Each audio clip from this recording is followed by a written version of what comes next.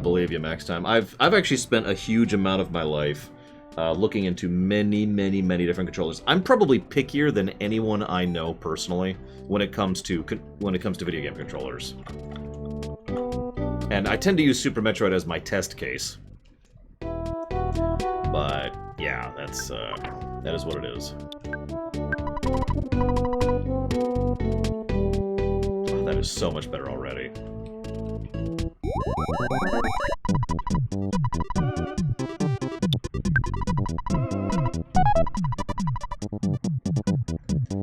I actually don't know, Savicom.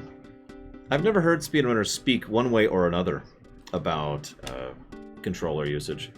So you may notice the graphics look weird. I just wanted to show this off. This is, oh god, what's it called? H2X or something like that? H4X? And apparently a lot of people prefer this method of playing these. I have no idea why. Now granted, I prefer straight pixel art with no anti-aliasing, but this, I like to call this the crayon filter. I was just playing Super Metroid with this, so you can kind of see here. Give me just a second. But I figured a direct comparison would kind of show off what I mean. And I'll just turn it off right now, live. And you will see what I'm talking about.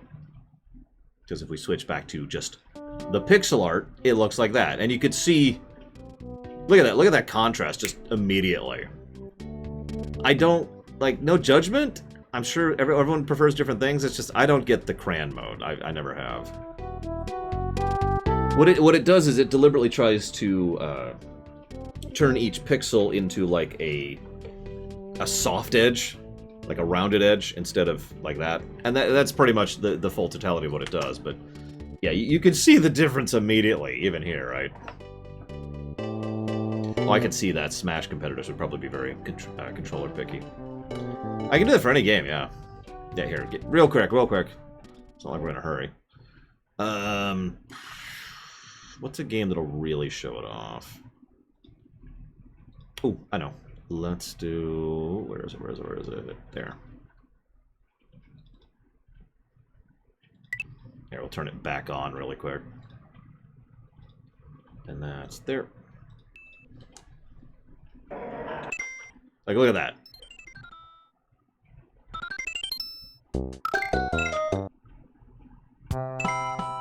Just look at it.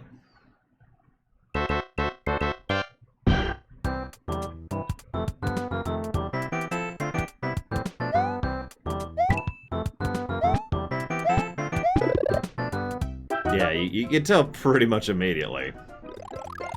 And again, to give you the immediate distinction, here's what it should look like.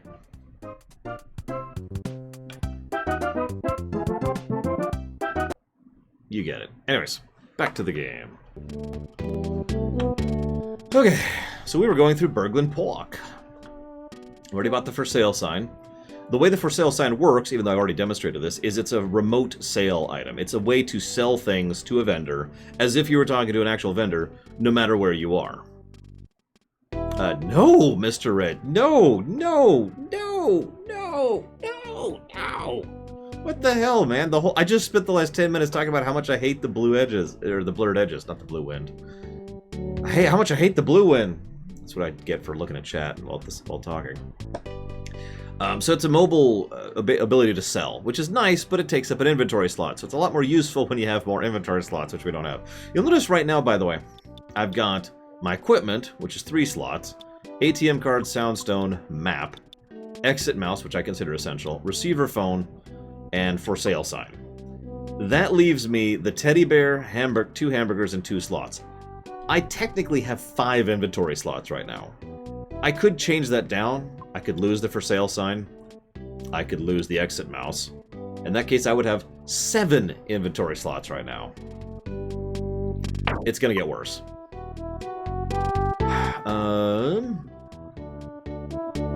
First, we're gonna have a mini boss.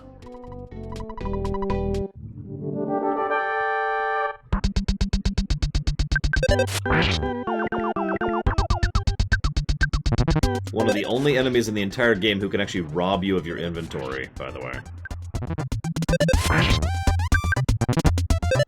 The funny thing is, Everdread is actually a really easy boss fight, because other than stealing from you, which he's doing several times, he doesn't do much. There. Yeah, that's the first time he attacked me right there.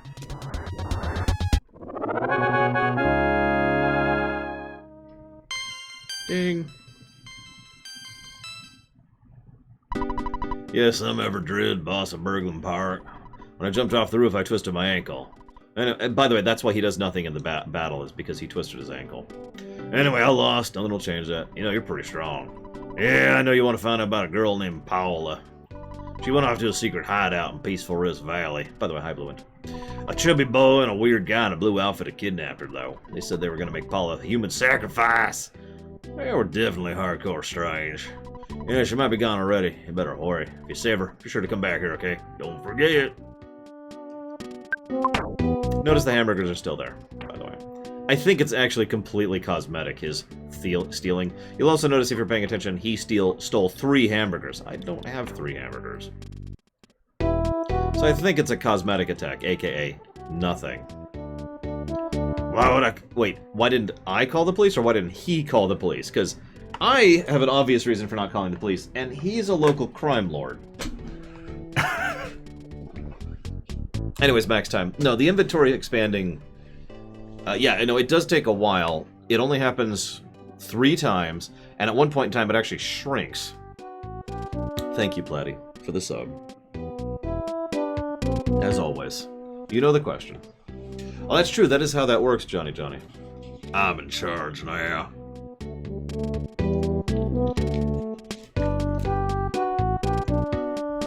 Look, it's fine, Alex. It's fine. Don't worry about it. Don't worry about it. Oh, you're right, it does shrink twice. I wasn't counting the Jeff thing, but you are correct. Oh no, it is... The inventory is one of the negatives up there. It's already a negative, and we're not even that far in.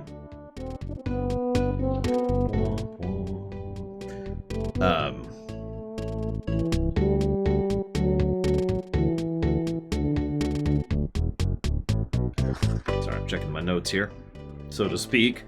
Well, then, once again, huge props to Clyde Mandelin. You can find him at Legends of Localization. He is awesome. Like I said, I've been following him for, God, however many years at this point. I first found out about him thanks to the Earthbound 0 project way back. And, of course, the Mother 3 retranslation. Well, Blue Wind, until you tell me what Platty's sub goes towards, I'm afraid we're just going to have to all glare at you silently.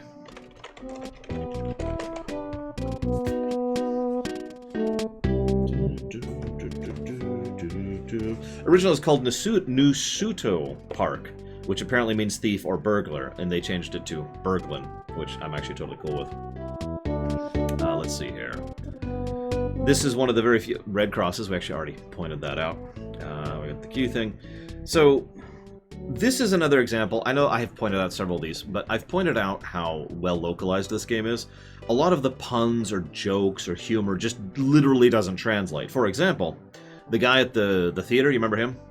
Well, there's actually a lady behind him, so ignore the guy, and she says, "I love lines and pot stickers too." That doesn't mean anything, right?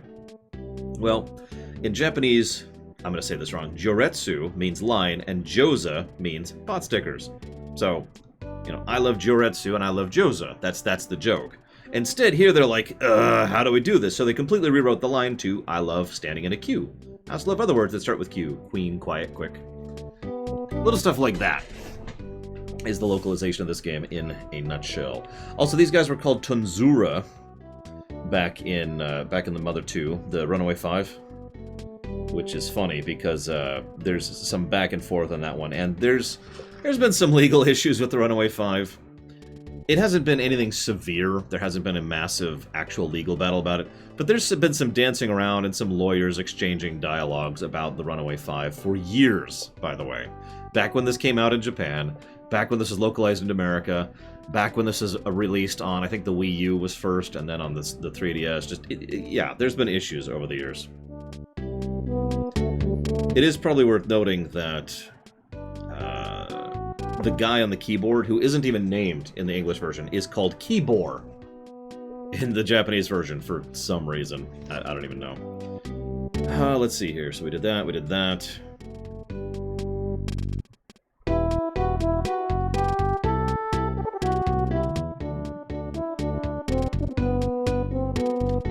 Here we go. I knew there was one other thing I wanted to share here. Please forgive me. So, narratively speaking, Everdread obviously is like, oh my god, there's a girl, she's been kidnapped for human sacrifice, you should save her. And Alex was like, what the hell? Like, why aren't you doing something about that? Well, in the Japanese original text, the cabin she has been kidnapped to is his cabin that he rented to the Happiest. That's how he found out about it. This is why, in the Japanese original translation and in the intent, why it is that he is just not actually personally getting involved in this, because, well, implicated. He could be implicated in things. Yeah. So instead, he gets a hold of us and says, go save her. Also, it's worth noting, by the way, and this is an interesting, worthy point, because it does help for the characterization of Mr. Everdread. In the Japanese translation, he is very insistent on saving her. Like, that his tone is frenzied. You know, oh my god, you gotta save her, you gotta save her. Obsessed is actually the word this uses. We already talked about that, we already talked about that. We already talked about how monkeys are a terrible thing. So we already talked to Orange Kid. He's terrible, as we already discussed. We already talked to Apple Kid. He's got several puns about him, which completely don't work. And now I think we're up to the point where we're going to the next dungeon. Yep. So this is probably my favorite localization change here. Let's go ahead and move forward, shall we? Grab my controller. Being kind of gentle with it, because I don't want it to break like the last one did. Dehydration is pretty terrible. If only I had a drink that was in reach. There we go. There we go. Check it out. Because I'm me, I looked up other tumblers that might be better than this one. They're out of stock. Apparently their whole stock is out of stock. I have no idea why tumblers are in vogue right now, but apparently that's a thing. So, you will encounter quite a few mushrooms here, and immediately following this area in a little cave we're about to go through. Because again, they really want us to get the mushrooms effect. Unfortunately, I don't think the teddy bear actually qualifies for that. Unfortunately, listen to me. So yeah, the teddy bear does not have a mushroom on its head. The exact attack is sprinkling some spores around. By the way, your very first heal you get heals you for something like 100 HP. Depending on stats. And we only have 120, which I only point out because it means for quite a chunk of the game you have what is effectively a full heal with your very first heal. It is also an extremely efficient out-of-combat heal, as low-level heals tend to be in a lot of RPGs. Don't do it, Suffocom. Don't! The closest to self-aware AI we've seen in a video game? No, the teddy bear became a pile of fluff. Teddy bears and guest characters do not have rotating HP. They have static HP, like other video games do. So the moment the teddy bear takes the lethal damage, the teddy bear is dead. So if you talk to her, she buys the mushroom off your head and cures you of mushroomism. Would you like to know about how to survive battles? If you may have noticed that when you've been badly hurt, you may survive a mortal attack and still have 1 HP.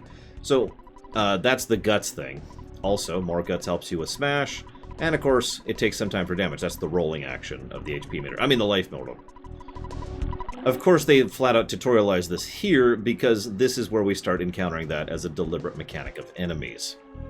I don't know, Ventures. It's a great mechanic. Like, I'm overselling it, I apologize, but it is a good mechanic. So, this is the change I referenced earlier. In English. I keep saying that. I keep mistaking Japanese for English because I'm an idiot. Well, she better, Platty. Or else. This is an octopus statue. Now, there's a pun, because of course there's a pun associated with that. But it doesn't work at all in English, so it's just kind of weird for weird's sake. So they sat down and they're like, what are we gonna do? How do we make this work? Well, instead it's a pencil. Okay. Yes, I have Linkinski, and yes, we're going to be using it whenever we stream it, whenever it comes out. Because it is not out yet. Also, the bridge is out for some reason.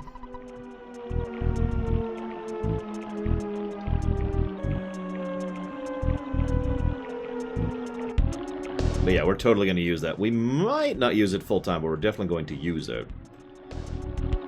So, I will admit, the very first time I played this game, I was actually pretty confused at this exact moment in time. It's one of only like 2 or 3 times in this game I got a little bit lost. Which is funny, because there's literally only one place you can go, which is back. And if you do, you immediately get a phone call saying, hey, I got work on this great invention. Come over here as fast as you can. This thing is so cool. Okay. So we're about to have another item that's going to take up inventory space. Don't want to aggro you. Okay, we're okay. We're okay.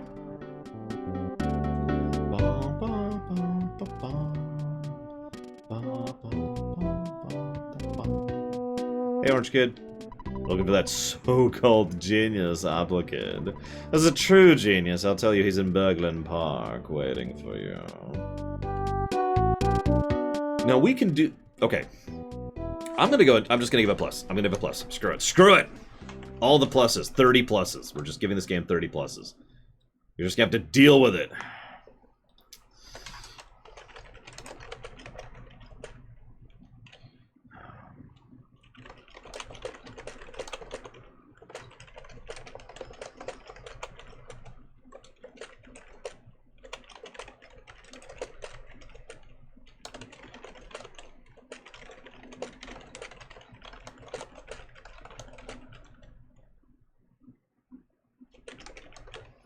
In this setting? Gygus. Well, no, Pokey, but Pokey's just wrong. So I guess it's hard to call Pokey evil, so... Nah, I take it back. I'm gonna go back with Gygus. This is a plus for the fact that the game allows you to do a huge amount of the game in any order. There are gargantuan chunks of this game that you can do however you want to, which, in addition to the fact that that's just nice to code that and design that to begin with, it also gives a huge amount of flexibility to you, the player. There's no one route through the game. There's just the route you have decided to take, because that's the one that's either most logical to you, or maybe you happen to interact with this NPC before you interact with this NPC. This one over here tells you about Berglund Park, this one tells you about Peaceful Rest Valley. You can go to Berglund Park, then Peaceful Rest, or you can go to Peaceful Rest, then Berglund Park, and it doesn't matter. Now, this is only one deviation, but later on this branches out even more. And that's exactly my point.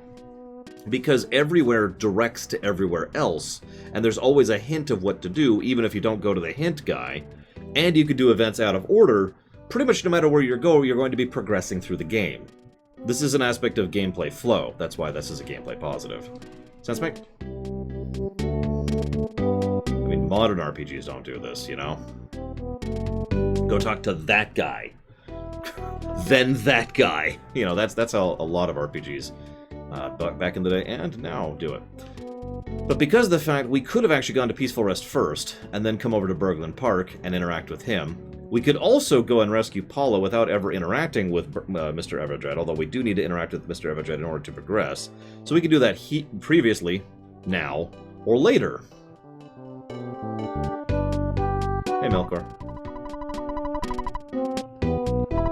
I'm really out of it because I'm working all night, but finally the pencil eraser is ready.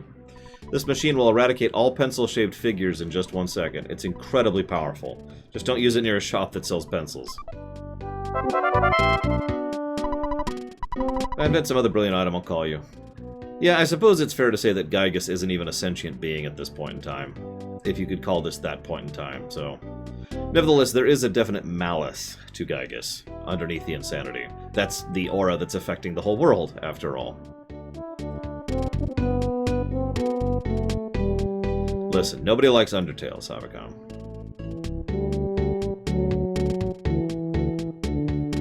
You know, I've never done that specific order of events, Mo Washington, so I'm not actually sure. No, it's an octopus eraser. And he flat out says something like, don't use it near a teppanyaki shop or something like that. Gygus be trippin', yo. Man, ain't that the truth.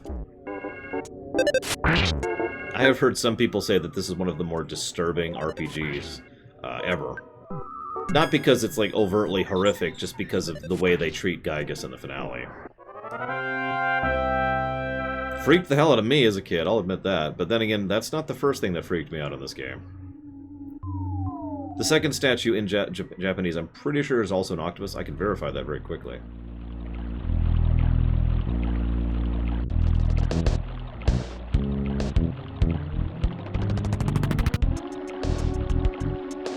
Just give me a second to get up here. Get some generic done. Uh-oh. Yeah.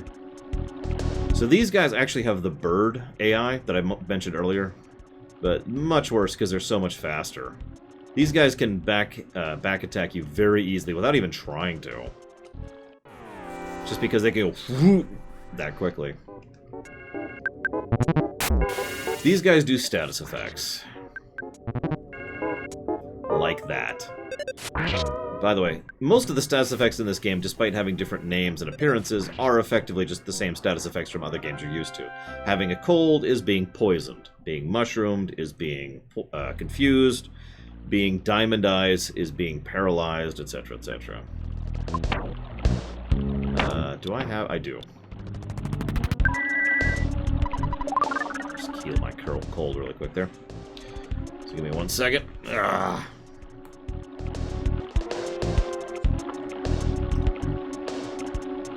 I'm gonna skip ahead a little bit.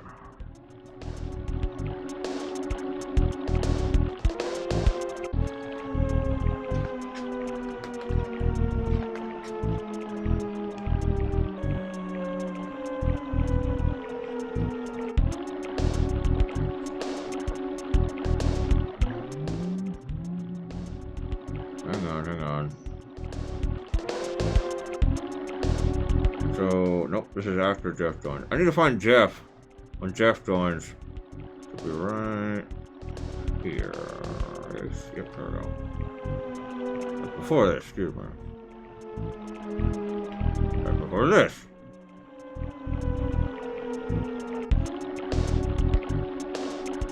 Hey, Toxapox. Okay, that's what I thought. Looks like I'm wrong. Later on, it is a Kokeshi statue, which is apparently an iconic statue of a Japanese Kokeshi doll, which shares no thematic connection with the giant octopus statues.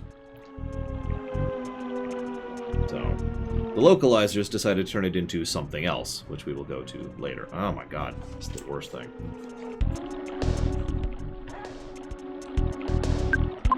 So let's go ahead and use the pencil eraser. And it works! It got rid of the pencils. And all the kids nearby are now irritated that they can't finish their standardized tests. Huh.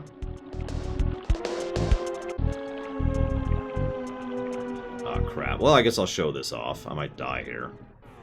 So this is the tutorialization for the rotating health enemies. I'm actually going to heal before I fight this guy. Jeez, they hit hard.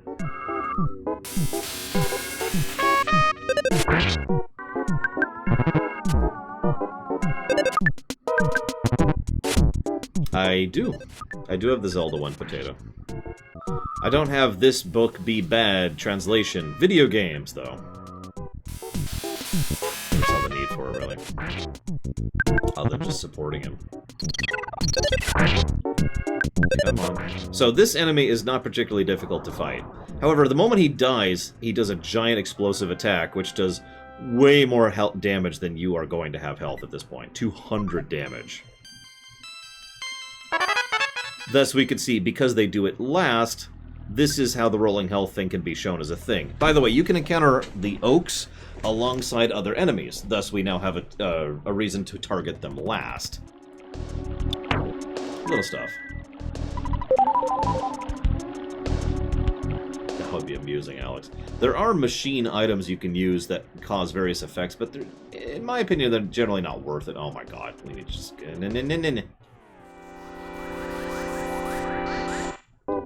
I know, Puff of Logic. Nevertheless, the fact remains, that's how rolling health works. You could, by the way, the way you can tell that I lived from guts rather than rolling health is you didn't get the mortal wound sound.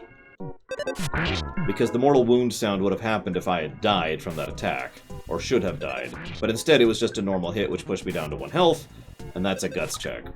So that's how you can tell that.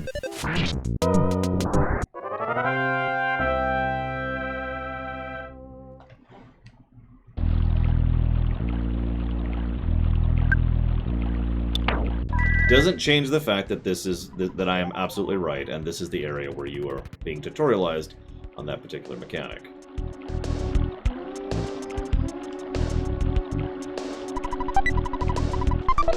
That might be worth it. So we are now immune to paralysis. Oh. Ah! Come on. There we go. And we also finally have 4 pieces of equipment on. And we're also out of inventory space. You know, you joke, Alex. I've noticed there's a trend, especially in YouTube comments, although I don't have this problem in my YouTube section that much, where people will pop in just to point out that you're wrong about something. And they get this sort of vindictive joy out of pointing out all the things that someone says that are incorrect or wrong. It's really strange. I don't understand it.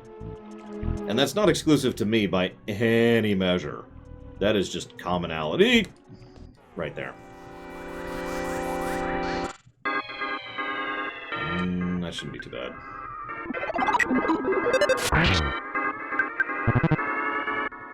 And we have a cope.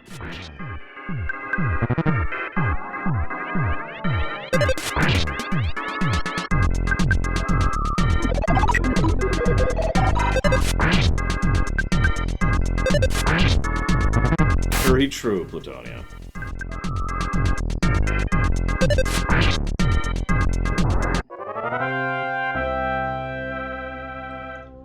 Like, every time someone calls me a nitpicker, I just shake my head like, no. You haven't seen a real nitpicker. If you think I'm a nitpicker. Okay. God, I am... okay, let's eat the hamburger. You know what the worst part is? Anybody who actually gives a damn, that's to say the content creator who gives a damn, really hates it when they say something that they're wrong about. Look up CGP Grey was wrong sometime. It's the name of the video. CGP Grey was wrong. It's actually a really good in-depth look into what it's like to have to deal with that. Funnily enough, I actually like CinemaSins, but that's because I don't take any of their comments seriously. No, seriously, about half of what they say is clearly for comedic effect. You can always tell when they're being serious, though. Like, if they actually have real praise for something, it's obvious, and if they actually really dislike something, that's obvious, too. Okay, this is just really going badly here. We're gonna try to run.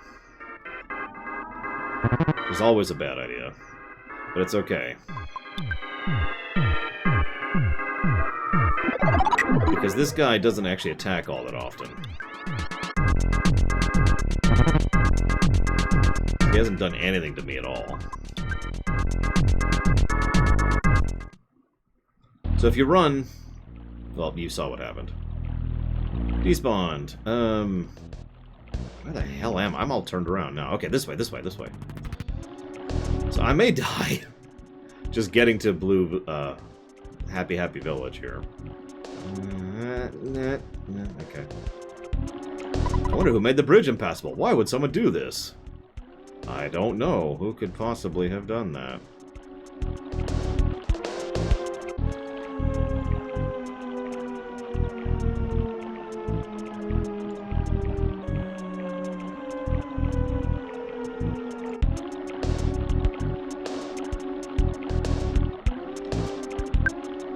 This is getting bad.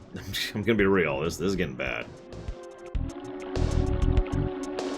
There's actually another piece of equipment here which I think is worth getting.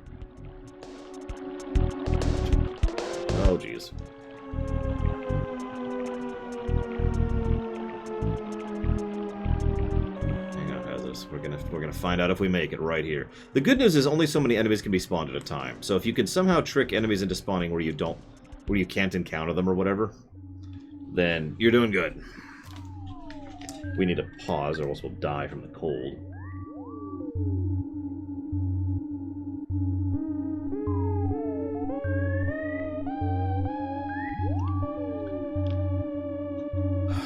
Korean method. SA2K. Korean method. Normally I would fight my way through there a bit more than I, did, but... Oh yeah, anytime you have a status effect, you can't get an instant win. Sorry, that's such a rare encounter that... Yeah, that area right there is probably the first real difficulty wall. Which is funny, because it's right before the game gets substantially easier. I'm gonna just shut up for a second because I want you to hear this music.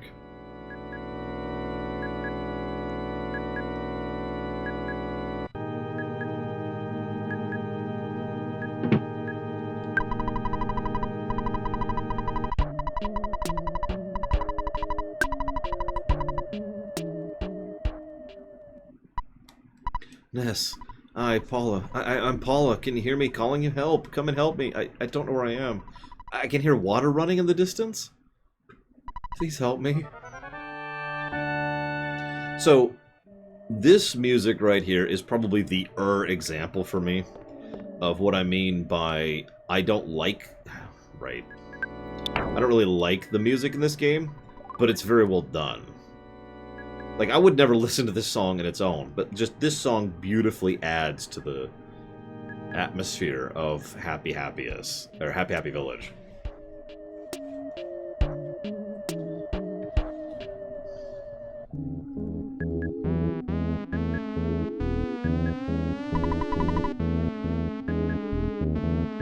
I'm just a cow, but Mr. Carpenter's messages always move me.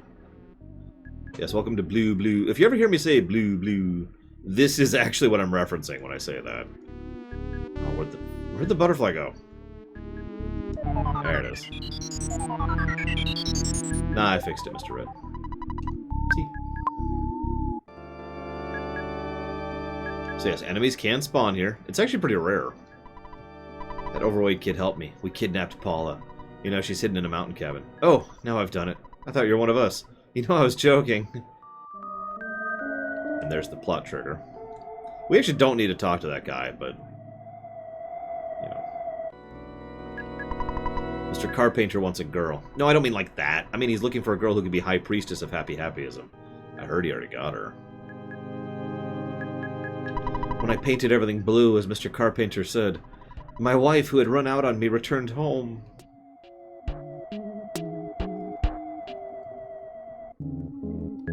You want to talk to Mr. Carpenter directly? You must think you're pretty important, and boy, do you have a lot of nerve. You deserve to be struck by lightning, foreshadowing. Blue, blue.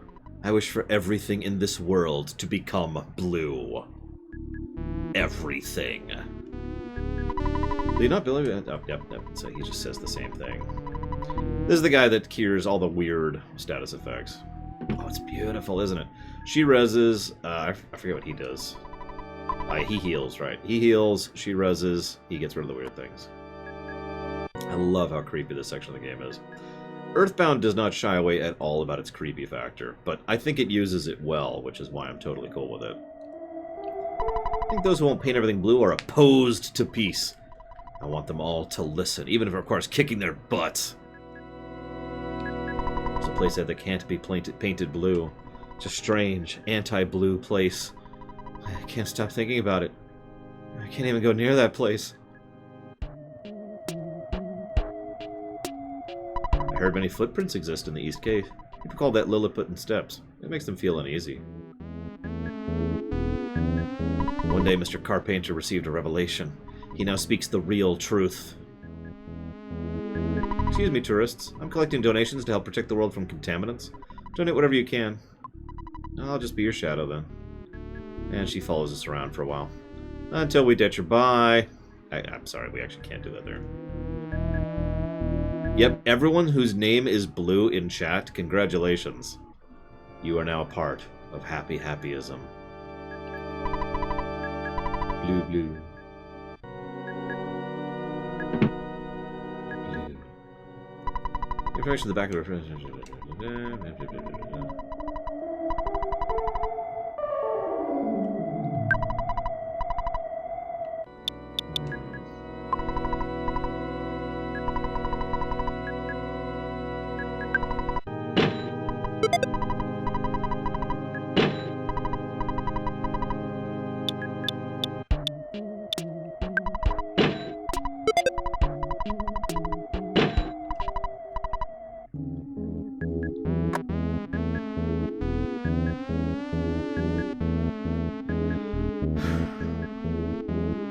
Viagra or Mucinex? If you want, we can mix both into a smoothie. A blueberry smoothie. So hang on. Before I move forward. We don't have yellow in chat, just occurred to me. It's not a thing. Oh, shoot. I'm in the wrong spot. Hang on, hang on, hang on.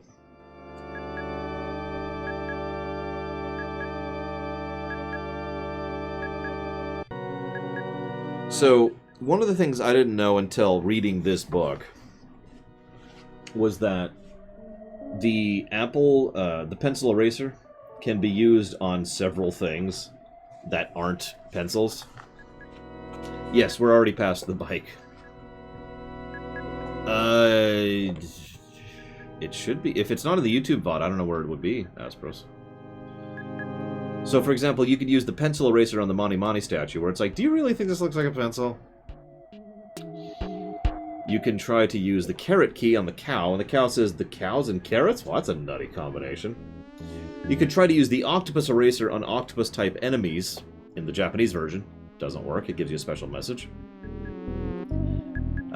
You could try to use the eraser on spoiler. That doesn't work either. So, blue blue. Yeah,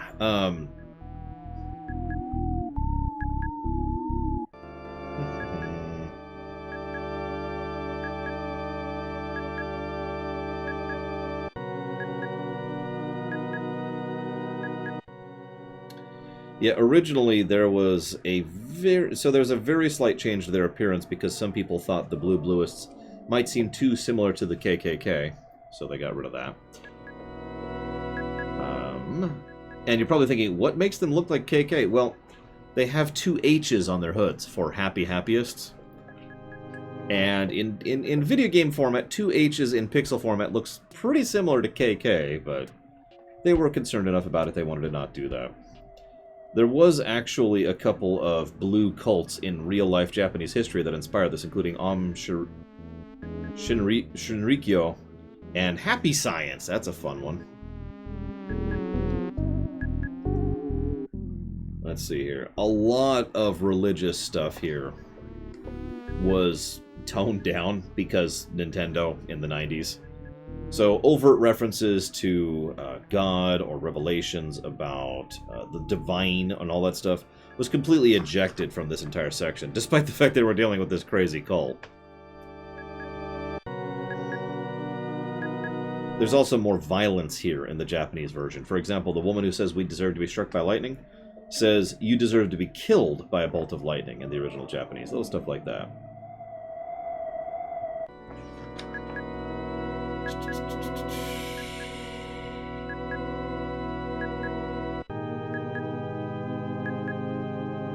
So I'll mention that.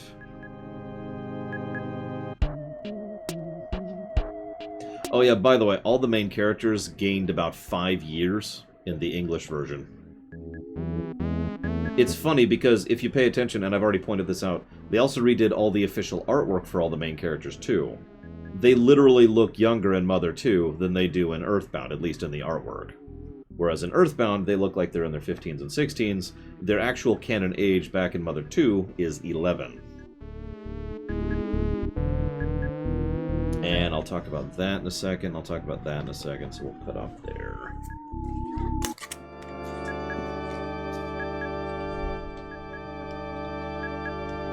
Yeah, let's not talk about real life cults. Let's leave that at the door.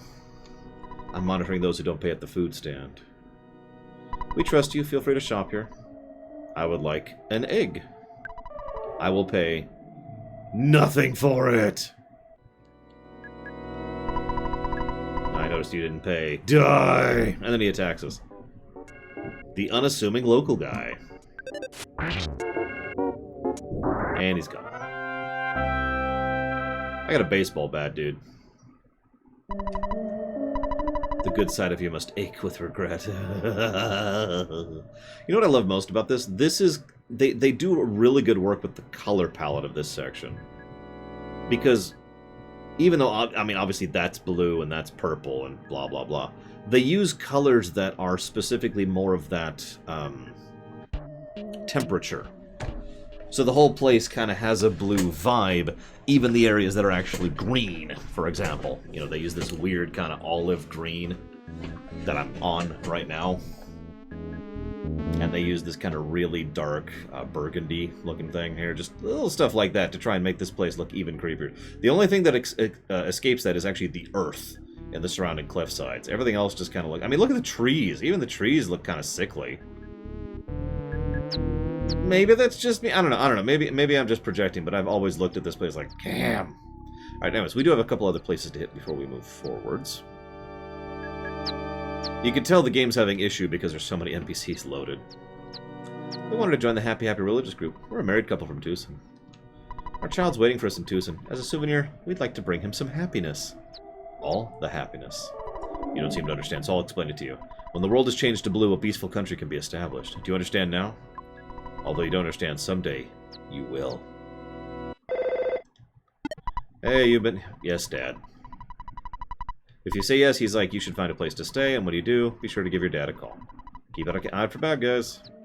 You might misunderstand what I have to say, but Carpenter's voice affects one's minds like a hypnotist.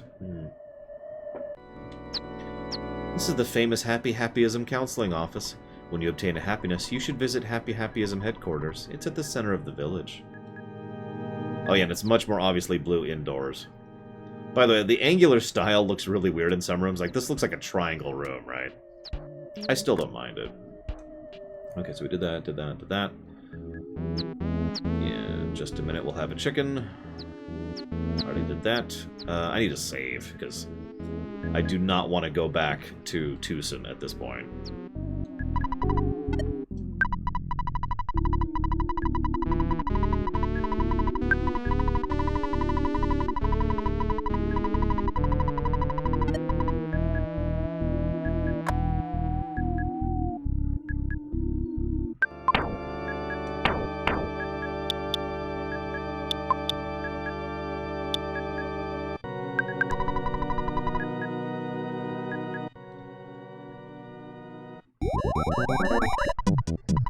I'm selling a chicken.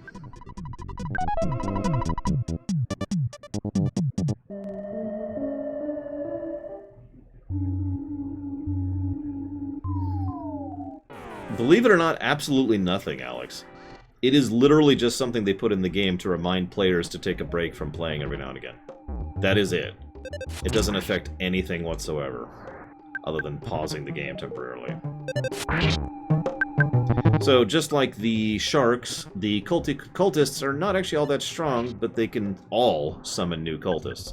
Unlike the sharks, there's only one type of cultist, as opposed to the 3 sharks there were.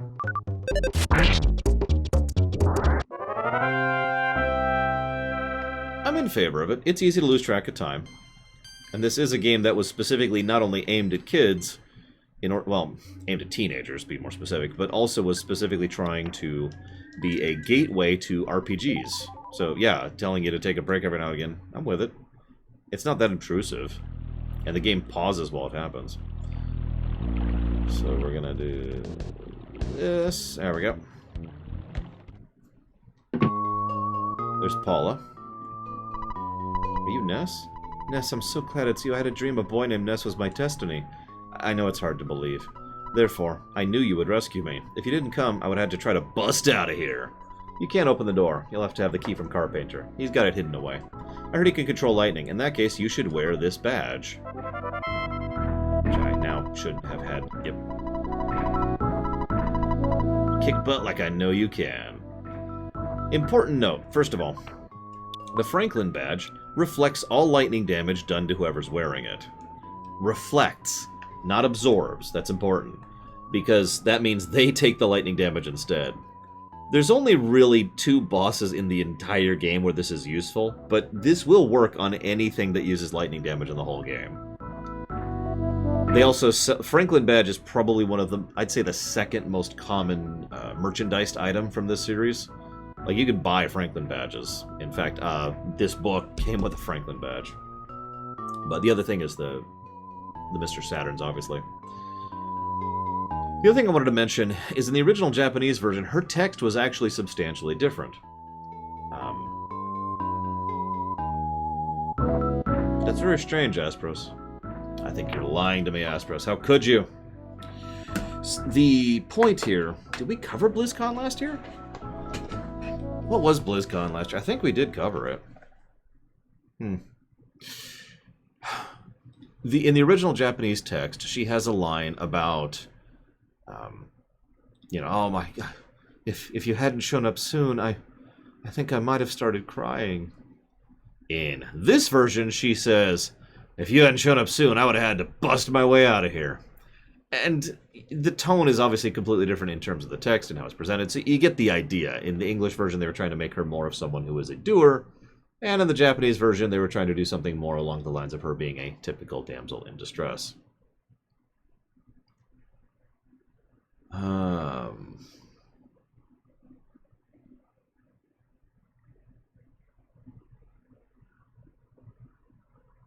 Let's see here.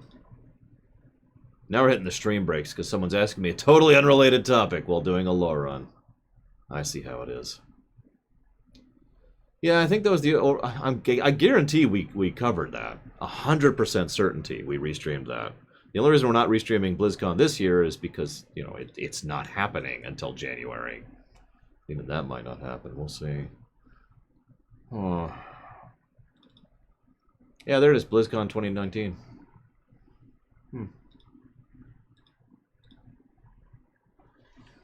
Let's see what the problem is.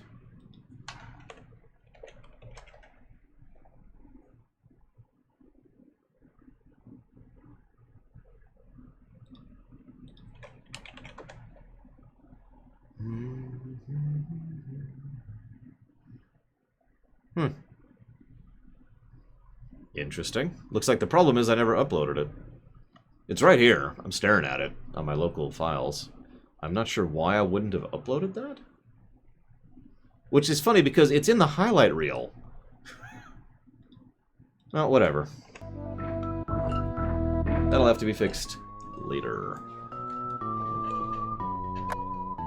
I mean, granted, I really did not give a damn about the 2019 BlizzCon. That was pretty much the official BlizzCon where I realized that I am no longer a customer of Blizzard. Yes, Mr. Red. Absolutely. So, here's Pokey. Remember him? Hey, Ness. You're just here to bother me, aren't you? You can call me Master Pokey, since Mr. Carpenter made me an important person in happyism. You should join us, but I know you won't. I'm glad I joined. I'm not gonna fight you, but these go will. Later, potato. So Pokey joined the cult of happyism. Now here's the interesting thing. His dialogue is different in Japanese. In the original Japanese, he says, "Hopefully soon, Mr. Carpenter will make me someone important in the guild, or in the cult, excuse me." So soon, in other words, there's a very... It's a very small distinction there, but it is a nuanced distinction. Because in English, he is already effectively in charge of the cult. In Japanese, he is still trying to join the cult. This is going badly.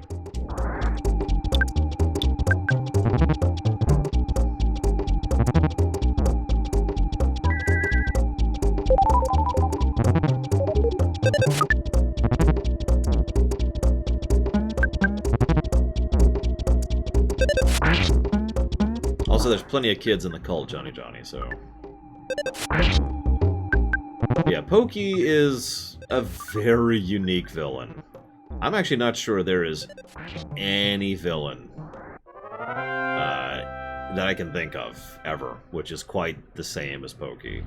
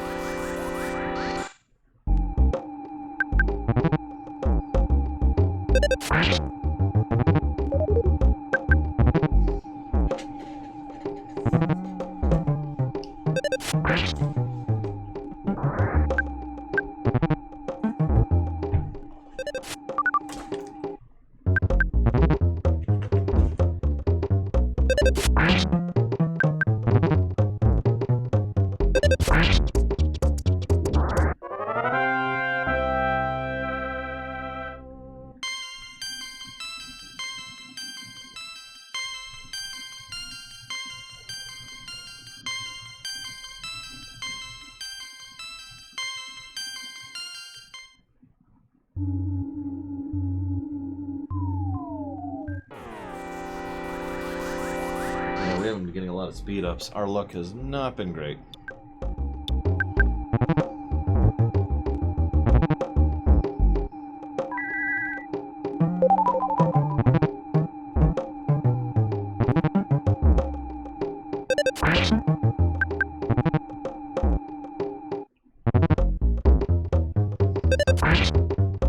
Hey, Goofy movie.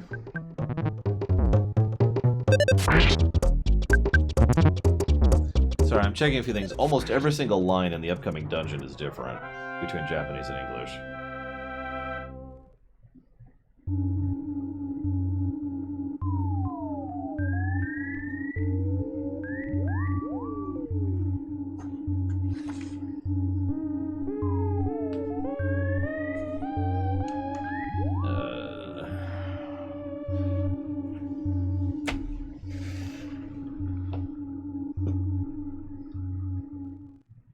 Well, I actually already answered the second question, Alex. And the first one, now that I'm thinking about it. So we should be okay.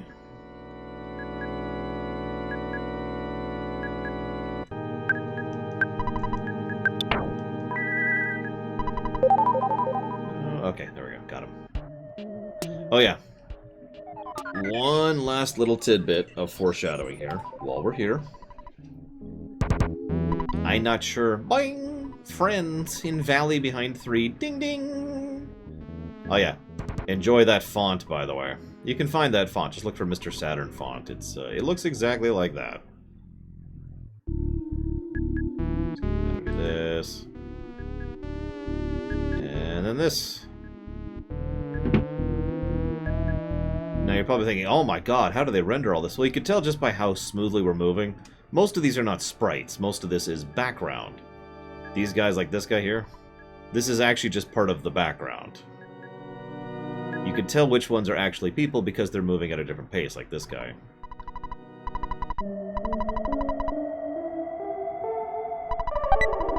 This is probably one of the more unique dungeons in the game right here, by the way.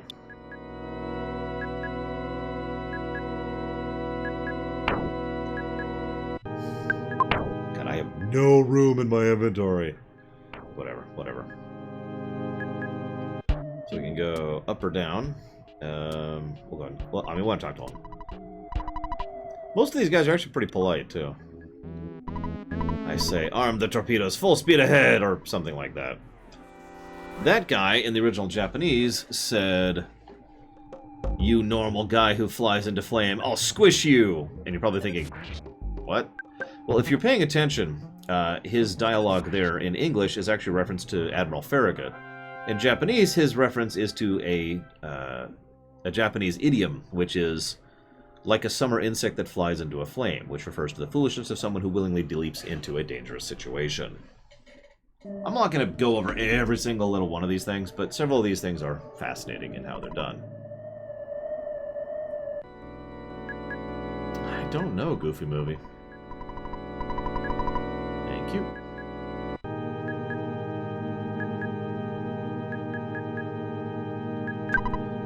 disrupt our meeting. I'll stomp on you.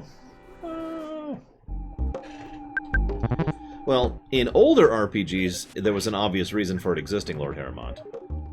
In more modern RPGs, the only reason for it to exist is to force the player to have a limited inventory to work with. Limited ammo, limited toolset. There are much better ways to accomplish that, in my opinion, and I've talked about that before. The simplest and best, in my opinion, way to do that is to allow the player to have infinite inventory, but only be able to carry so much of it into combat. So I can have 99 potions on me, but I can only use 3 when I'm in combat. Another method that some games use in order to accomplish this same thing is to put a cooldown, you know, for like a real-time or an action kind of a game. They put a cooldown on the item usage, so you can carry 99 potions, but you can only use a potion every 10 seconds.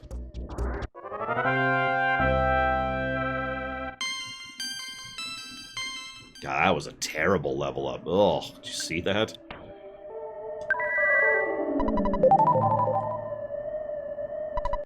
I'll stand somewhere else. Thank you. Oh, right, it's this guy. Lagoon Blue Blue. Oh yeah, that's a reference to the book. The Blue Lagoon. In Japanese, what he says is blue blue, transparent blue blue, which is a reference to Almost Transparent Blue, which is also the name of a book.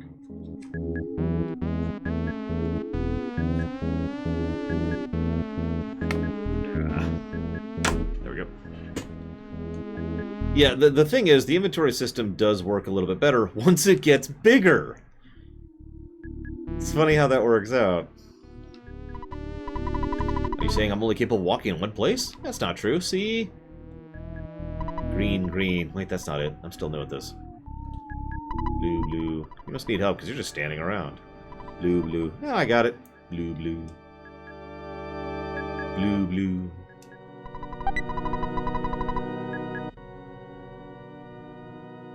I'll talk to this guy first.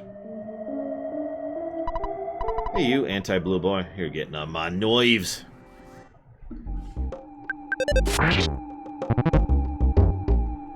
So we are, if it's not obvious, we are kind of Korean methoding our way through this one. We're technically higher level than I normally am because we died so much on the police and we carried forward all that experience from each of those attempts. We'll see how this goes. I know some grind spots if I have to. Blue, blue. I'm trying to learn how to whistle. That's my favorite one right there. You strange, unmasked fellow, don't go to heaven! That actually is exactly how that is in the original Japanese. He says that pretty much word for word. Don't go to heaven.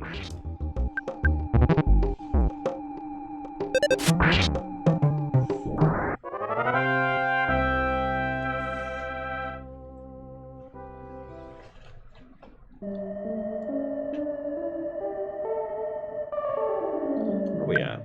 Oh yeah, nope, nope, nope. We're just gonna go. Well, what if heaven is a place on Earth, Mr. Red? Ah! I screamed, because I didn't know what to do.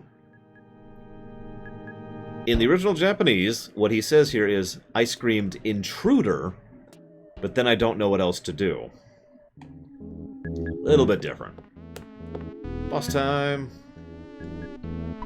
Thanks for coming. I've been waiting for you. I need your assistance to help make the world blue and change it into a happy and peaceful society. Will you be my right-hand assistant? If you don't mind, I'll be my right hand. My left would be just fine. Just kidding. Your existence is a problem for me and my religion. Defy me, and I will end your pitiful game! So that just straight up kills you if you don't have the badge on.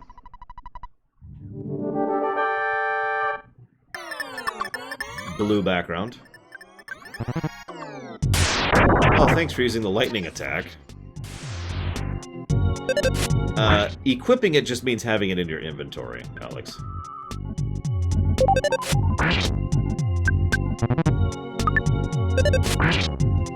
We're gonna just ditch it after this fight. Just because inventory. It also only affects the person whose inventory it's in, so... Extremely easy boss fight.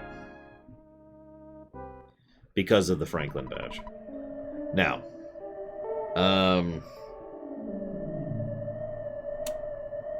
let's talk about the Mani Mani badge. Let's lore run this up a little bit, shall we? And by the, did I say badge? God, I am really tired. The Mani Mani statue. There are two distinct entities that people tend to think of as the same entity. Some people also theorize that they are deliberately the same entity. It is possible that they are, in fact, the same entity.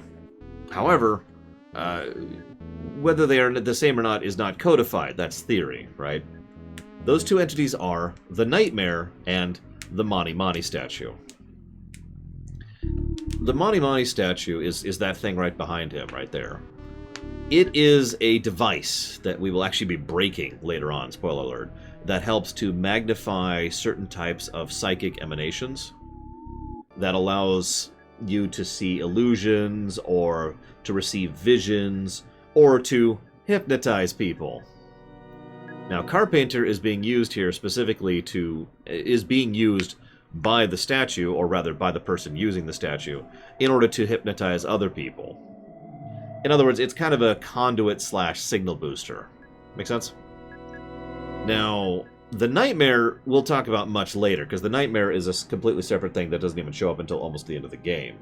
And honestly, I personally don't think the Nightmare is directly connected to Mani Mani at all.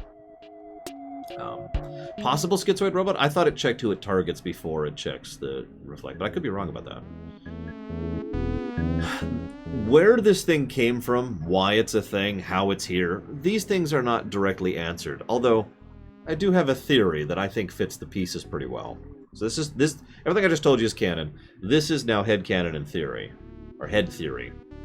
Lore theory? I don't know. We'll workshop that. I think this is something that was deliberately put here by the aliens from Mother 1.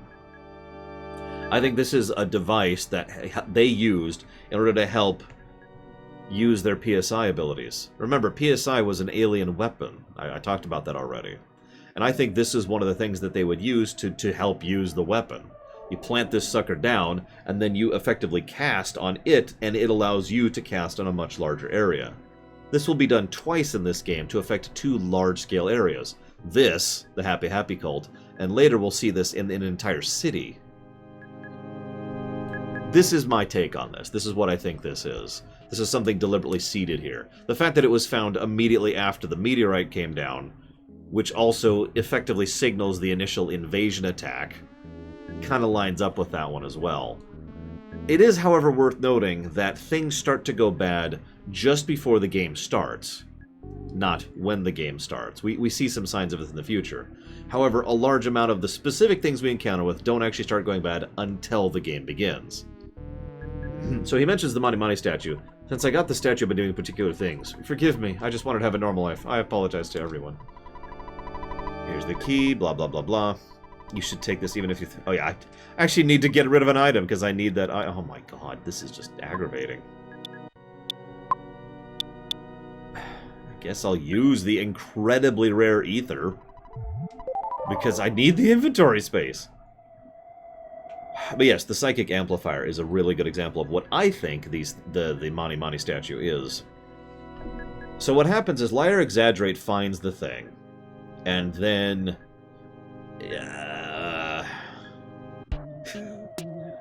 he ends up selling it.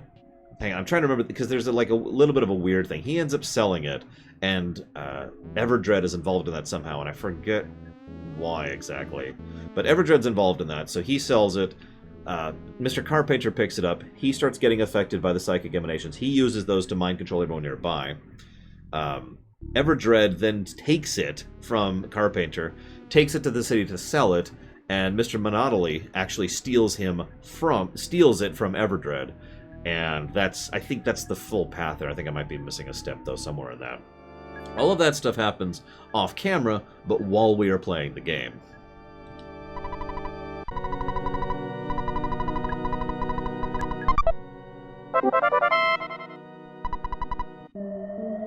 Now, Pokey's an interesting one.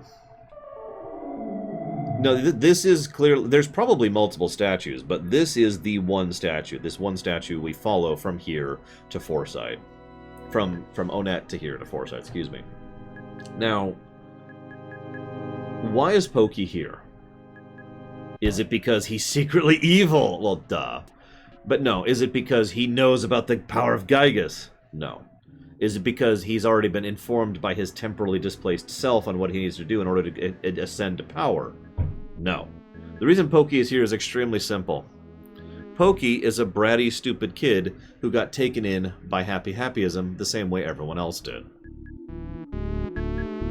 One of the things I love about Pokey's arc throughout this game is that he is so low-tier mundane and just effectively stumbles into being the one who ends up working with the enemy every time and keeps going with it because, I mean, he is a horrible human being, right? A very, very broken human being.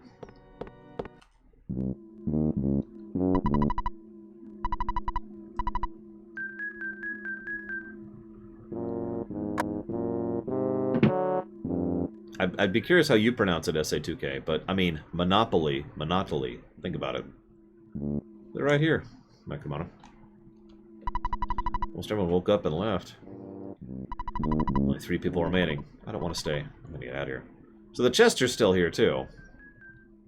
Sorry about everything. Let's be buddies. Okay. Monotoli? I mean, that does sound more Italian. Now, I talked about this during the Then and Now, and the Rumination.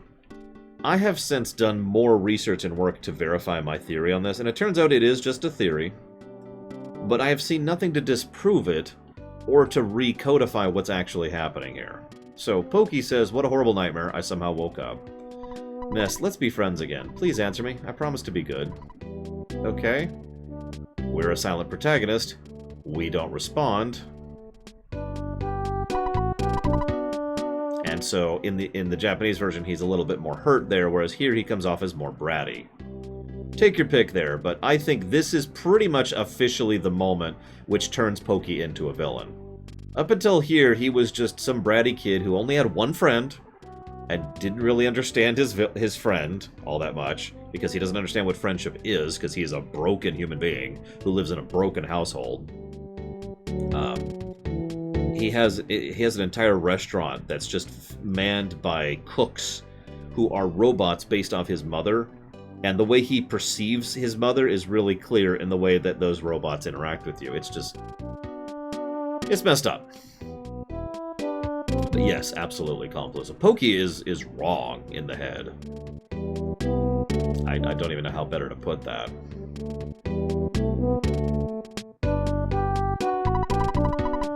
Probably Alex. Either way, up until now, he was just taken up in this cult thing. He gets upset about us not being his friend.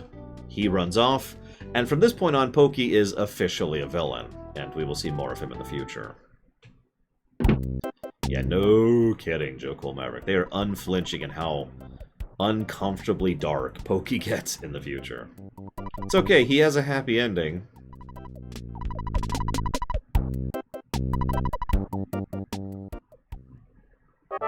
So now we have a free heal in this town, which is really good. Kind of wish we had it earlier. But, you know, whatever.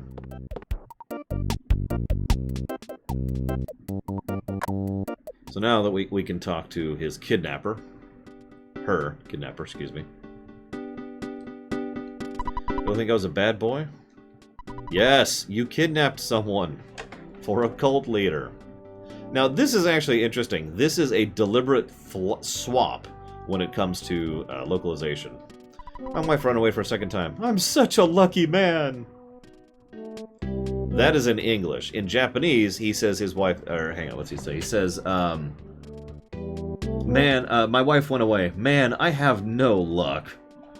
And here, he's so lucky because you get it. It was turned into a joke, basically, by the English localization. So most of the people here are pretty contrite. Yeah, ironically, Pokey would probably be pretty easy to be turned into a friend if this was MLP, which it is not. Oh, Oh, absolutely, Mr. Red. Yeah, Pokey is Cartman, but somehow worse because he's less cartoony. And frankly, Gygus is more terrifying than Cthulhu, I'm just saying. Or Undertale, yeah.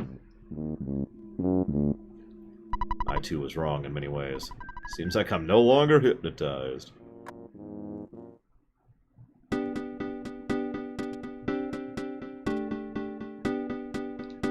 We need to return the town to its original colors. I'll be very busy. I'm a changed person. I'm no longer a believer in happyism. I'm very curious about the place that lies beyond here. Yeah, exactly, Plutonia. Pokey's at least a person. He's just completely diseased in the head.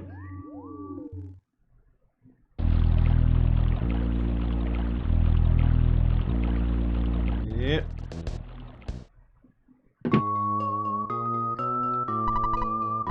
Am I hurt? Nope. I'm sorry for all the trouble I've caused. You have not caused me any trouble, my dear. Thank you, Ness. You're just like I imagined you'd be. I'm sure some people in Tucson are worried about me. Getting back there may be dangerous, but we can do it if we combine our strength. I'm able to use a little psychic power that's actually pretty deadly. Let's head back to Tucson. So I actually already said this. Actually. But to actually. Sorry. I hate it when I say actually. Or basically. I try not to. So yeah, permanent party member join. We now have, for the first time, 2 party members. 3 things about this. That's up to you, Justin. However you want to take that. No. We finally have 2 party members. First of all, she is a nuker mage. She does some pretty mean DPS. Now what's funny is Jeff does far more DPS to a single target. She will absolutely destroy a group. She's the sweeper, he's the boss cracker. Yeah, she is also very glass cannony. Obviously, she's level 1, but compare the health values and the defense values, and you will see a very clear trend there. Now, granted, she also starts at level 1, which makes sense. She hasn't really managed to do anything other than get kidnapped, and then just sit there in jail for pretty much since we run Onet. If you remember, we got our first psychic vision after Onet. In fact, I believe it's immediately after you do the first Your Sanctuary thing is when she gets kidnapped. Now, here's the funny thing. I love the design of this game, because what they did was they give you a teddy bear automatically. So she automatically has a teddy bear. Think about that. They go out of their way to make sure you have just a little bit of a helping hand, because she's a glass cannon, level 1 mage, and you're about to do well, you are supposed to do. Remember, you don't have to do this dungeon. Well, you can do these dungeons in any order, as I've already pointed out. But you are supposed to go do this dungeon, which means you're going to be doing a level 15 to 20 dungeon with a level 1. But the bear manages to keep her alive long enough for her to get the massive experience infusion she's going to need in order to level her up. Brilliant. It also, in case you didn't know up until now, is effectively a tutorialization for how the bear mechanic works. Also, we now have 2 inventory slots, or 2 inventory pages. Yay! We can actually put stuff here. Okay, so usually what I do is Ness tends to have all my quest stuff. So he's going to keep, like, you know, the for sale sign and the exit mouse and the receiver phone. I might get rid of the town map. So we'll put that over there. Can't get rid of the receiver phone. Can't get rid of the... I don't want to get rid of the luck cap. Well, actually, I think I'll get rid of the luck capsule for right now.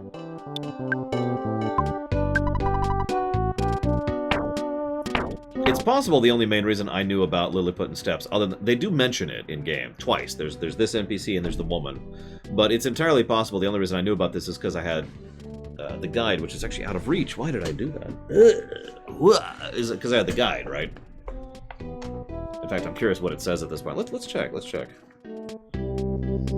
Yep, no, the very next page is the footsteps. Here's the fight against Carpainter. Rescue Paula. It even tells you how the bear works right there. And then here's the dungeon. Oh yeah, the first piece of gear you get in the dungeon is a nice piece of armor for her.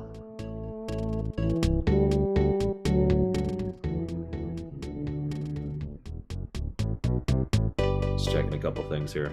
Yep, and then we're going to Threed, which is some of my favorite music in this game, believe it or not.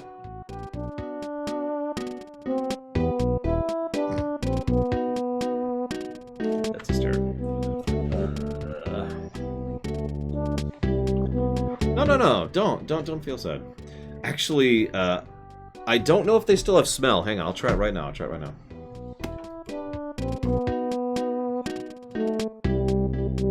I mean, I really doubt it. This is the original one I got in 1995. This is a 25-year-old scratch and sniff. In fact, I'm not even sure the scratch is still... It's kind of there. You can sort of see the circle.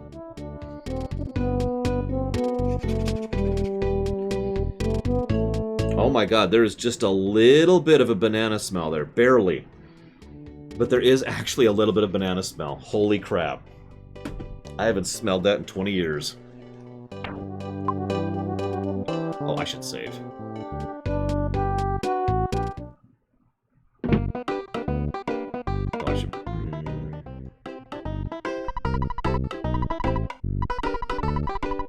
What's funny is, the game is clearly designed such that you're supposed to do this dungeon right now. It can actually be kind of rough. This is one of the less rough dungeons we'll have in a while. Just because she's so low level and, you know, we haven't really caught up yet. Let's get the ribbon for her. Because no, she has no equipment right now. And that'll literally increase her defense by a factor of 11. I couldn't give her a new weapon, but... Oh yeah, you can also do this dungeon... Like I said, you can do a lot of these events in just about any order. But we're gonna go ahead and do this. Why would you do that, Melkor? Why? Why? Now, this is another bit of brilliance. The enemies at the beginning of the zone lean towards being these moles and the bats. The bats do lots of status effects. The moles don't do much damage. Now, they don't give much experience, but they are effectively level 2 to 3 enemies. When you get to the end of the cave, that's when you start fighting the bears. Those are level 15 to 20 enemies.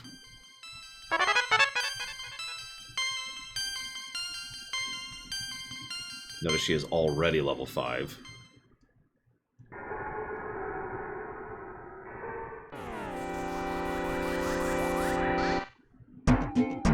Yeah, you know what? I don't know why I'm hesitating. Let's just give another plus for this. All in favor? This is excellent design. In fact, the first 3 party members you get all have something about them that makes getting them and the section immediately after getting them work.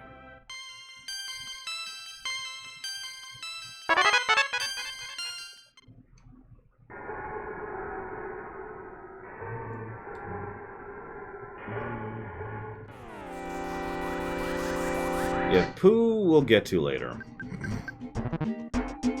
Pooh might have a little bit of last party member syndrome going on. I mean, it's fine having a 4th party member, but... I mean, personally, he's always the least useful party member in my party. Which is funny, because he's the one who operates the most differently from the others. Like, he literally will use items differently. And he can only equip very specific gear and just stuff like that. Yeah, say 2K. I mean, I've done it before. Live, without, you know, tassing or whatever. I should see what this was about. Well, all you have to do is make your last party member not suck, Mr. Red.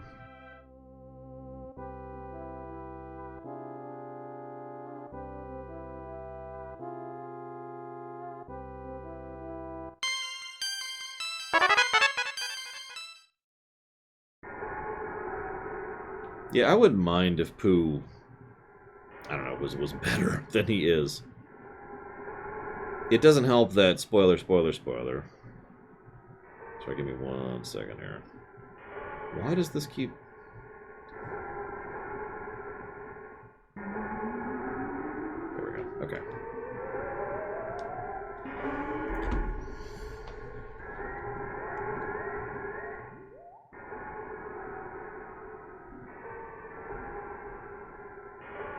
Oh yeah, definitely Lord Aramon. There's also 2 other spots later on. No, Mike. We're still waiting on some dialogue to be written. There's a few specific spots later on which are really good at getting experience. I am going to laugh, too. The Sword of Kings is just a really good sword, and it also happens to be the only sword that Pooh can equip. And as I've said before, and as I will point out when we get there, I have never gotten a Sword of Kings. Ever.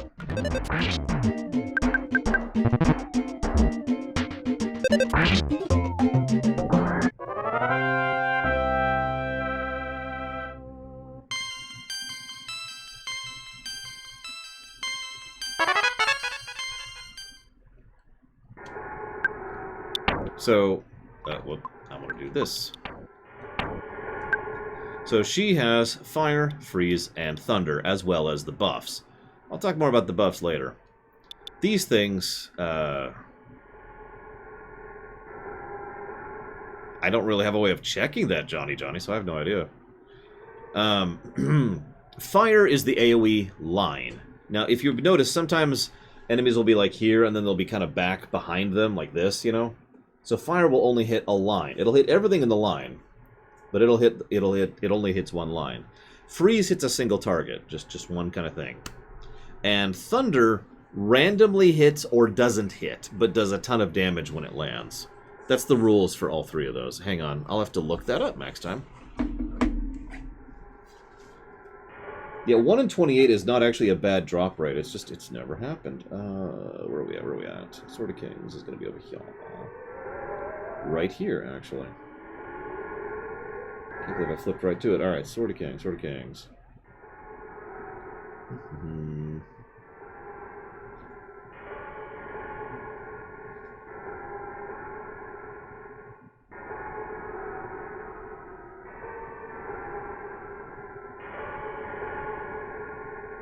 Is this not going to tell me about it?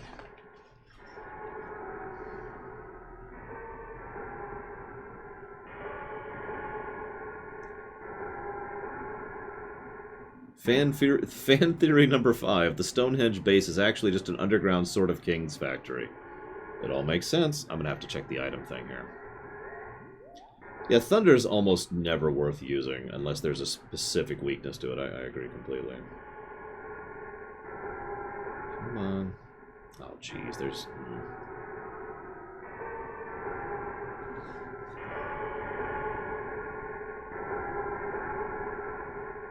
Hang on. Max Time asked me a question. We gotta pause the stream. So here's enemies. There's status effects. Here's the menu. There's the... Okay. Well, I need to find the list of all the items, and I'm not sure where the items list is here. This is a huge book. Okay, so there's behind-the-scenes stuff.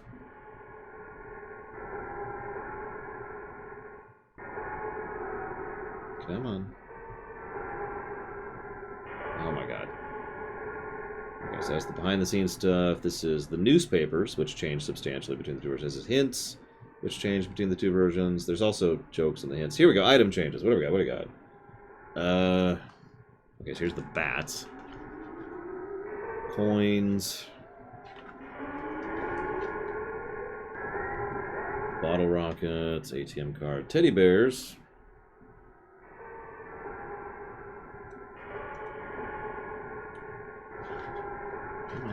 Come on.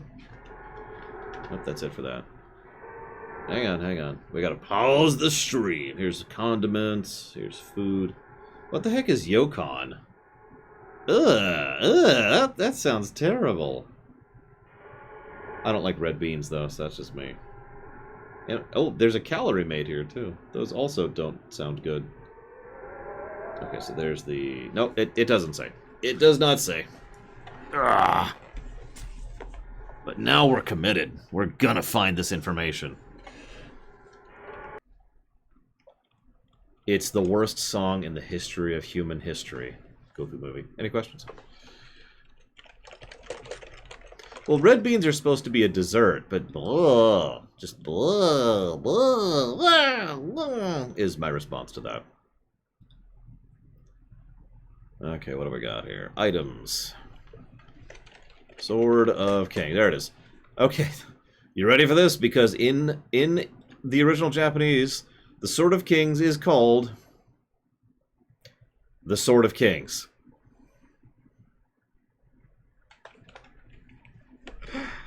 If you don't believe me, here's the full list.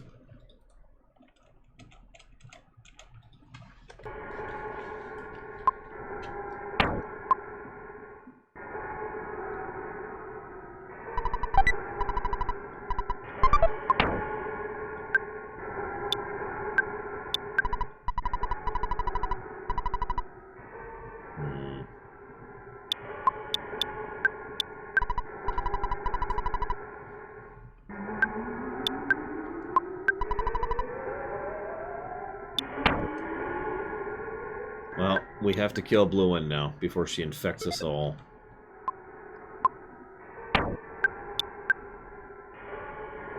Wow, that really doesn't do anything. Whatever. The Dungeon Man music after he joins your party is fine. But, yeah.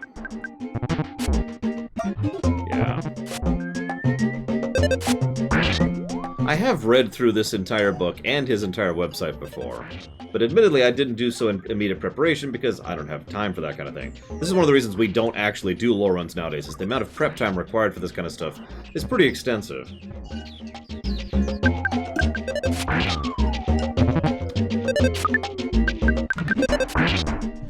Like, I'm trying to do what I can here by pausing periodically to check my sources, but I mean, that's terrible, and honestly, I'm a terrible streamer, and I should probably stop doing it and just go back to reviewing the game. But screw you guys, we're gonna pause the stream to look up stuff for the pseudo-lore run periodically. That's impossible, SA2K. Although at least Chrono Trigger I can do off the top of my head. I was actually thinking about that recently, how many things I could do off the top of my head lore runs of. It's not actually a huge list.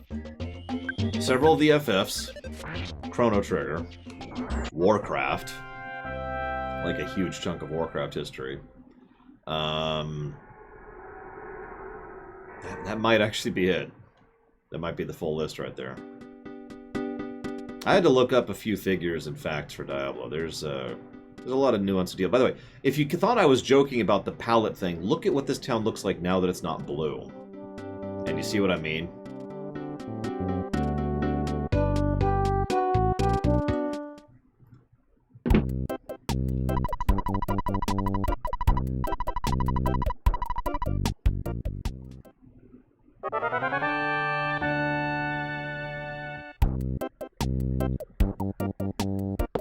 Actually, I don't know if you noticed this, Justin, but I talked to a specific NPC who says, I have a lot of work to do to get rid of all this blue.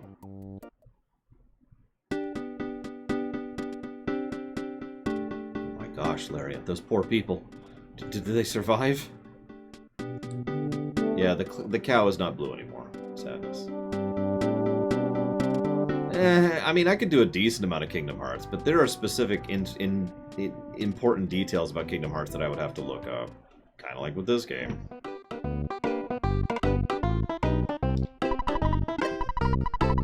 Save.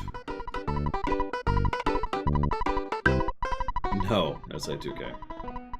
Although I could talk to you extensively about Eric the Absolute and the other Sinistrals. But at that point, we'd be talking about Elder Scrolls. And that's the only hint you're getting. You'll have to wait until we actually get to the game, SI2K.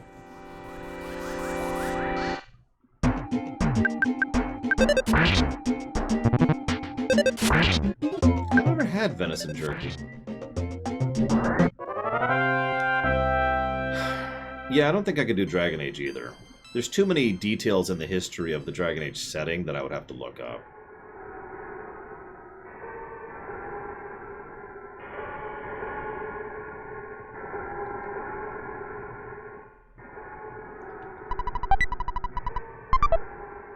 Like, I could just start sitting here right now and like, do the radio host thing of several settings, like Warcraft or FF6 or whatever. Don't think I can do this one. That's why I've got the book. I actually have books, but the other one I don't have to refer to all that often.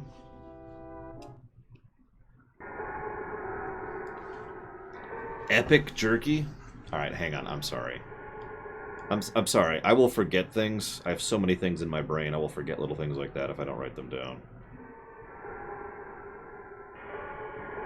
There it is. Epic jerky. There's apparently a variety pack for epic jerky. What does this contain? What do we got here?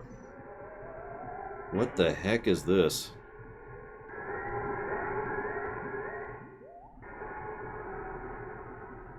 Lime and Serrano. Sweet orange. What are these flavors?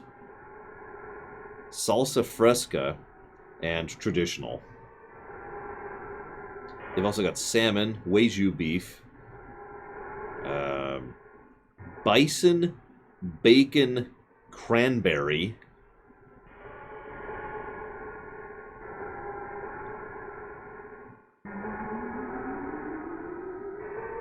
What the hell? And there's venison right there.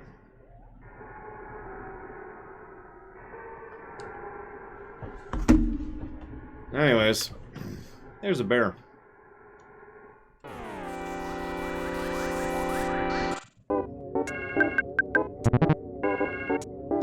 The cloud effect is a situation in which there is something that has a terrible premise, which is just stupid or dumb or ridiculous, but nevertheless, because of either a combination of gameplay or elements or Paula dying, or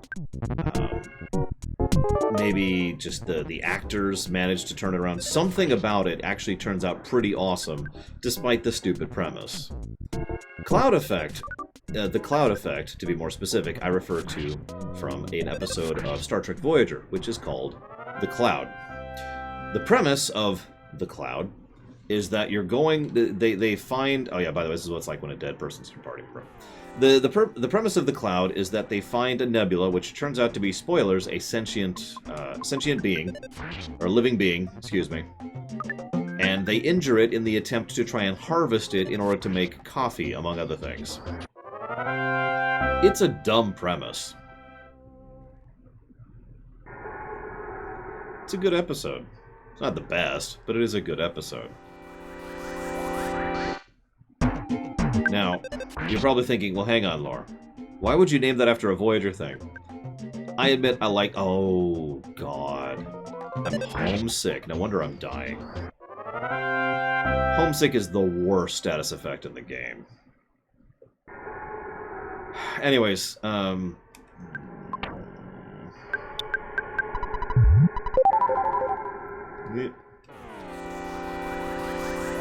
like Cemetary. And there's another effect, which is having a really good premise and a terrible execution. I call that Voyager effect. Imagine having a premise which is like, oh my god, that sounds so interesting and engaging, I can't wait to do that, and then it turns out to suck. That's Voyager effect. Oh, I'm sorry, Max Time. I do hope you get to pick up the new Thrawn stuff at some point. I haven't even gotten to read them myself yet.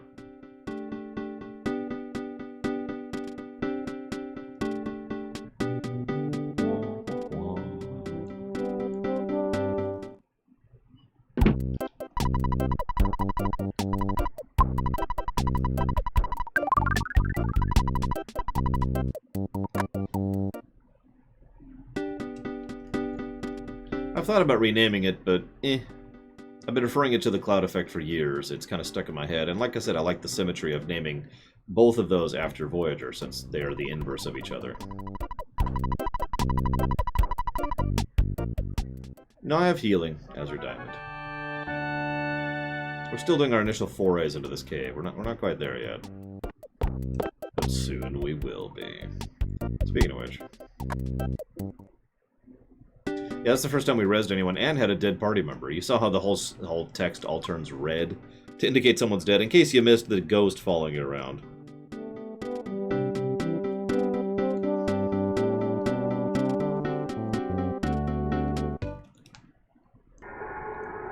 Let's see if I can get a little bit further this time. We need to get to the point where we're actually encountering real enemies. Which we're not even at yet. We're still fighting moles and bats. Oh, freaking bad. Alright. Fire. Front row. And Paula's dead. Wow!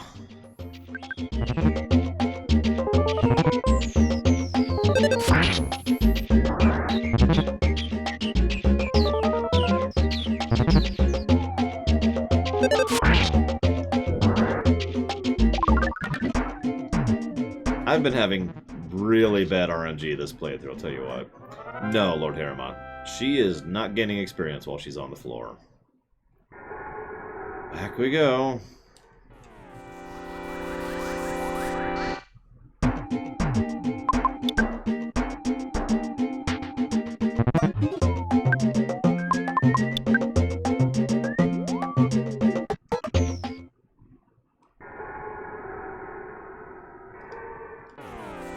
I forgot to undo Homesick, too. Damn it. Okay, I need to undo Homesick. Need to res her again. It's funny, Homesick is the easiest... is a very easy thing to cure. All you have to do is have access to a phone. But, you know... Hang on. Let's res her first. But, you know, obviously you can't do that in the middle of a dungeon.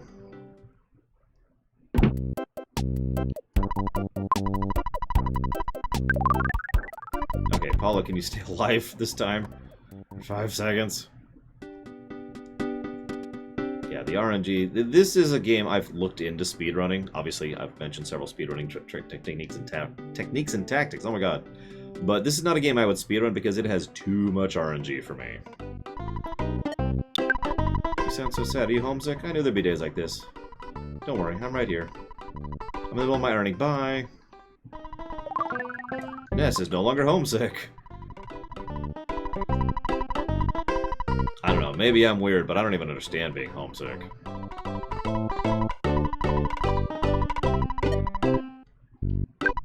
Like, as a concept, what the hell?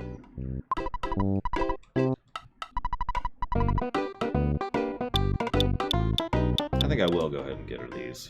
I can afford it anyways. Be nice for her to do more than 1 damage.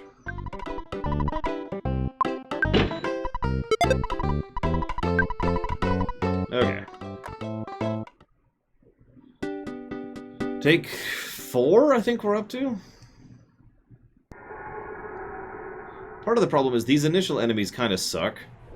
Not because they're actually particularly difficult, but the baddies are status effects, and the moles just kind of waste your time while... There we go, now she's doing 16 damage. Much better. And of course, she has no defense and no health, so...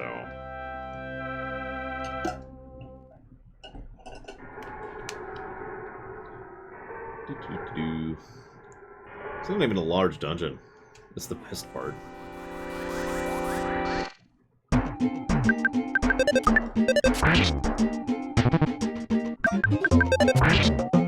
Let's see, so we've got... This is kind of a barrier, a difficulty cliff. We're going to have another one when we get to the desert. And... the next difficulty cliff after that, or difficulty spike after that... I don't know, Azure Diamond. I have no good answer for that one, so I don't know.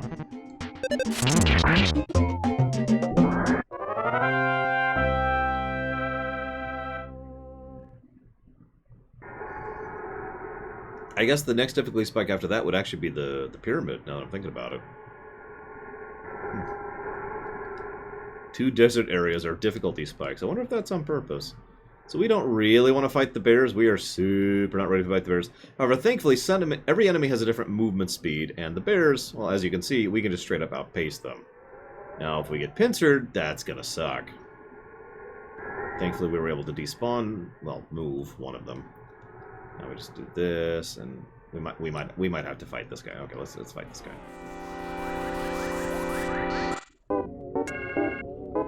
I'm gonna go ahead and use magic on this guy because it's a bear.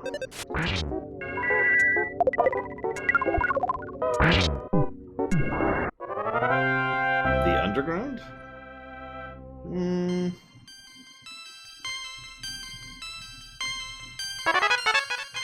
I usually don't have issues in the underground. I will say Magicant is definitely a difficulty spike. Holy crap. So Earthbound is on the SNES Classic. Alex Korbianiki. I believe...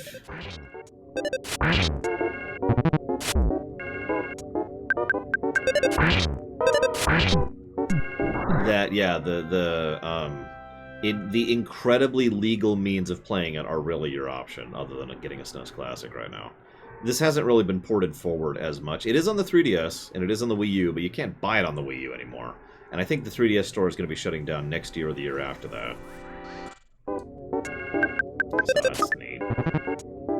Ow.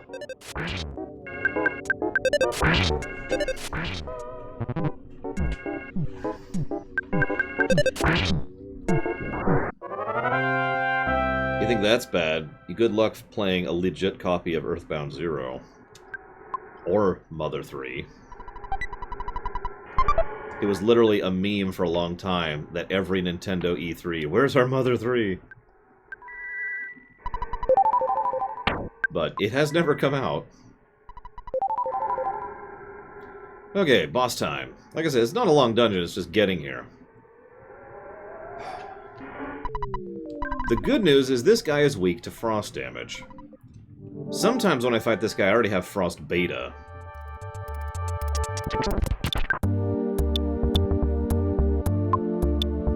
Let's just do that, and then... Oh, hey, what do you know? Frost beta.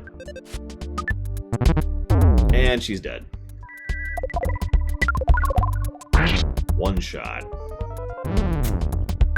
This might actually be a death. So he has an attack called Tore Into You, which is exactly what it sounds like. You may remember this because there's a couple of enemies that do stuff like this. Yeah, you know what? Let's go ahead and paralyze him.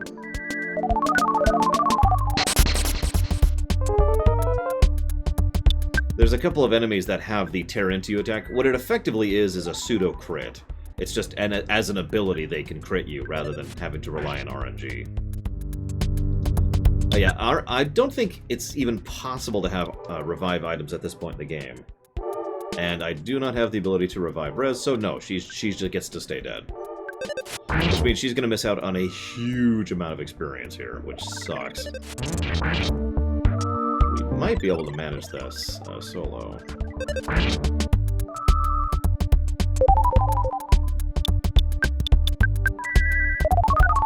Oh, that's right, there's the 1 cup of life noodles in Peaceful Rest Valley, which I did not get because I was dying with a cold when I was going through there. Oh my god, he is just healing the hell out of himself there. Don't think I've even caught up to the damage. There we go. Sorry, Paula. You don't get the 5,791 experience there.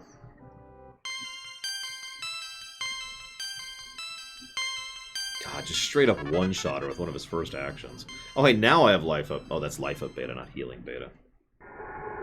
And I was to say, no, healing gamma has a chance to revive. Healing omega does revive.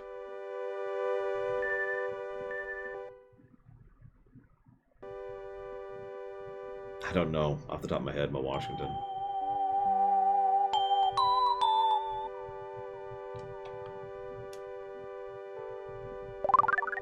Full heal. A baby in a red cap? That's ridiculous. Okay, so there is a split. Let's get some free experience on the way out, shall we?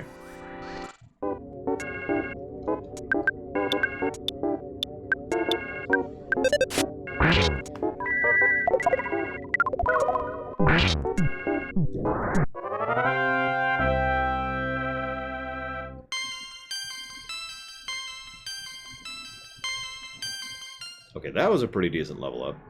One of the first decent level ups she's had. Yeah, unlike the mole, that was blood, by the way, not honey.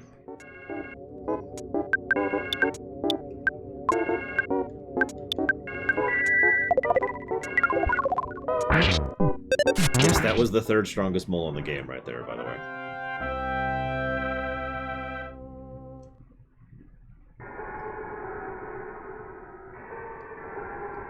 We're not going to mess with that pack. What level is she?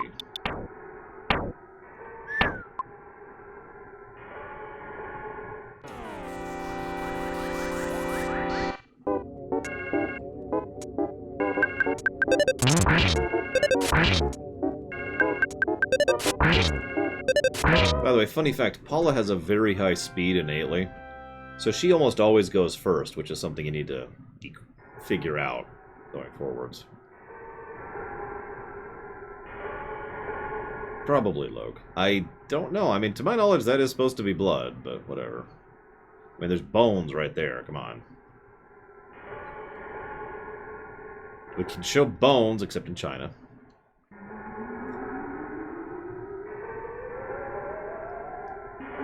Let's just get out of here. Okay.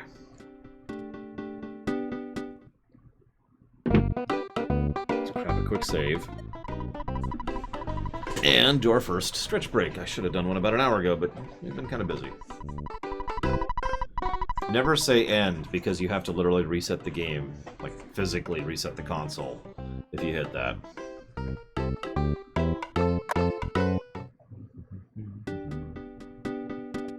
Just checking a few things here while I get ready for the thing. Oh yeah, hang on. I need to read this. I actually forgot about that. Thanks to your support over the years. The food stand is going out of business due to personal reasons. I wonder where are we at with... Okay.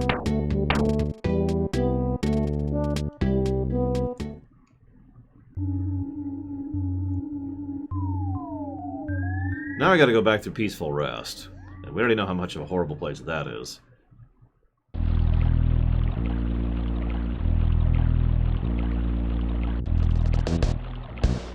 Hi, I'm K-Fan, and he's gone. You always like to poke in very briefly.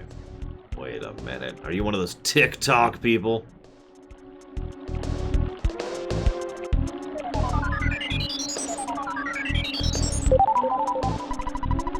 See you around, Joe Cool Maverick. Have a good night. Of course, now I'm just having the best luck on spawns ever. Look at this.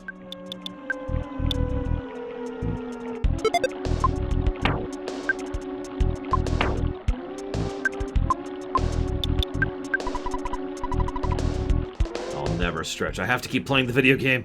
You don't understand. I have to keep working. There it is.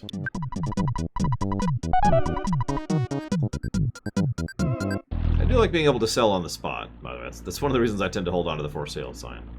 At least for a little while. Ah, screw it, screw it, screw it.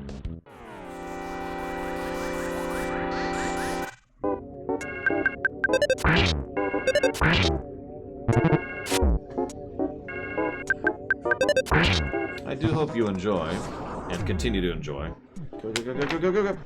Okay, we lived, we lived.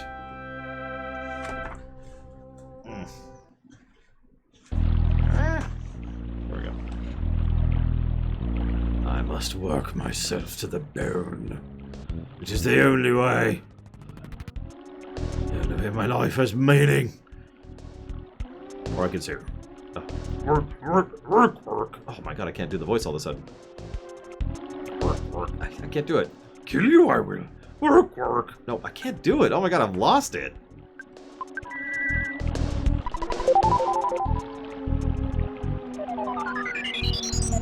It's gone. Okay, so yeah, next we're going to do Runaway 5. We're going to talk about hostess clubs. Of course we are. Oops, I won't say it again. I fixed the bridge. Sorry. It's the greatest of days, SA2K. For the best character in the game, or show.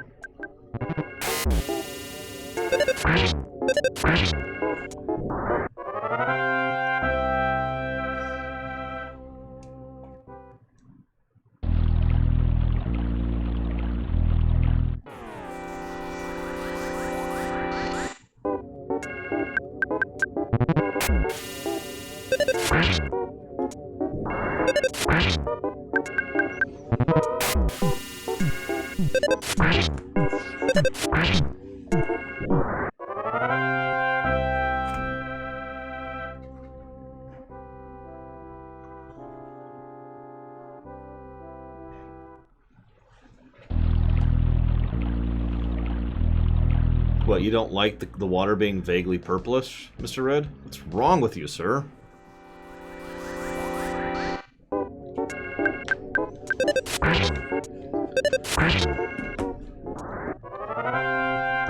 have no idea, by the way. And no, we're not Azure Diamond. I don't have a list in front of me of where all of them are anyways.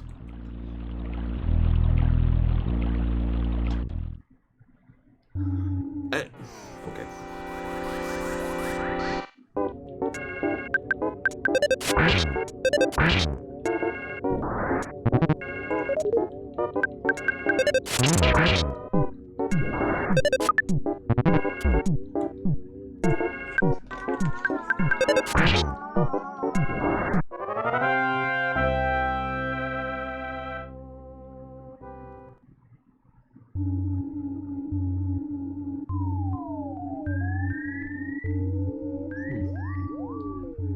Sorry.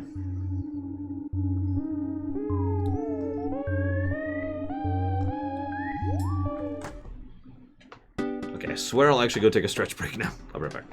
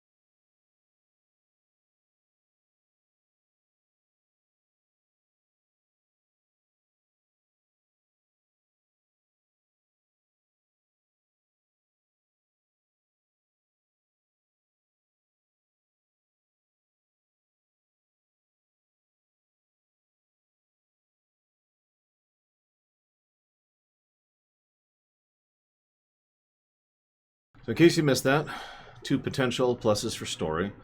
A plus to story for the Happy Happy Village section. Probably don't need to explain it.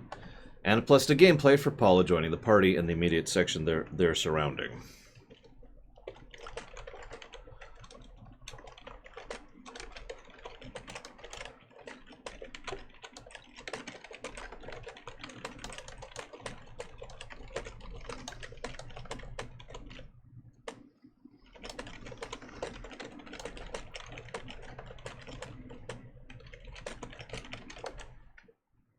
Yep.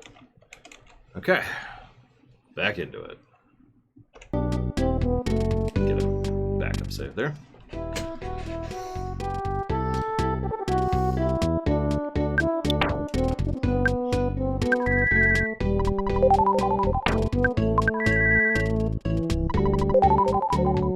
We'll have to decide by the end of the game if random encounters deserve a negative.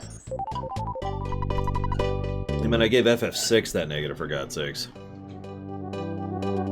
And 5, and 4, and 3, and 2, and 1. So we'll see. We'll see. I heard you, Paula, beat up the kidnapper. You're my favorite. Well, my thoughts on happiness have changed. That's right, happiness is the enemy. No, MK fan. I actually talked about that earlier.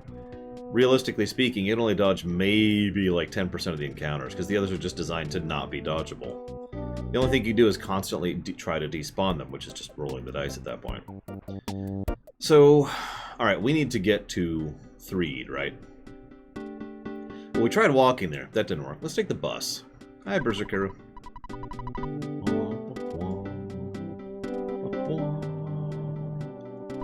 Yep, bus to Threed, but I'm not sure we can get there or not. Fare's $4.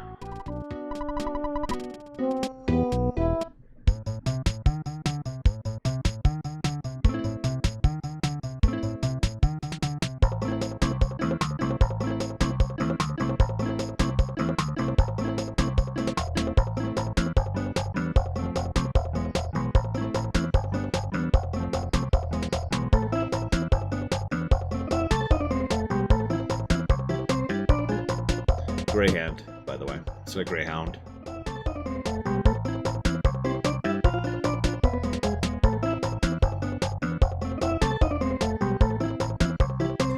We're about to finish Tucson up, Berserkero.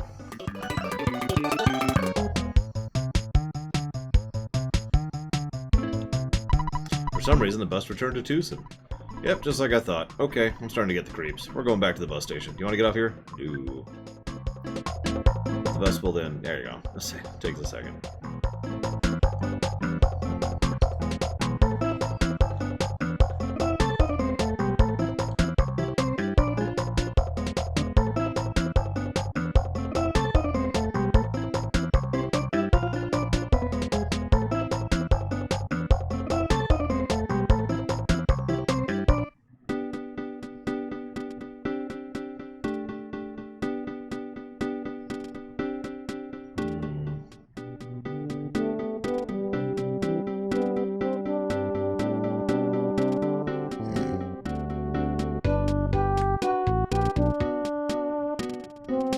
Are just like, what are you doing?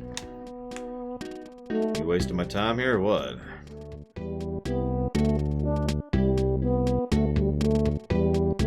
Okay, I'm sorry. As your diamond, I've played this game like 50 times before, and this is a lore run. I know what I'm doing, okay? The reason I was doing the bus was to show off the cutscene, because we already tried to walk through the cave, so I could show off to people what that is. The reason I went through the bus is to show off that, because we never showed that off before. I also know how to use the skip sandwich and the glitch in order to just get to Threed right now, if I felt like it. Sorry, but God, tone it back a little bit. No backseating. It's one of the rules. No backseating. Especially during a lore run. Okay. So, we try to go to him. If we go to him first, he actually flat out says, you should probably take her back to her parents. He is also supposed to sound very relieved here, because, oh, thank God.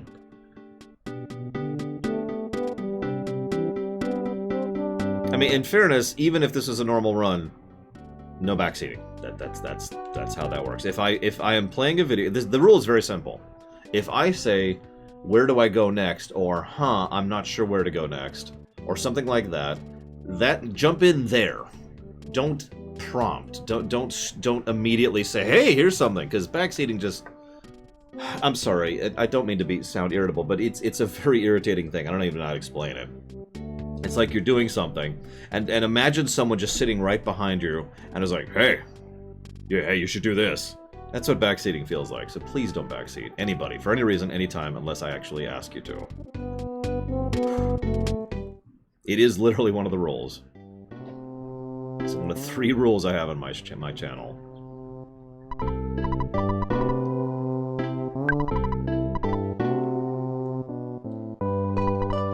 So yes, you saved Paula. I don't understand, but I know her miraculous power and your great courage will allow you to stand up to any challenge. Paula, if you must take a trip, be sure to bring this along. It's my very own handmade Band-Aid. I'll call it a Hand-Aid.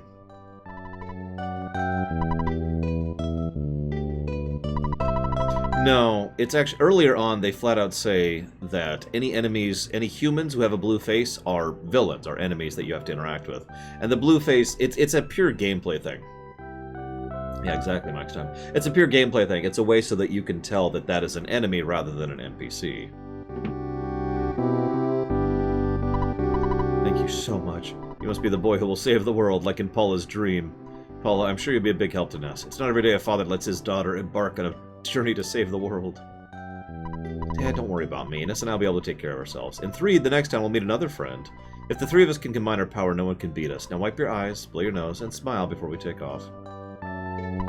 Goodbye, Paula. Don't worry, I won't cry anymore. Peace! But yeah, I agree, it is good design. And in lore, the blue face is supposed to indicate the people who have been influenced by Gygas's influence. The aura I've mentioned before. So on the off chance you didn't actually talk to him before, or the previous time, he flat out says, hey, go talk to Everdread. Remember, it's possible to have not talked to Everdread at all at this point in the game. So on the off chance you did things in a different order, he flat out says, hey, go check. This is what I meant earlier, about how the game kind of weaves in and out of itself. In fact, did I write that down as a potential positive? Or a positive? Nope, I did. It is a positive. We're cool. No, they're okay, Mr. Red. Although they like to bathe together. Okay, I was going to talk about that one. In Japan, family bathing is a thing. In America, children quickly graduate to bathing and showering their own, but in Japan, it's not uncommon to continue bathing with family members well into grade school and junior high. Communal bathing in general is an age-old aspect of Japanese culture. Now, the reason this is relevant is because if you talk to Paula's dad again, he'd said, you should stay the night. How about we share a piece of pie like we used to? However, what he said in the original was, you should stay the night, and how about we share a bath too? Wahahaha. They decided to change that because people outside of Japan would probably look at that like, whoa!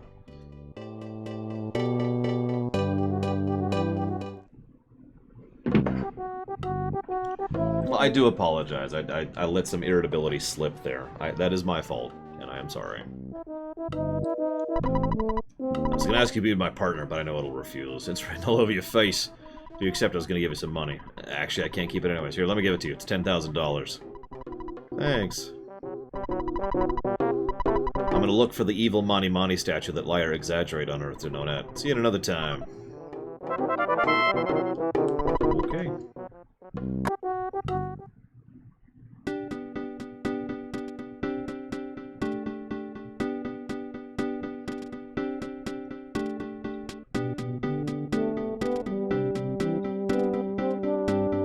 If gameplay is out of focus, it doesn't look like that on my end, Alex.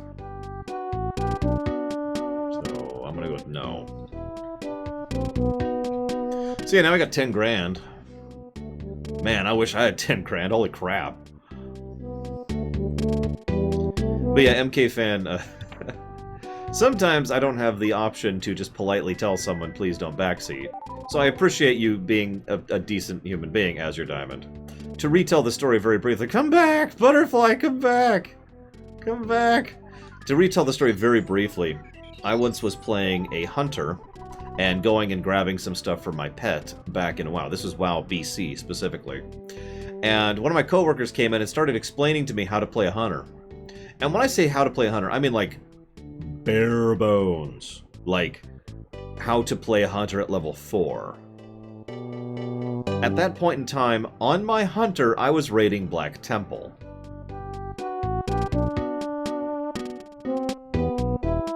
So thank you, Azure Diamond, for being cool. Hey, you came with Paula. Then you deserve a present. Here's a backstage pass. You're with a girl today. You must be pretty popular. How about introducing her to my bandmate? Oh, okay. Go ahead and get this. Yes, I was on the Terran Gorefiend fight, which, for those of you who don't remember, is a very complex fight, at least for BC era. There was even a mini-game they came up with in order to teach people how to be able to do the fight properly. Oh, sorry. Fuzzy Pickles! Sorry.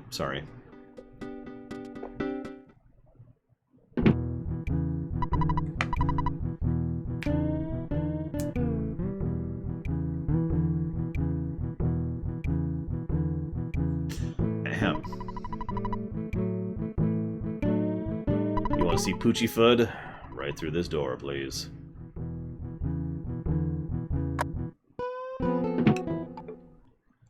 The Runaway Five owe me a lot of money. They'll stay here till they pay me back. They might be here for 100 years, unless you decide to pay off their debt. Sorry.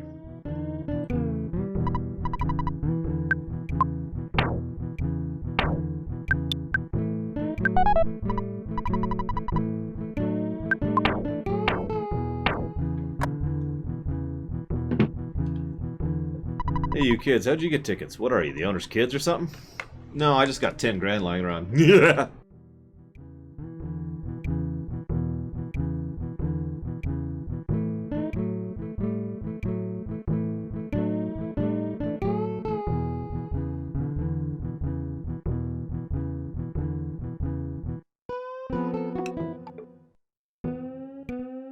Well, I actually can tell you what the story is behind the $10,000.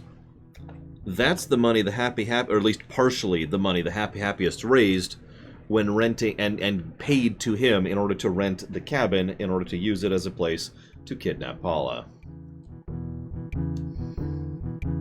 Yes, they are, Azure Diamond, although not entirely deliberately.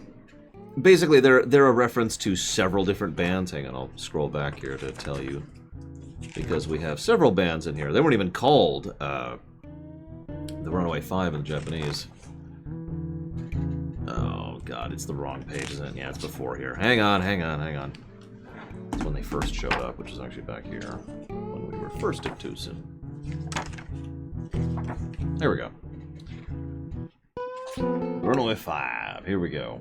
The Tonzura Brothers is what they're called in Japanese. Yeah, this would be a horrible place to stay, by the way. Holy crap. This is, of course, partially based on Blues Brothers. Itoi himself has confirmed that.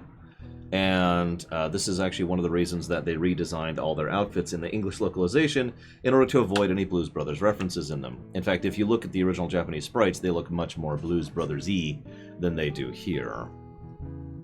There's also... hang on.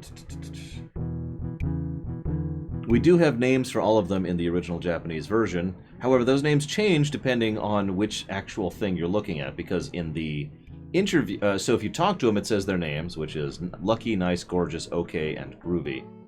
However, if you check their actual... their stuff in the credits, it says it says different names, and if you check it in their figures, their action figures, it says different names again. So, neat.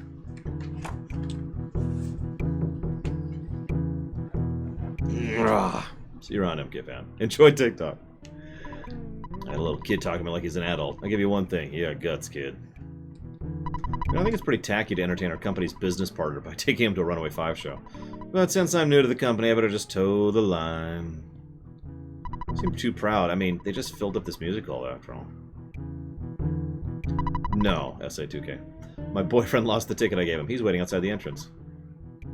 He's dead. Hey, don't get too close to me. I just farted. Oh. Runaway Five are going to be world famous someday. When I sit close to the stage, sometimes I get sweat or spit on me from the Runaway Five. Ah, seeing them on the stage is my life. You kids are bouncing around talking to everyone. It's getting annoying. Do you like baseball? I knew it. It's the cap. La la la. I love ragtime. Yeah, so this guy, I thought I talked to him, but apparently I didn't. I came here because it's tough to get in, but I'm kind of disappointed. There's no good-looking waitresses, and there's no room to show off my latest dance moves. Originally, this is the Hostess Club reference. The original line of dialogue is specifically, there aren't any hostesses or even dancing platforms here. In other words, he was looking for women to dance for him, and, of course, a hostess club. Which is okay. We know what hostess clubs are now.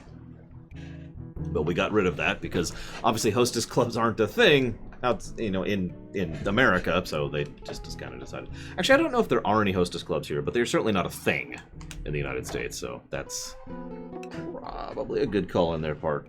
Oh my god, this thing. This cable. Thank you, Colpio. Always appreciate that. Thank you. If you give me a moment. Hooters? Hooters is where you go to get bad food by women who wear shirts that are too tight for them. That's it. It's quite bland and quite boring. I hope you have a nice day as well. Should I just say Col P and not do the 01? I think I'm just going to say Col P, because usually people don't want me to say the numbers. Either way, thank you very much, Col P. Again, very much. If you want, you can put that towards increasing priority in something, if you would like to. 01. Now, there are individual Hooters where the women will be like, oh, you're super cute, you should come over here. But that is more of a meme and a thing, and a joking thing than it is a reality. Most Hooters, it's just women wearing shirts that are too tight for them, and bad food. That really is all it comes down to. Oh yeah, and it's also got it's usually a sports bar, so there's usually a few TVs up showing whatever games are on at the time. That's it.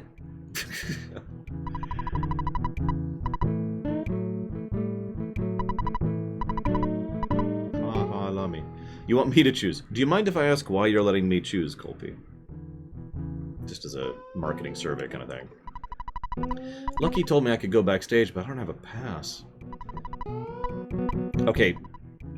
Obviously, I am not the target audience for strip clubs. But I actually had a discussion with a friend of mine about that about a year or two ago. What's the freaking point? Like, that feels so weird and awkward. Like, because there's that whole thing with going to the strip club with your friends. Am I the only one where that just sounds bizarre? Like, hey, I can't wait to look at naked women with my friends who are... Right? Like, I don't even feel the need to continue. It's just... But... I mean... It came up because, someone was, someone at his work was like, hey, as part of this, company get-together, let's go to the local strip club. And the reaction was pretty much a universal, what? Like, imagine going to... It's bad with your friends. Imagine going to the strip club with your coworkers.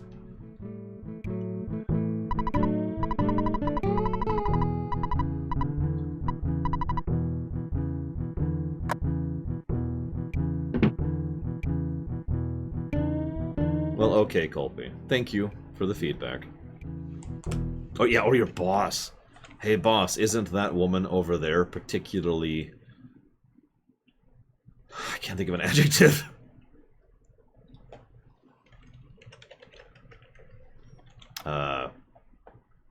Whatever. I can't even come up with a good adjective. God, I got nothing. It's your show. Hope you pay attention. Oh, I will. Want some bread, I need the coinage, want the dough all the time. I wrote the lyrics. Money, that's what I want. Modi, that's what is hot. Money, that's what I want. Money, that's what we ain't got. Sip freedom. Freedom. Sorry. I got those debt blues. If I had $10,000, I could pay off my debts and move on to the next town. Wonder if our bus still runs. It may be rusted out. Well, yeah, in those days there was a lot of dancers and acts in the theater. Except now we're the only act playing here. We haven't gone to debt here, so we're pretty here stuck. Yuck, yuck, yuck.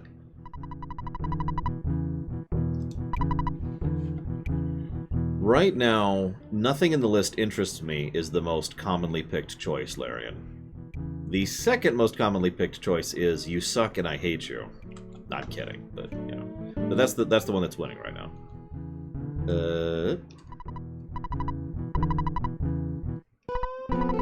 Oh, I didn't mean to do that.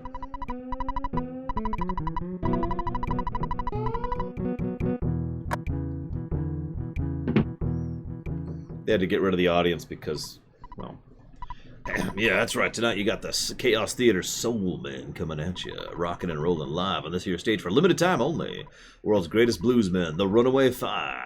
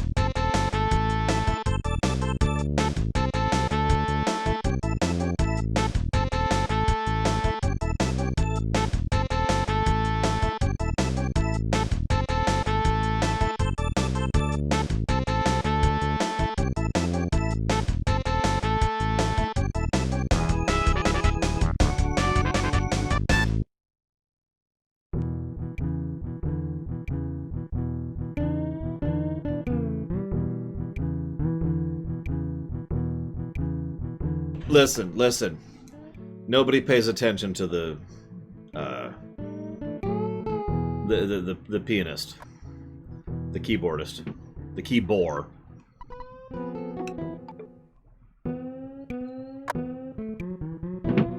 So if you try to give it to him across the way here, bundle of brand new crisp bills. What's that you got there? Let me take a real close look. Confused the hell out of me the first time I saw that. You surprised me. Now I'm not sure what to do. I got the money, of course, and now the Runaway Five are free to leave. I've got no complaints now that I have my money. Yeah. What do you know? This little nipper took us from a nightmare to a dream, just like Sugar Bell did in chat. Thank you very, very much, Sugar Bell. Always appreciate those subs. Do you mind telling me why you're putting that towards dealer's choice?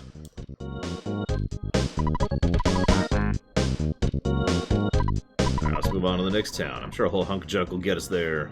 I didn't make a spectacle of myself, did I?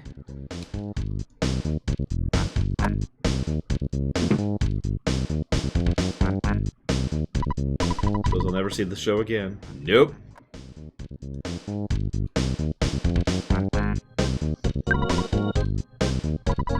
Tour bus is too loud for any ghosts to bother us. Let's rock!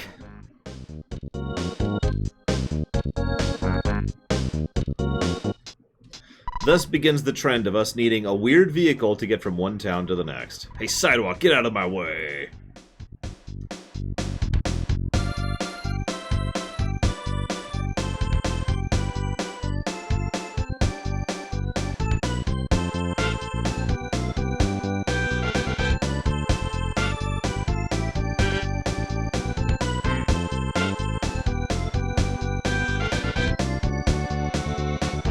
Okay, Sugar Bell. Thank you for the feedback.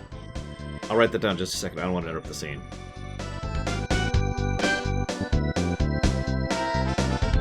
I mean, most of the vehicles, weird vehicles you get actually make perfect sense.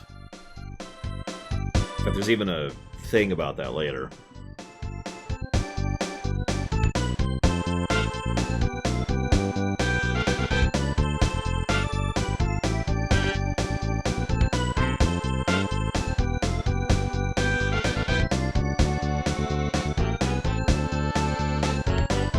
This is probably my second favorite song in the game right here.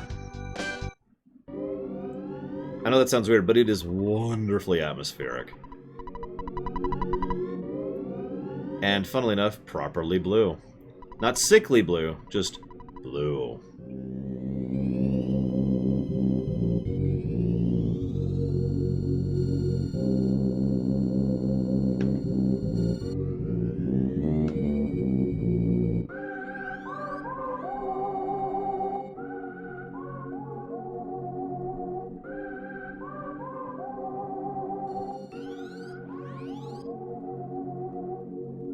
Love it. Let me write down Sugar Bell's thing really quick. No, it's not a cult town. This is a haunted town. What do you think of the ghosts we're there for? And that was towards dealer's choice. And Blue Wind never got back to me. I knew she was lying to me. That's okay. I'll just have to horribly destroy her later. Welcome to Threed. Sorry.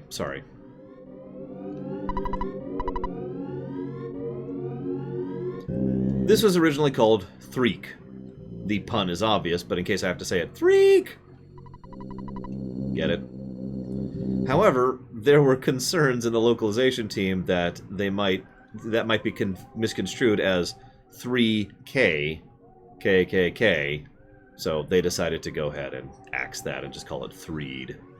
Well, Threek is a nice thing. I kind of like the sound of Threed better. Like it's got more of a bass line to how you say it, as opposed to Threek.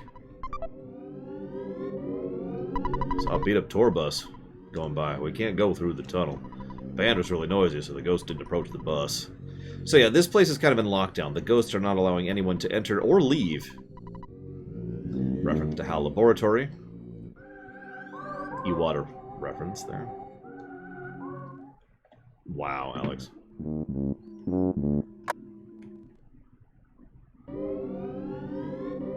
Okay, so we're going to show off all the stuff in town, like we always do. That's right, there's a rumor that a monster called Belch is screwing up the town. Belch! It's a gross, twisted name, even for a monster. Monster. No, I don't think so, Melkor. M rating is pretty hard to come by. It would get T for teen, but only for blood, because blood just shoots a rating up for some reason. So I think you gotta leave now. I have no guarantee you're not a zombie out looking for lunch. Oh yeah, by the way, the zombies are kind of openly roaming the town right now. As in lore. Although we can encounter zombies all over the place. I'm a limp little guy, so I can't open the door. You know, it's scary. I don't think Belch would be an M rating, personally, but what the hell do I know? I don't know. You're awfully kind taking time out to talk to this mouse. This mouse loves you. Hey, you don't look so happy. You better cheer up or you'll become a zombie. Some people have already become tools of the zombies. Yeah, but that, you see the enemies right there? There are literally enemies roaming the streets in this area. Ah, a zombie! I'm watching a zombie movie. Can you come by later? Why would you watch a zombie movie now? What is wrong with you? That's what I thought. No, the only thing that might push it to M rating, in my opinion, would be Gygas, and I don't think that qualifies either. Teddy bear.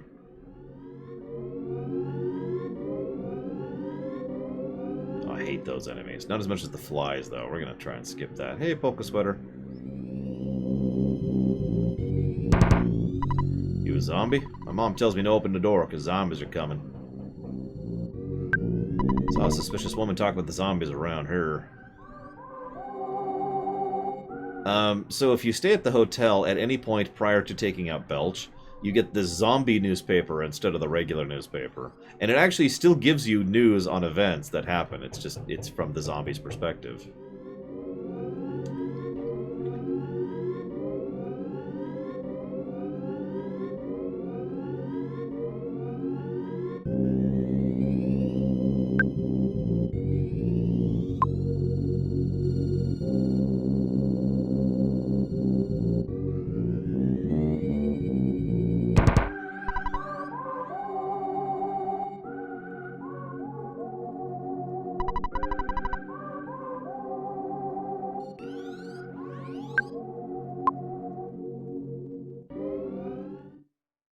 Well, if you want to talk about Gygus... Yeah, I worked for the zombies. But I betrayed them too. I'm a con man, so I know the score. Belch gives life to the zombies, but Belch works for Gygus, who I heard might be female. Well, I'm not sure that whether Gygus is male or female. I'm a helpful con man, don't you think? Not counting the intro with Buzz, that's actually the second reference to Gygus in the entire game. Got me thinking back in the day. Funnily enough, Gygus' gender does not matter anymore, because Gygus is not really a person anymore. Welcome to Threed.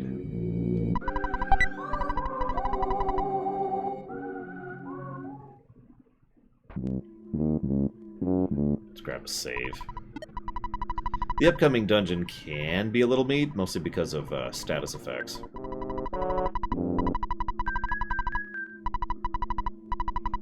I mean, we can talk about Gygus now, but, you know, we're not actually going to see it for a while. Go ahead and get that.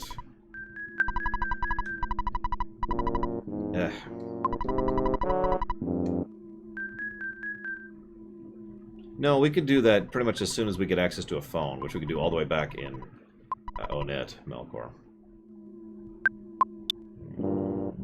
But I think we will go ahead and do this right now.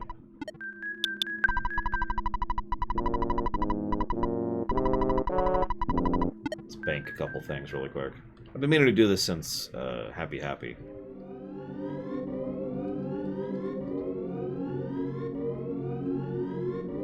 What makes Ness special? PSI. That's it. That he happens to have PSI power. He is also probably the son of Maria, which means, you know, he's connected to that whole thing. Okay, so let's go ahead and get rid of... We're going to get rid of the for sale sign. We don't really need it that much anymore. We are also going to get rid of the hand-aid because I refuse to get rid of it. Because I'm a sap. And we'll go ahead and... we'll keep the town map for a little bit. We'll get rid of the backstage pass. Be gone!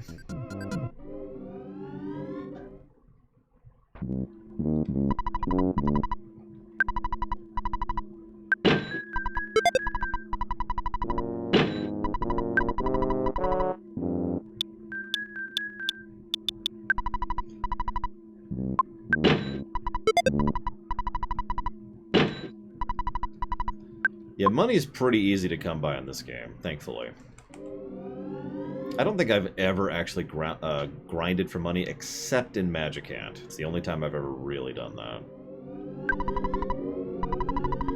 Don't play video games for more than 2 hours. Parents' opposing obsession plan. I think so, Mr. Red. Hey, he sells bottle rockets? That sounds kind of cool.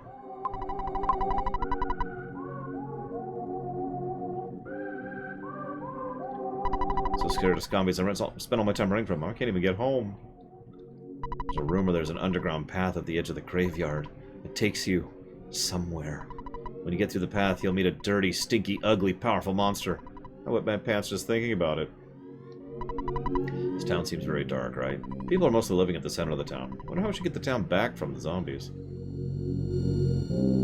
And of course, they all shack up in the circus tent. Safest place to be. How can we defeat the zombies? I just don't know.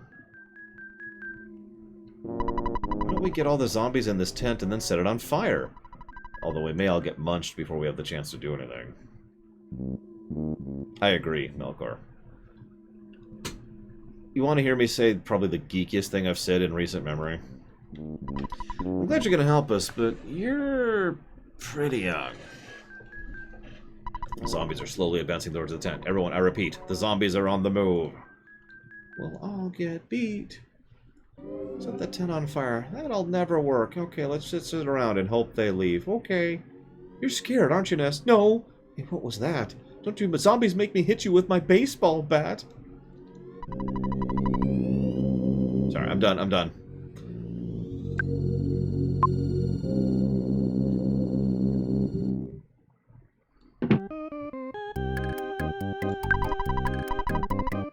Yes.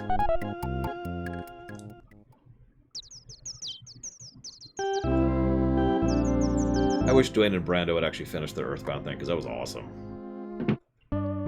Sir, are you going out? The guest newspaper was delivered today. It's different than normal. The paper's called the Zombie Herald. I'm scared, but let me tell you what's in it. Destroy the humans, hold the town for our glory, and for the glory of our master. And free phone. Save in.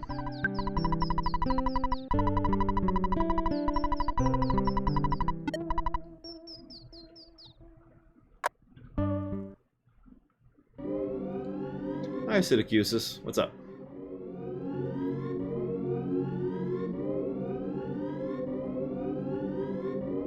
Okay, so I did that, and I'm not doing that yet. I mentioned the Threak thing. Hang on. Check in the notes.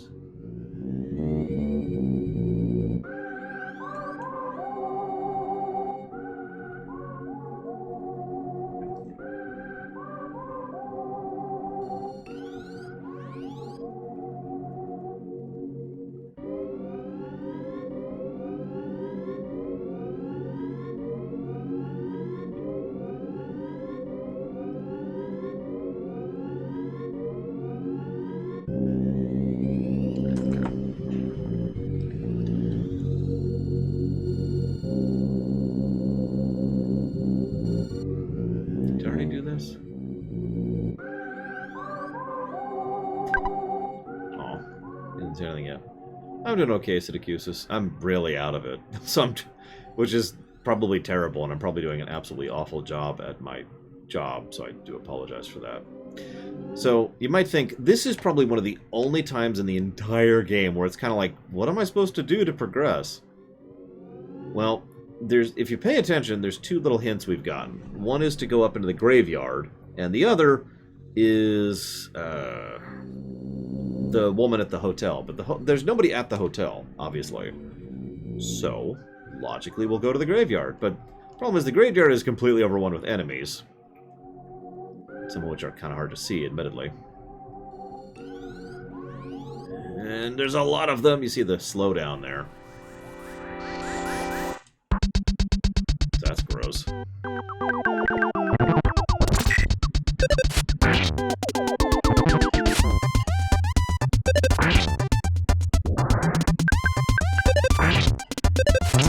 This part of the game is the part of the most RPGs. Most RPGs have a section where, hey, here's status effects. That's this part of the game. Almost, I mean, we've had status effect stuff since, like, the really early stuff, but this is when they really go hog wild with status effects. Ah, crap. That's bad. I mistimed that. Thank God I have a teddy bear, because that would have killed her. I'm gonna go ahead and blow this, given what's about to happen.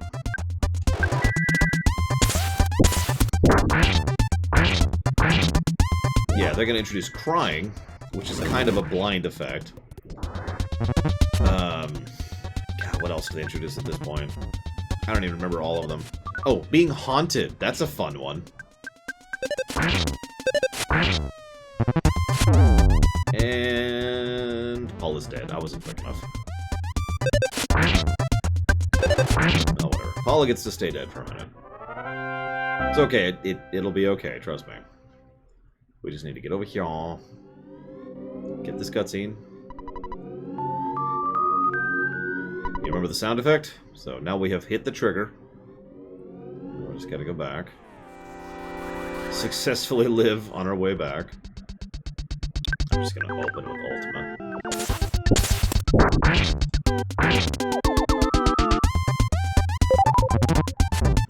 Yeah, Ghost is probably the worst status effect in the game. The Ghost can periodically just reach out and freeze you, effectively canceling your entire turn. I may die here.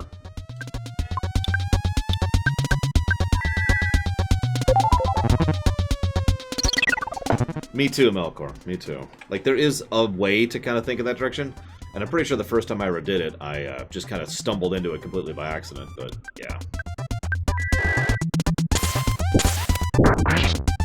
Yeah, Paula's gonna stay dead for a while, honestly. Or Paula dying is gonna be a thing for a while, is what I mean by that. So if this doesn't work, I'm just gonna accept the death.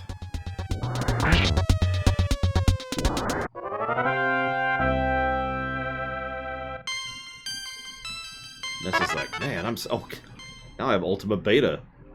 Alright, we need to get the hell out of here. Run. Oh yeah, by the way, you caught that, right? Trash cans have been chests since the very beginning of the game. Now, now trash cans can be enemies, so that's nice. Yes, I will, Sidicusis, but I shouldn't have even answered you, because did you know that if you go to the website, you will see an answer to your question right there on the front page? Hey, who's that incredibly sexy woman? I can't wait to have all of the sex with her as a 15-year-old. Look at that chick in front of the hotel, regardless of some of the people I've seen her hanging out with. I think I'd like to spend some time with her. Yeah, let's do it. Let's go spend some time with her. This is one of the weirdest plot points in the entire game, right here.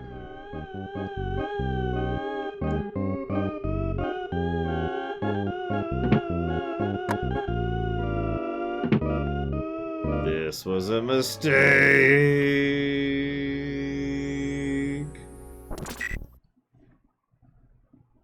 Uh-oh. You're losing consciousness. Thankfully, they just imprison you. That's not a dumb question, Sidicusis. It's just, I try to put stuff on the website specifically for questions like that.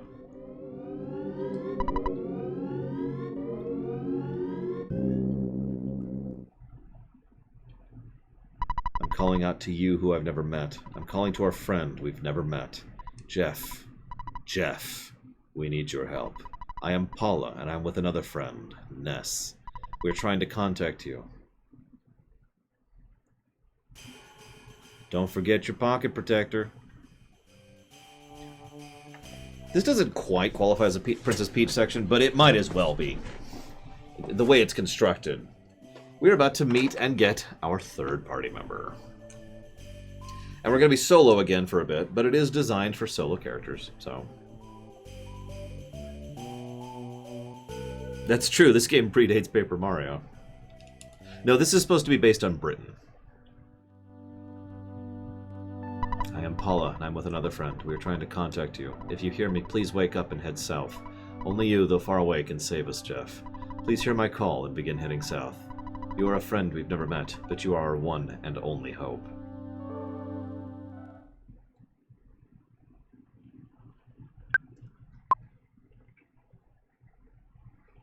Jeff, where are you going in the middle of the night? You know the dorm rules, right? If you get caught, you'll get punished big time. What's wrong, Jeff? Alright, must be some reason I don't understand. I won't stop you. But it's dangerous to leave without taking it along. Here. Go get the locker stuff.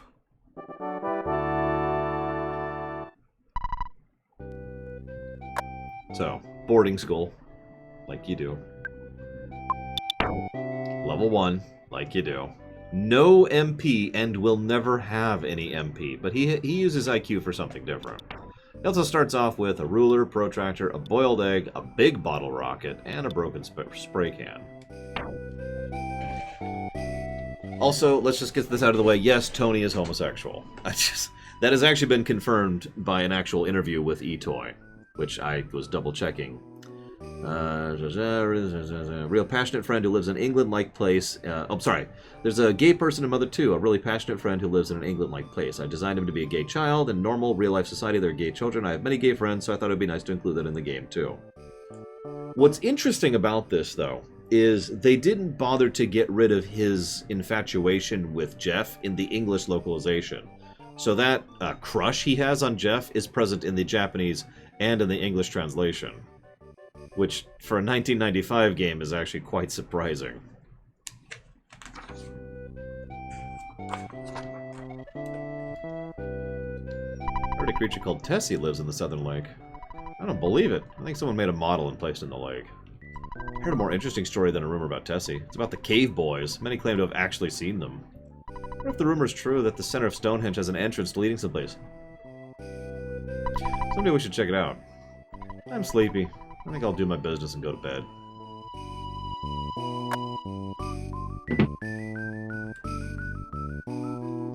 So sleepy. Tony's birthday party's tomorrow. I hand-decorated each cookie to hand out at the party tomorrow. So these are all cookies.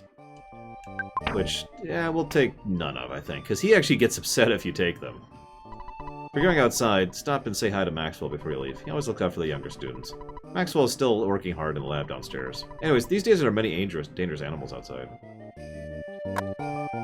Yeah, cookies aren't that useful anyways, and I feel bad for the poor guy.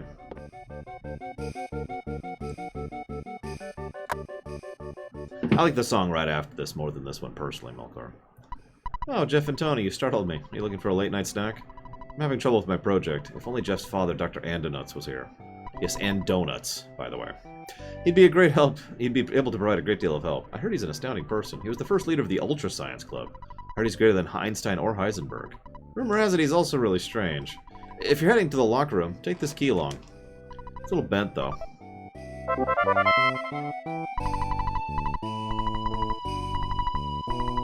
If you want to save...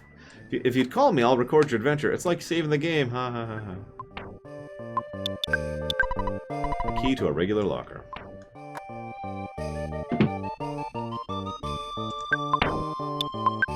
The key is bent and doesn't fit, which we already knew.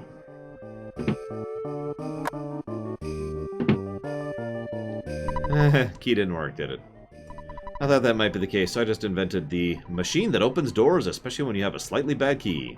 Sorry for the inconvenience. Yes, he just gives us what is effectively a lockpick device. You should be able to repair small tools and make them useful. Just try to keep a positive attitude. Okay. I don't even remember what's in the lockers, but we don't actually have to get them all.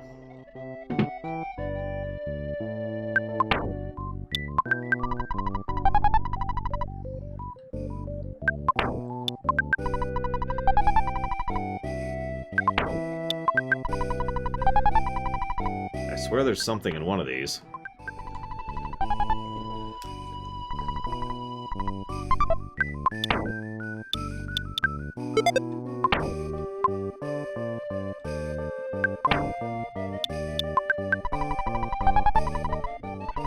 There's our gun.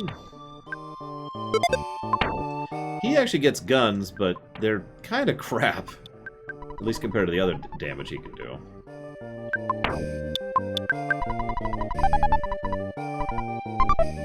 But we'll talk about that in a bit.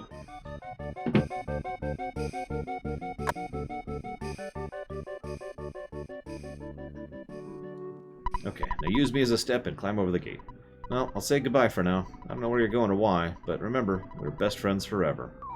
See you around, Tony.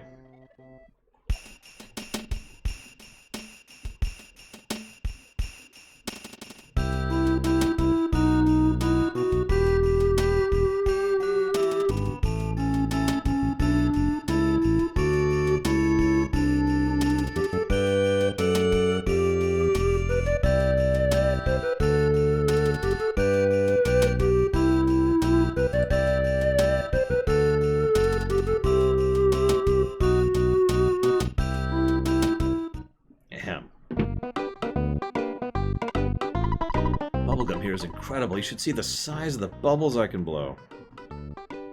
Monkey at the entrance. Take the monkey. He's really noisy.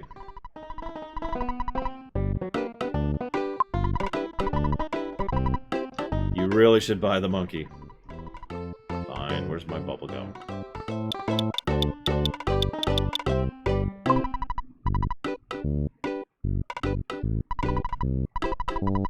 Fine, I'll buy the bubble gum.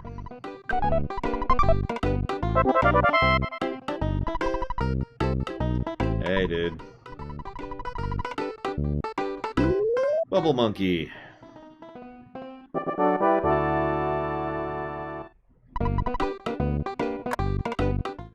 He has amusing follow mechanics. Watch him for a bit.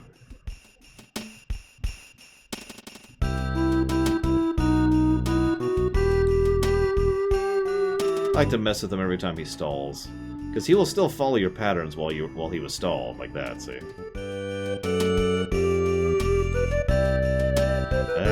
Fine. I guess I should save anyways. Uh-oh. I'm gonna get killed by SA2K. No!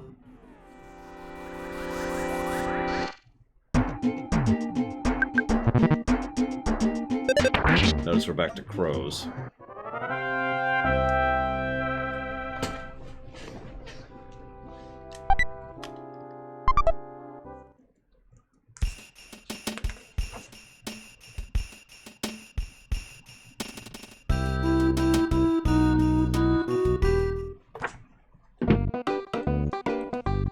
Hello, Maxwell Labs. Oh, hello. Would you like me to keep a record? Alright, I have everything written down. Do you want to take a break? I'm such a hard worker. I gotta get back to work. Go for it, bad boy. There you go.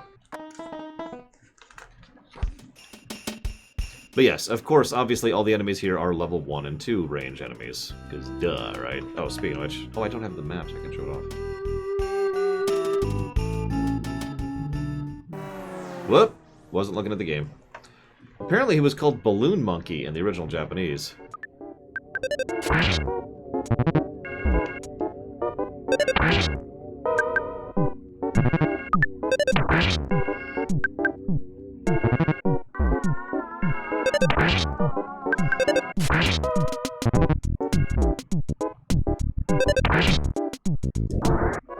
Yeah, we can't do anything with the ATM without the ATM card.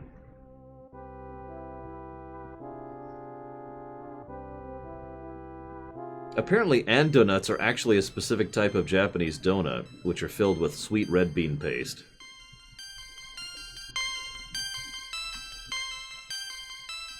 Nobody has a crush on Savicom. Oh, you mean in-game. Tony does. The friend from the boarding school. Please go away, thank you. Well, I guess I could do this. Yeah, let's eat a cookie. See, I mentioned this earlier, I don't like red bean paste. I just, ugh, no thank you.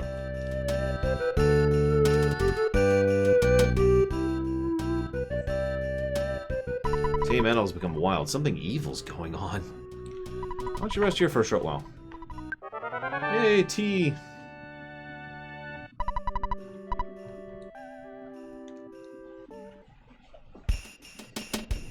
Jeff secretly does Savicom. Whoops. Hey, it's your dad. Maybe you should take a pause. And this would be? So this isn't Ness. I'm glad you decided to take my advice.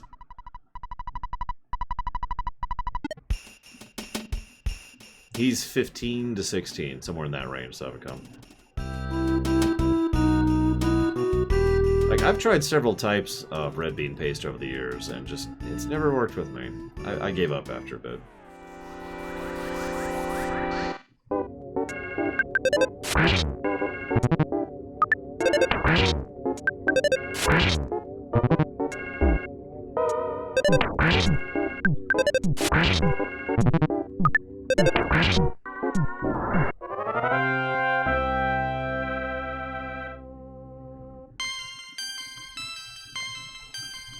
I don't know, Savicom. I know, horseradish is different. Or maybe it's... no.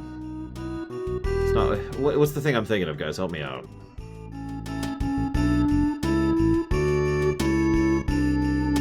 I think maybe it is horseradish. No, it's wasabi. I'm thinking of wasabi. Wasabi's different in Japan. That's it.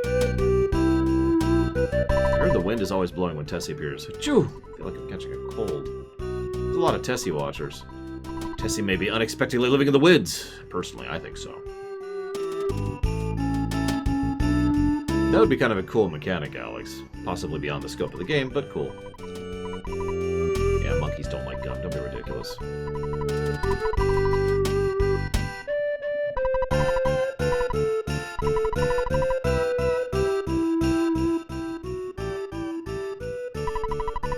How about some stew? Not yet. Hang on.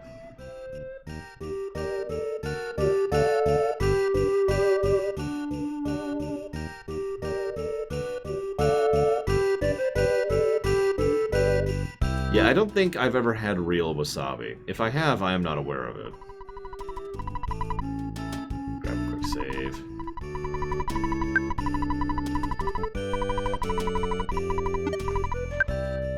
I mean, God, there's no one actually in Tessie's lake. It's just a frickin' bit of, what was it, like, they actually figured this out, right? Like, it was a chunk of whatever.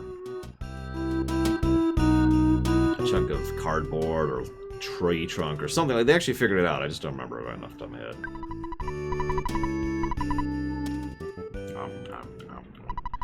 You are a friend who I have never met before. Jeff, head south. I am Paula. If you hear this message, go south. We fixed the broken spray can. So this is his mechanic.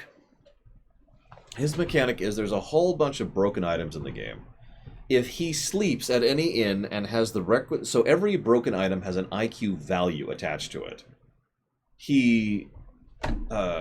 If he sleeps, he has the broken thing, and he has the necessary IQ, then the God, that was a terrible snap.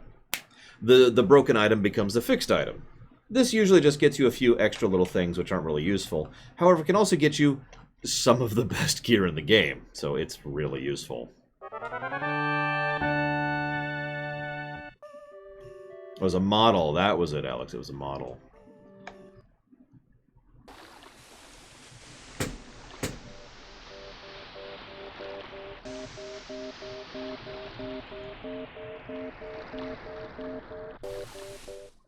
Grab this one. While we're here.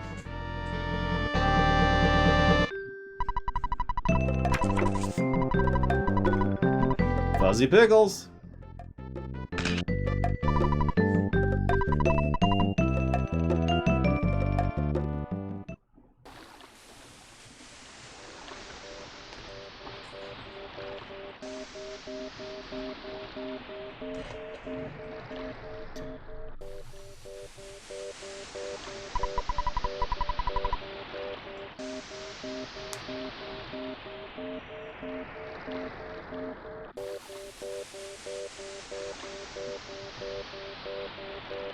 Hey, Jujo.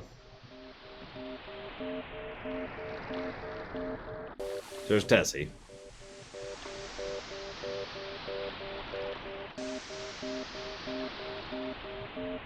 Because, of course, Tessie's real. I mean, aliens are real.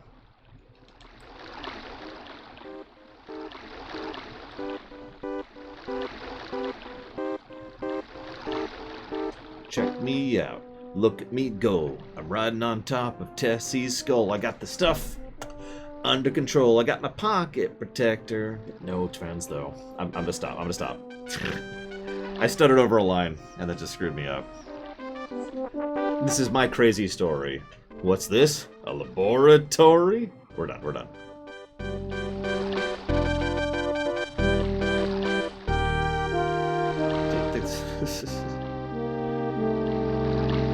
Son, take the Skywalker. Rescue your friends. I'm already there. Well, okay then. Goodbye. I knew I'd screw up. I was nervous walking into it. I'm telling you, I really wish they finished the Earthbound one. There was a lot of really good raps in the Earthbound one.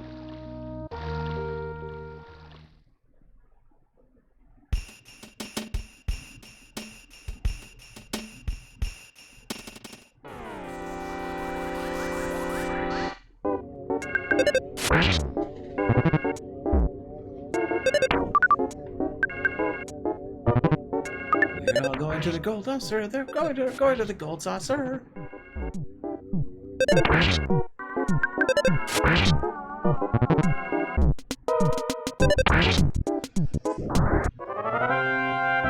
Oh, I don't know if I could pick a favorite, Alex. Zelda 2 would be up there. Actually, no, Mario 3. Mario 3 is my favorite. Hey, look, it's a pencil-shaped statue. Shame I can't do anything about that.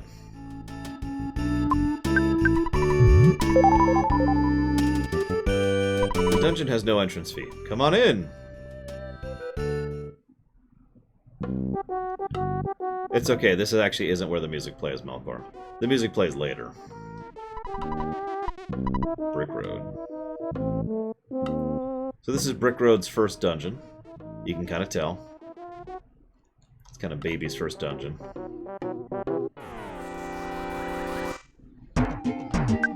Still a bunch of low-level enemies. You'll notice that they've moved forward slightly in enemy quality, though, since they expect you to level up pretty quickly.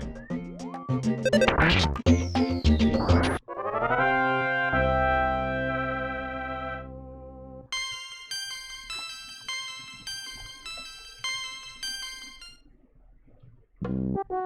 mean, the inventory is not great, but it's okay. It's okay.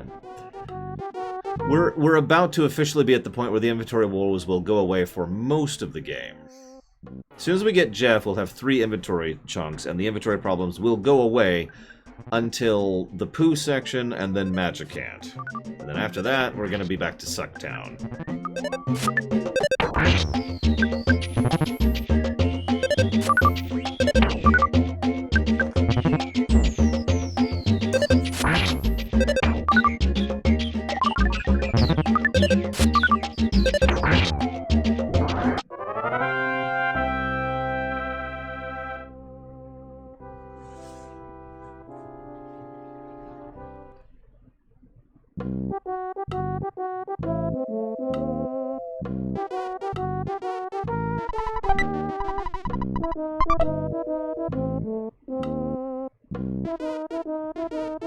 You know, I'm not sure, Pyman. Maybe it was just the effort put into it. Oh my god, it was the present was secretly an enemy.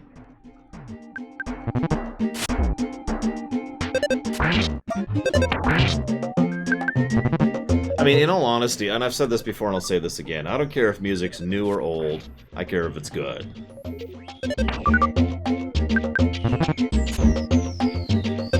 That's pretty much always been my thought there.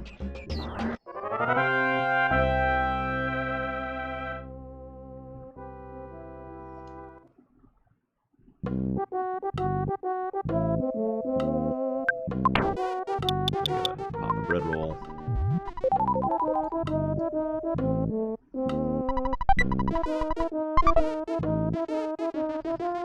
I was just being cute, I guess, next time. I guess I can't call myself cute. I'm just pointing out that the idea of mimic enemies has been added in the 3 section and is now being continued, so that's just a thing now, is mimic enemies.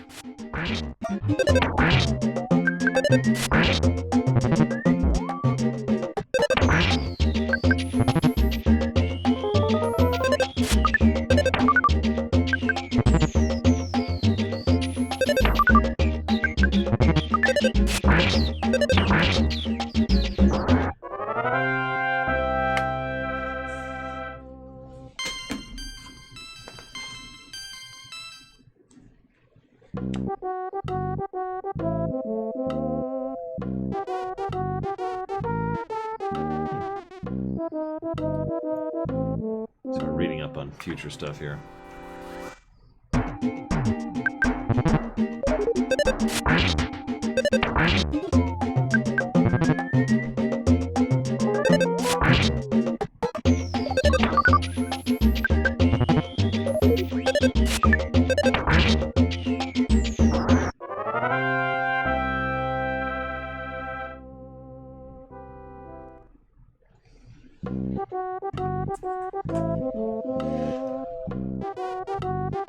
Oh, dude, there is so much good SNES music. Are you kidding me? I mean, a lot of my favorite soundtracks ever are on the SNES and using SNES sound fonts. There's so much to appreciate with what you can do with the SNES. My opinion.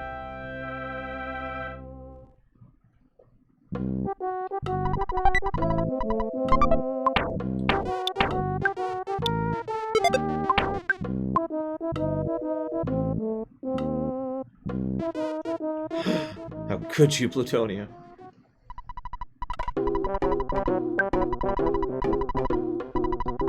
The nicest thing I could say about Rick and Morty is that I don't like it. Please come back again. Brick Road. So there's Brick Road, the person. Maybe it was too easy? My name's Brick Road, the dungeon developer. I've devoted my life to making dungeons. And by combining my skills and Dr. Andonuts' intelligence, I can become Dungeon Man, the first ever combination of human and dungeon in history. Let's meet again once I become Dungeon Man. Would you like a good night's rest? Yes, please. Shut up, Stock.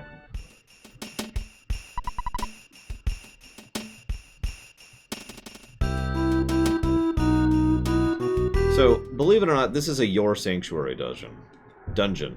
It's a very interesting dungeon in its design because it's all low-level enemies, and almost all of the dungeon we're about to go through.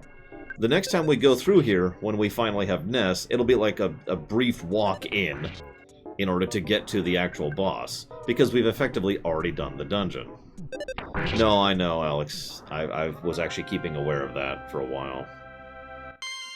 I felt really bad because, you know, if I had infinite power and money, he would be one of the people I would have reached out to and helped out with that.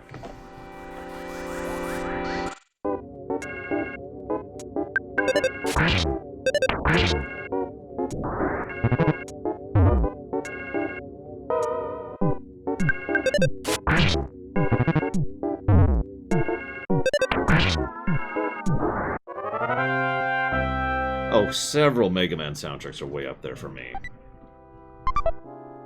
3 and 5 are probably my two biggest picks.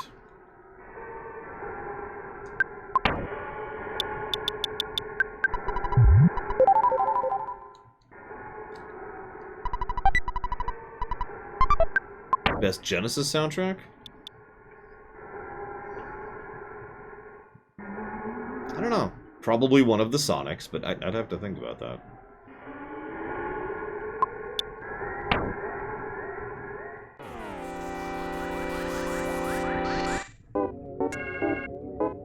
Anyways, what about Undertale, Alex? I'm sorry.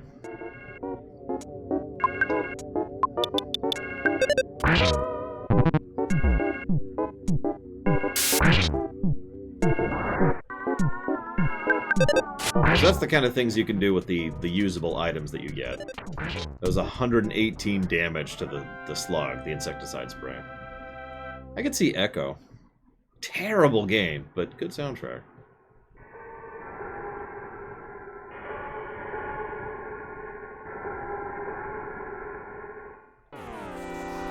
Oh, I'm sorry.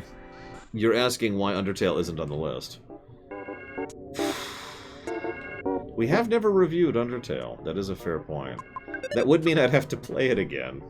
But I've already violated that in order to record for the theater, so that's kind of a whatever.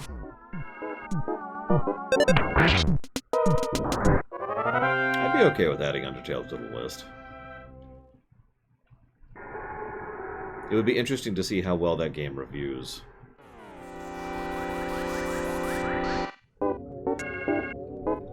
Gonna go and use... Oh, I already used the insecticide spray for that. Duh. By the way, we're not doing a genocide run. If you give me $23 million, I will do a genocide run. Deal? That's a good idea. We could do it on Switch. There's even a new boss battle on the Switch, which I only found out when I was looking up stuff for the theater. This is bad. Oh my god, that was actually really close.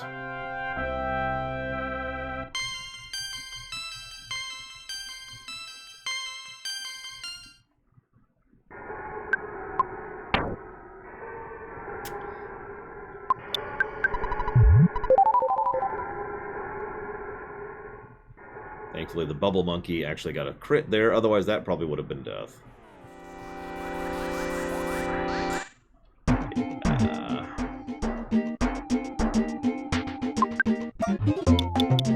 No, we're not adding Undertale. The list is in lockdown. We're not adding new games right now.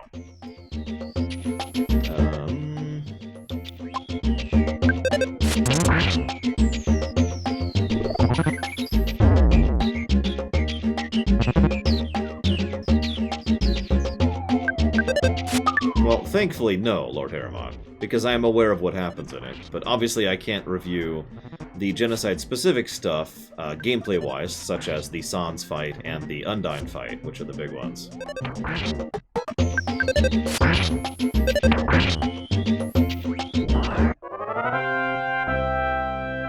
I want to talk with you guys about something. I was debating and calling it, the stream gates.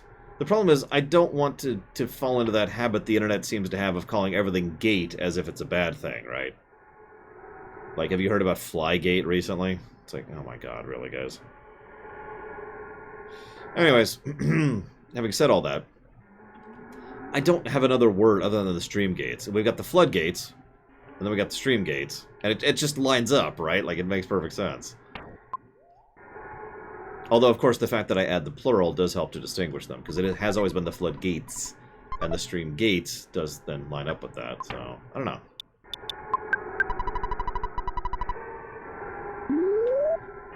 Anyways, yes, Candyman, I did a Paper Mario 2 theater. It was okay. I am in the middle of doing a FF9 theater. I'm still waiting on several people to get their lines in. And I'm in the middle of doing an Undertale theater, which we kind of just started, but we started getting some lines in for. So yeah, we can't do anything here, but that's the boss right there.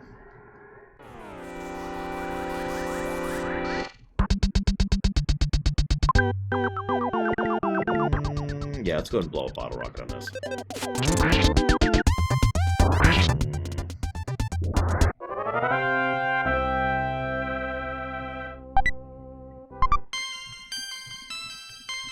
I know, right, Melkor Blade. I think I'm gonna stick with gates. I do like gates. It's we already call it the floodgates, right? So we're just staying on brand at that point.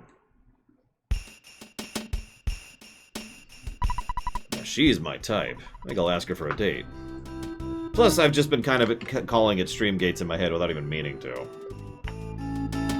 So I hope the bubble monkey, happiness and joy, with the woman he just met. Okay, so these enemies will absolutely destroy us here, so we need to be a little bit careful. It's okay, Alex, I understand. Let me explain. These stones are making a pattern. It's called Stonehenge. UFOs often visit here. You must have seen about it on the TV or read about it in tabloids. Yes, that's Stonehenge. Okay, run, run. Okay, the guy blocked.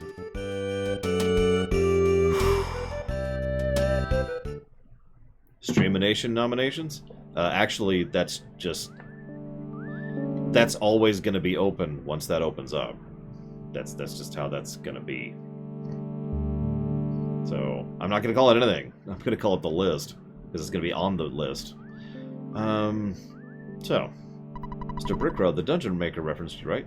Not only that, wait, my son? Oh, I can't believe it. You're Jeff, my son. It's been 10 years. I'm so glad you're such a healthy boy. Those glasses look good on you. How about a donut? I was only offering. I'd like a donut, too. Oh my god, tell me about it.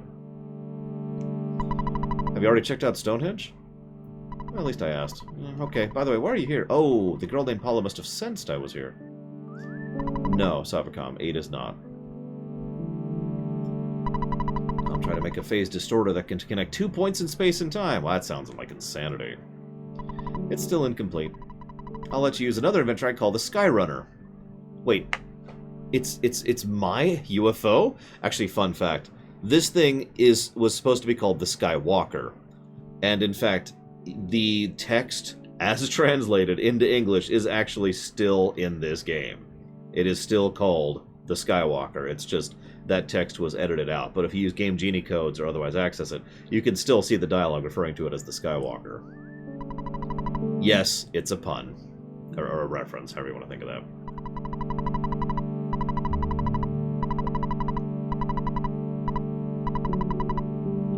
Let's get together again in 10 years or so.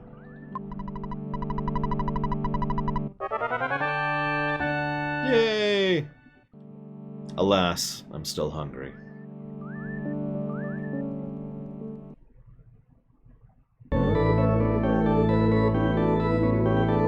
So if you hit A, it just takes off. If you wait a minute... Hey, why don't you try pressing the button on the controller? Then it'll do it. See you around, Dad. You are one of the main connecting threads between the second and third game.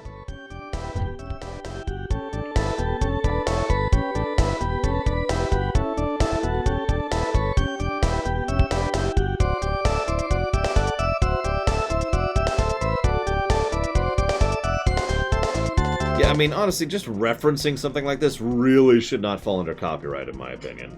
Just my opinion. There's Foresight. We'll be going there next. Well, next. Sorry. Out of liquid. It's okay. I have more liquid.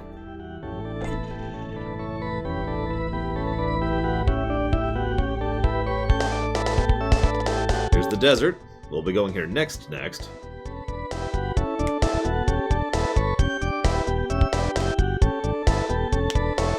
By the way, this is not the desert with my favorite song. That's the Sahara Desert. Whatever. Oh my god. Fruit flies. I hate fruit flies so much.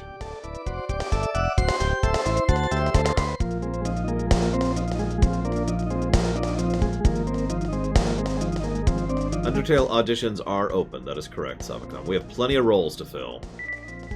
I still haven't decided on who I'm gonna pick for Asriel and Flowey either. Yep, it's Flygate all over again. It's Flygate, guys.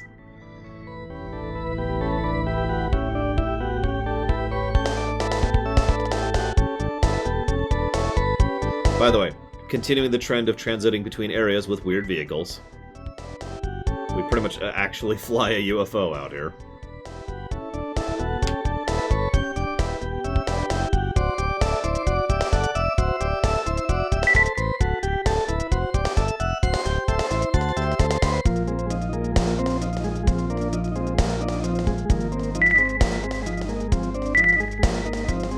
So now we just need to land it.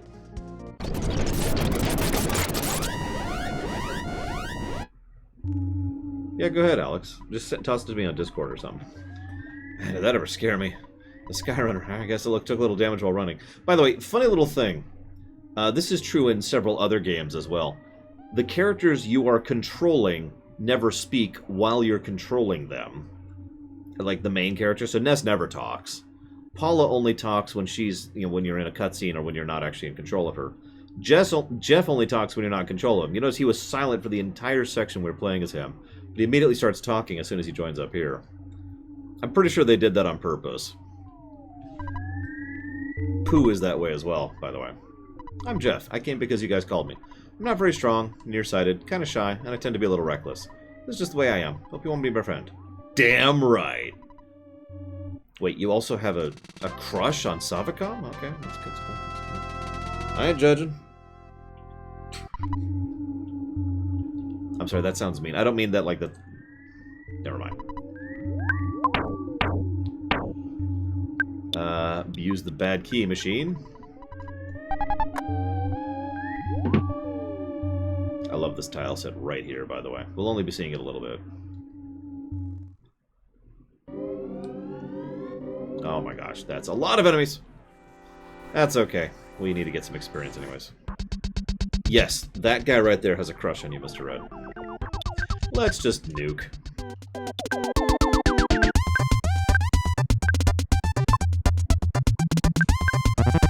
The Stonehenge one is slightly different, but yes, Melkor, you're absolutely correct.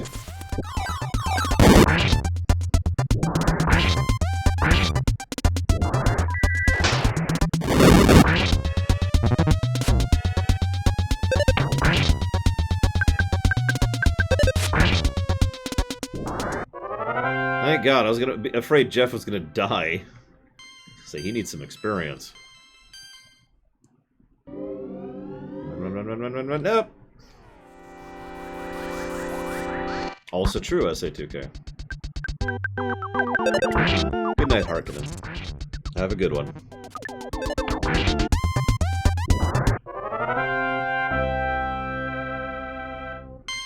Jeff levels again. By the way, Jeff's speed will go up more than anyone else. Really, Alex? Now, that's important because his damage, the damage he does with both the gun and his bottle rockets, is actually determined by his speed. That's effectively his primary stat. That's his main stat, or what do you want to call that?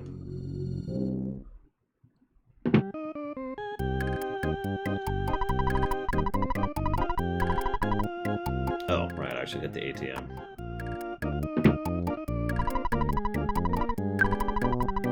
So we got $2,000 lying around. Let's just pull that out. Oh, I wish that was true in real life. Yeah, I just got $2,000 lying around. Okay, I'm gonna geek out. I know I've told this before, but I'm gonna mega geek out here, okay? You ready for this? This is so stupid. When I was younger, and recently, I've done this creative exercise twice, I sat down and I was like, okay, if I could pull, like, if I could have a rule where I play a video game, And I can't cheat. You know, I can't do anything like that. I have to do it legit. And as I'm playing the game, something from the game is something that is then equated into real life. Which would I pick and why? And I'm not going to bore you with the rest of it, like what I picked for armor and equipment, what I picked for spell system, what I picked for leveling system. But the thing I picked for currency is this one. Because for whatever reason, ever since I've played this when I was a teenager, I've always loved the idea of being able to play and then effectively withdraw the money from the game into my real-life account. So you run around and you grind for a while and earn up like $10,000 and then just drop it in your account like, okay, we're good, we're good. I've got rent covered for a little bit. I'm probably the only person who thinks of things like that, but I just thought I'd share. Ham.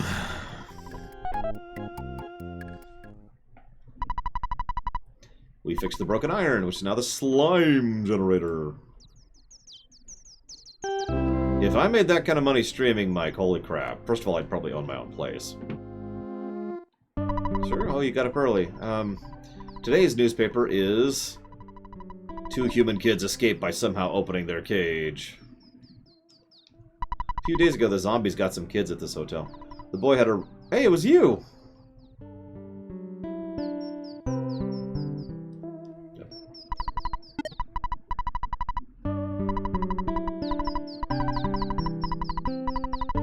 The leveling system I picked was Asheron's Call, which shouldn't surprise anyone because that is my favorite leveling system, even just as a video game.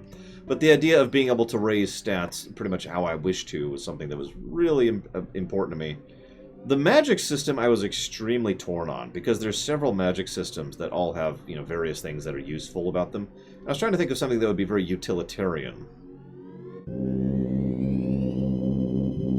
I have to admit, though, there was one other requirement I had when it came to a magic system. It had to be a magic system I don't have to think about, that I know already, just off the top of my head, well enough to be able to manipulate, right?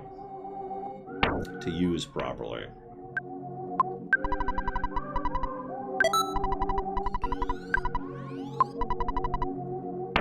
So I picked FF6. Now hear me out, hear me out. FF6 has the ability to cure, resurrect, restore from illnesses and whatnot. It gives you buffs to make you stronger and faster.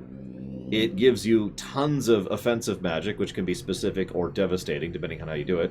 And it has utility magic, things like being able to act twice, which is effectively a super haste, and invisibility, which would be incredibly useful for many cases. It also has float. Float plus invisible means no one's going to find you unless they know where you are. And that is incredibly useful. So, like, for example, let's say the government found out that I'm a mage and they come after me because they're the government. So, and I could just hover out and just get away, right? There's no way they could catch me. By the way, FF6 also has Ultima, so you know that would be nice in a worst case scenario. Not that I would want to use that, but you know, it's nice to have the option.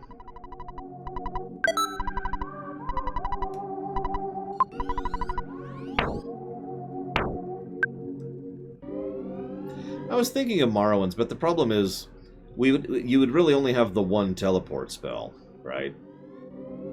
That's it. So you get the one teleport spell, because the intervention spells won't work. So all you get is one mark and the one recall to the one mark. It does have levitation, and it does have the ability to completely break spell making. Another one I was considering was actually Warcraft, World of Warcraft specifically, because there's a lot of very useful magic in Warcraft, not the least of which being the ability to teleport and portal all over the place. Yes, I did, Savacom. There's actually a decent amount of... I mean, Conjure Food is a spell in WoW. Humans seem to be losing, so I'm on the zombie side for my own protection. The zombie's leader likes fly honey. He makes his followers collect it. You know, bees make bee honey, flies make fly honey. Zombie leader's strong because he always eats peanut butter and fly honey sandwiches. I got lots of fly honey stored in the tent to the south. I'll deliver it to the zombie leader soon. Ugh. Let's go talk to the new people really quick before we move forward.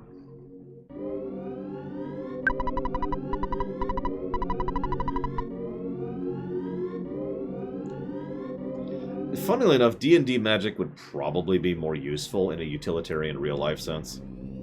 But I don't know it well enough. I've never been a good D&D mage, and I just don't know it well enough to be able to use it reliably. People used to call me evil, but these zombies are much more scary. I left my wife and kids at home to escape to this tent. That's how scary they are. Frankly, I'm running scared. I don't mean that I actually run around. I'm frightened. Conditions are getting worse. And yes, mage food... So there's a skill in the taste of mage food. In lore, Alex. So the idea would be, it would be nice if I got good enough... I don't know if I could, but it would be nice if I got good enough at crafting mage food to make really tasty mage food. Like, could you imagine? Like, okay, Lorerun. And then there's just this giant spread of cakes and pastries and all sorts of stuff. And a mini-boss.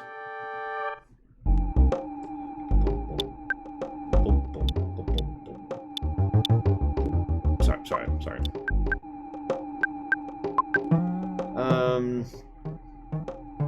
Yeah, I'll go and blow the big bottle rocket here.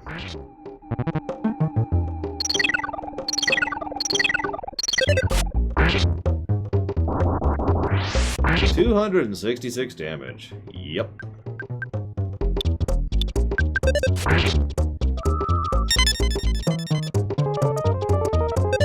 Well, okay, that sucks.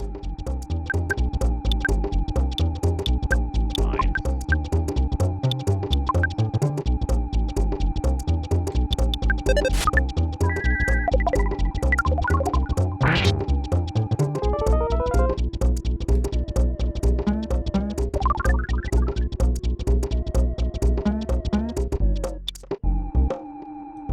They do not, no, Mike. They can, if they prefer, or if they're not good at crafting, conjuring food. But they do not have to, no.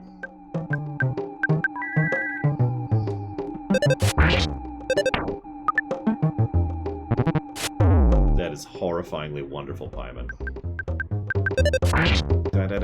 Die. Or don't.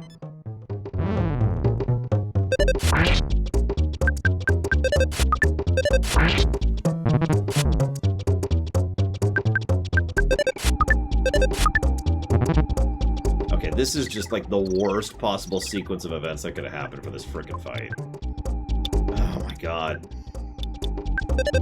Thank you very much, Melkor Blade. Always appreciate those subs. Thank you. Yeah, so we're blinded, and a lot of my damage is physical, and I used the only bottle rocket I had, so Jeff is out. Yeah. It's okay, if I die, I can just grab some other stuff and try again, but yeah, this is not doing great.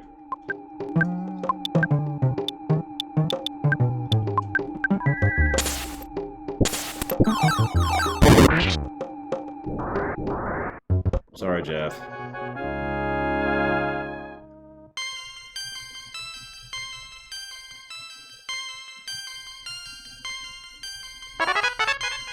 I think I'll just go ahead and put that towards Trails in the Sky.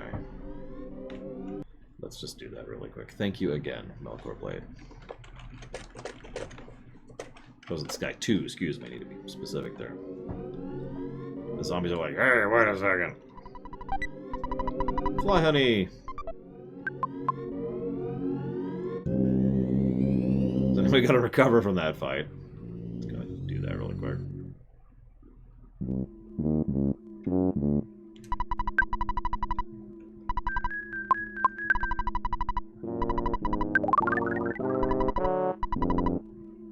It's okay, this gives us an excuse to hit the hotel again.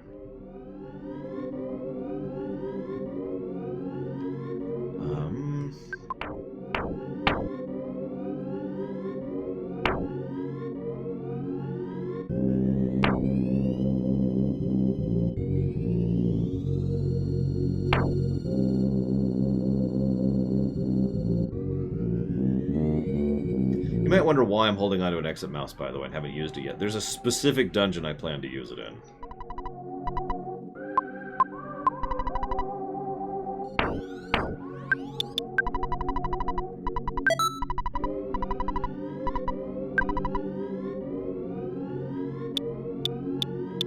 do need to do more damage.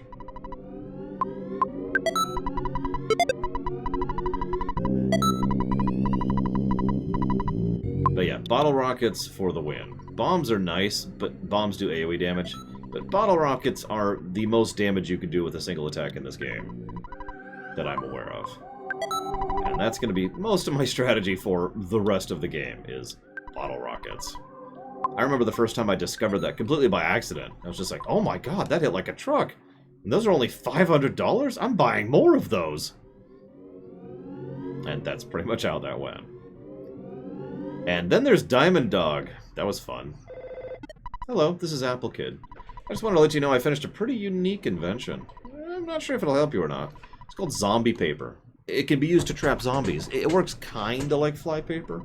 All you need to do is place it on the floor of like a tent or something. You've seen at least one tent around, right? Then the zombies get stuck to the paper, and when they move around, you can catch a lot of zombies. In fact, I bet you can get rid of all the zombies that are terrorizing the area with this paper. Anyway, just ask the mock pizza delivery man to deliver the zombie paper to you. You should get it pretty soon.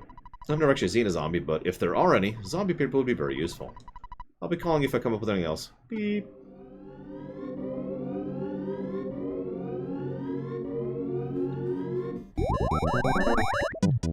While delivering pizza, this weird guy asked me to help him out. He wanted me to deliver this to someone named Ness, who is wandering around Threed. No one else knows about this, right? Let's just pretend you're Ness, and I'll give this to you. Oh, hello, Ness. Just go along with me on this, okay? I made the decision you're Ness, no matter what. That's right, Ness. Wink, wink. I've done my duty and given you Apple Kid's thingamajig. Well, goodbye. Thank you very, very much, Zero Hunter.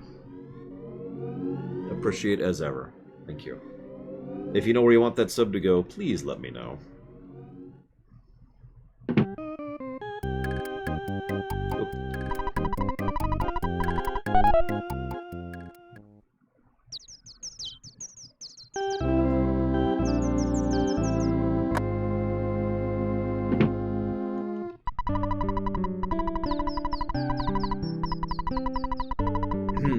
Boogie tent falls, young humans to blame.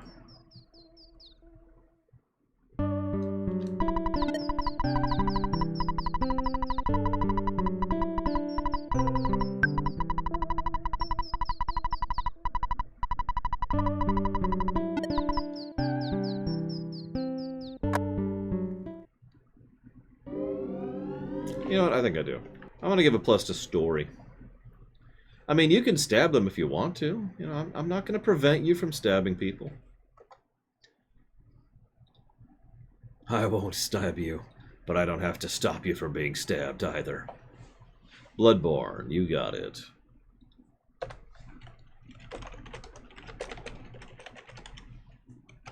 Also, I sure hope Blue Wind knows what she's going to put that towards. She's only got an hour left.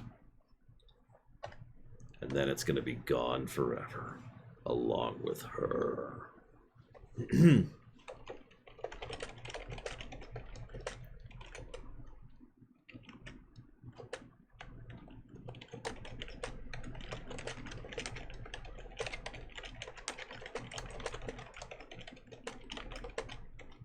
Well, listen, Mr. Ed. He robs banks for a living, and we don't talk about it that much.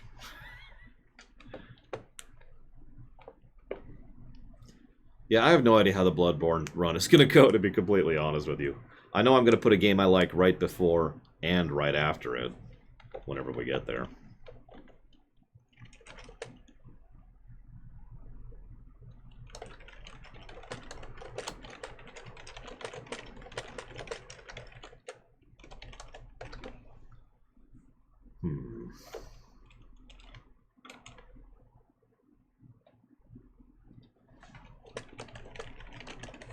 I think I'm going to codify that.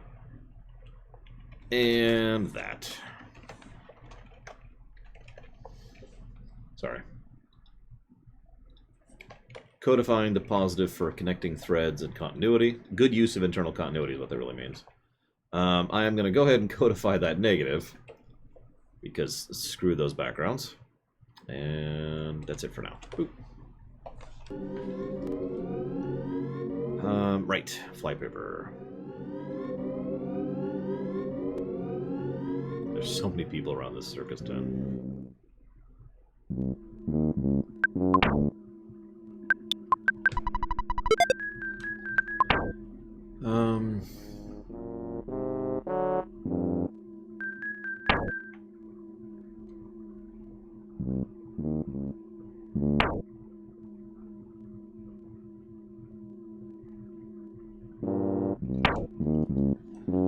Sorry. Checking. Thinking. Ironically, now we have to go to stay at the hotel again. So that's... okay, sure.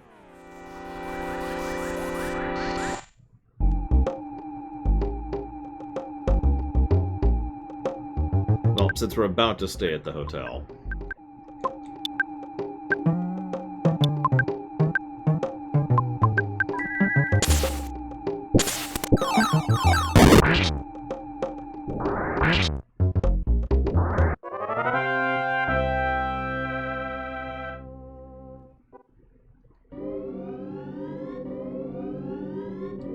Yeah, by the way, if you're wondering why I'm so hesitant to use that... Oops. That costs 14 mana. I have about 60.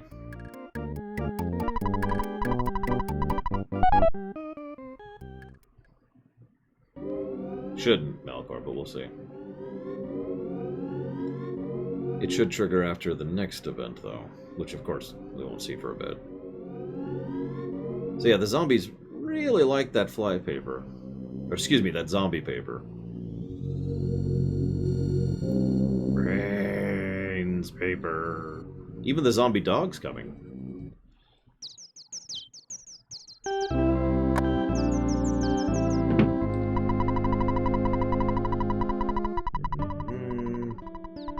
Yep, nope, Boogie 10 Falls. Same one.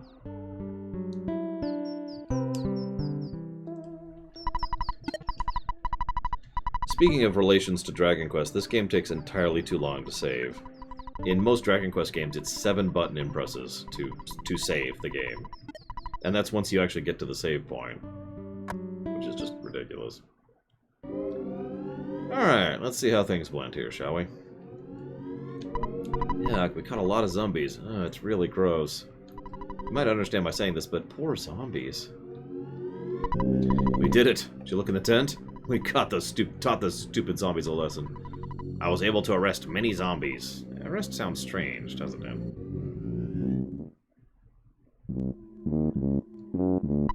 I'll blame you after my death. I'll blame you for the rest of my life. The zombie stuck to the floor. I wonder if they could still get me. I don't care what happens to anyone else. I just want to save my own skin. Zombie paper really works. I'm hoping someone comes up with pretty girl paper.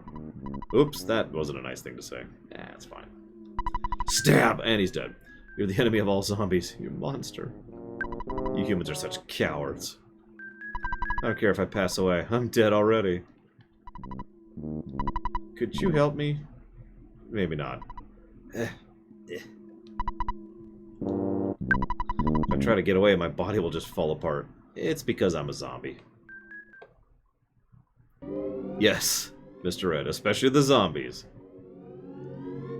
Not even joking. Alright. Let's do... So this dungeon can suck or be completely fine. There's a lot of RNG on this one, and mostly because of status effects. I'm not sure I've ever gone through this dungeon and not had the ghost debuff. We'll see.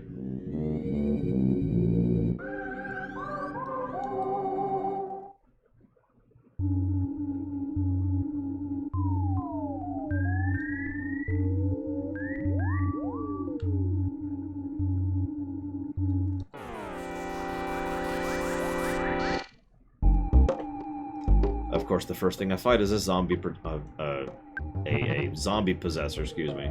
And I'm possessed by a ghost. There you go. First encounter, first action of the encounter, we have the ghost debuff.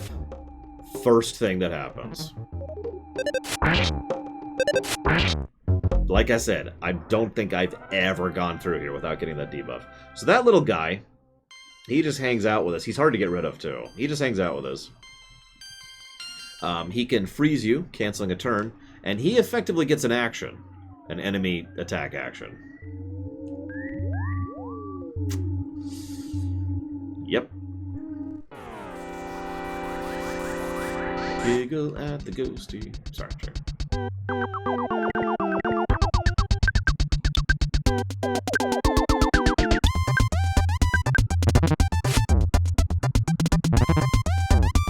God dang, I'm just getting wrecked today.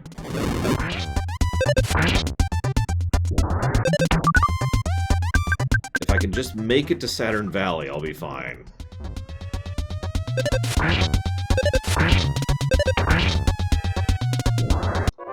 There are a couple of pretty mean enemies on the way up there, especially the crocodiles, so we'll see how we do.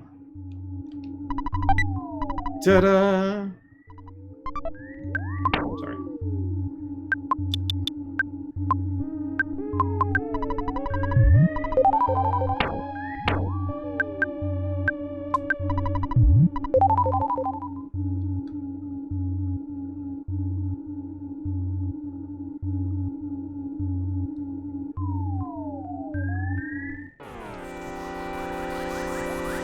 Listen, Bluin, it was a really good sandwich, okay? You don't even know. I need fire beta, good lord. So yeah, Paula is now frozen. And I am now poisoned. God, that freaking ghost. That stupid freaking ghost. Oh yeah, it's like those really, really kind of crappy gelatinous sandwiches you would get at gas stations, from the gas station vending machines.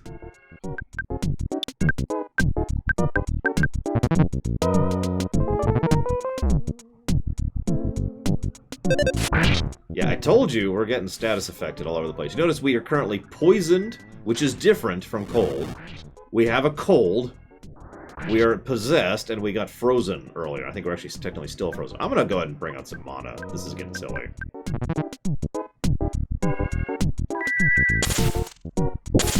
If this kills him...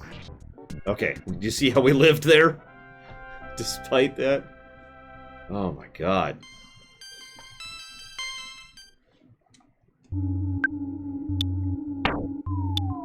See, the problem is I like to preserve most of...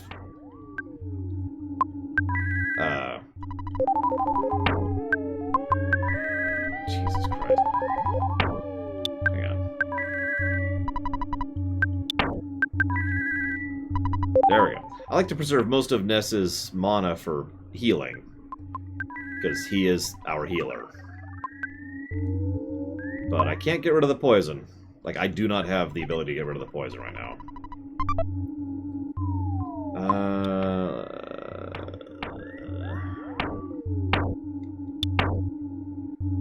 Let's go ahead and give this to Jeff.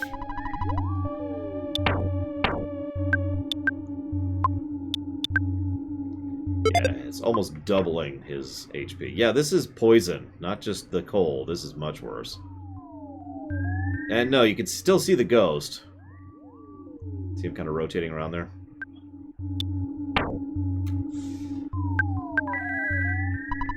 Yeah, no, at this point I'm just sprinting for Mr. Saturn's Valley. That's the goal. Is we're in a marathon dash to try and get there before we die. We might fail. Since you had Fly Honey, I considered you a friend, but actually you're just a commoner. I am the mortal enemy of your kind. The little pile of puke. Oh, excuse me, the mini barf. So we're gonna just kind of go full tilt right off the bat here.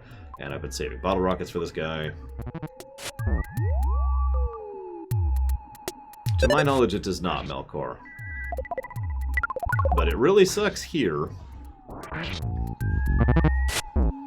Jesus.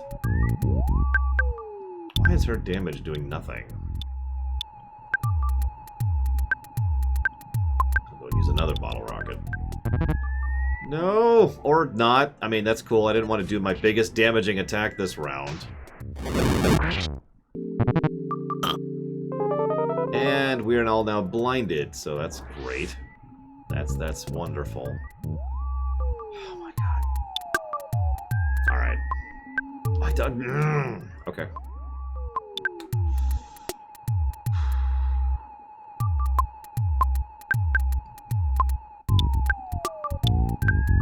I have to do this.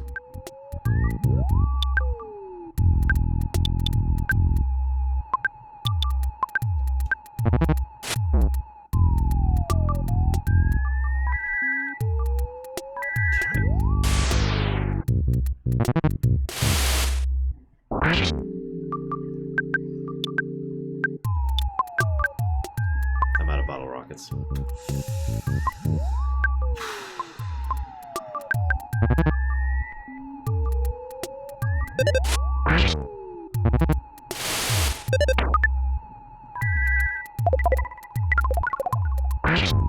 God, why is her damage so low?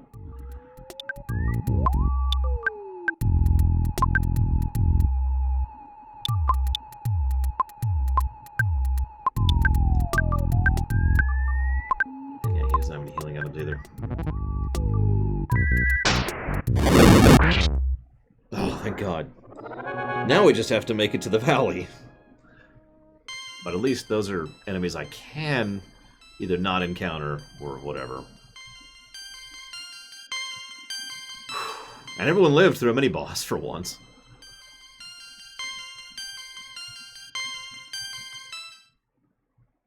I wanted to get your fly honey and gulp it down. Master Belch and I love fly honey. York, york, york, york, york. Alert, Nessa's condition is critical. He will collapse if not treated. Yeah, there's actually a pop-up that tells you you're gonna die soon, yo. Okay. There's a vendor right there. We're gonna ignore him. He's just trying to bilk people. Ooh, ooh, yes, yes, yes, yes, yes, yes, yes. Come here, come here, come here.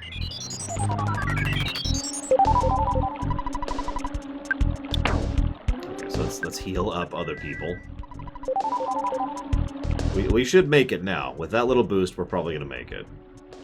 That was pretty good RNG right there, for once. Go ahead and give the bomb to Jeff.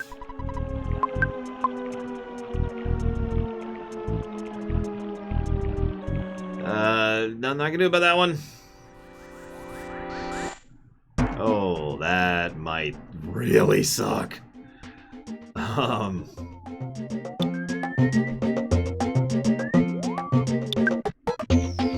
I'm gonna go full tilt onto offensive. I have to. I have to.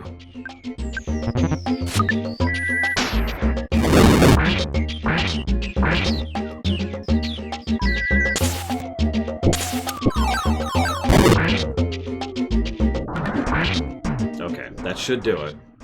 That completely tapped me. I effectively do not have the ability to heal now as a consequence of doing that. That's why I was like, ugh. HP leveled a little bit, so that's good. Run! Run! Oh my god, oh my god, oh my god. It should be right... Oh my god, this trip. Yes, I know Nessa's about to die. I'm aware of that. Immediately drink the protein drink. Ah, frog! The door's right there! I mean, I might try to run. I might try to run. I think I'm gonna try to run. Oh, thank God. Okay, run, run, run, run, run, run, run. 2 more screens, and we'll be in safety. So I have to get through this screen. I'm ignoring that door for right now. These enemies still can hurt. They're not as bad as the enemies outside, but we need to... Let's go ahead and try for this.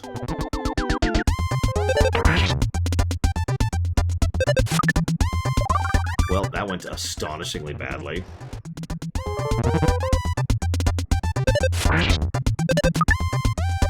Oh my god.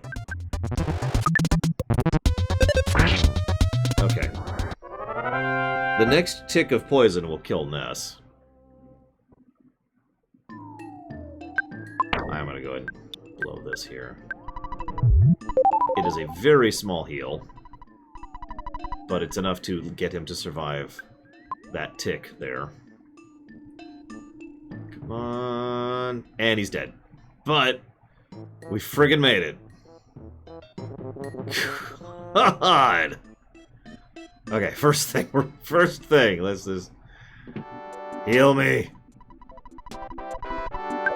Thank you. Oh my god. Okay, so that's a super mega heal, which as I've mentioned before, mega heals in this game cure everything, heal everything, restore everything. So we're good now. But oh my god. We feel groove. Hi-ho, meet Mr. Saturn. This place all of Mr. Saturn. Well, Ness is my damage output, Mr. Red. So if I got any random encounters with just Paula and Jeff, I probably would have died, or I would have had to run, which is an RNG chance to succeed, so you can see why that would have not been good. Once upon a time, we were many, many. Everybody, slowly, less, less. Why? Boing. Yes you do, SA2K. So, Mr. Saturn's, they have this completely custom and unique font in both Japanese and in English. They're two completely new, unique, awesome fonts, which they bothered to make. Apparently, in Japanese, the Mr. Saturn's will give sounds that are supposed to sound like flatulence, and it's apparently part of their shtick. If you may or may not be aware that that is completely absent the English version, which I prefer, by the way. So none of that is even present here. But when it entered, I think it was Smash was the first time. Yeah, in Super Smash Brothers, the Mr. Saturns suddenly started doing the flatulence thing again, and it was just like, wait, what? Because again, they don't have that at all in the English version.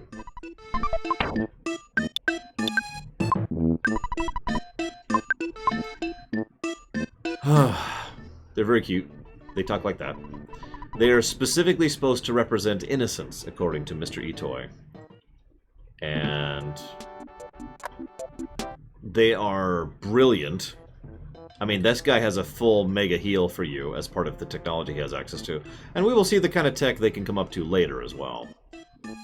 This is also arguably the best town in the entire game right here, because everything's free and easily, quickly accessible. You can even sleep here, even though you don't need to. In case you want to have, like, Jeff recover something. Talk to Mom. I heard you got a new girlfriend on your journey. Why don't you tell me about her later? You see, I have this feeling she's right next to you or something. Well, if she's right there, say hello to her for me. I have to go. I'm in the middle of cleaning the toilet. Bye. Click. It's your dad. I deposited $1,000. You getting through that tunnel. That was impressive, son. Here's your money. I totally deserve $1,000 for getting through that stupid tunnel. Okay. Please nobody donate that. I don't think I can take that right now.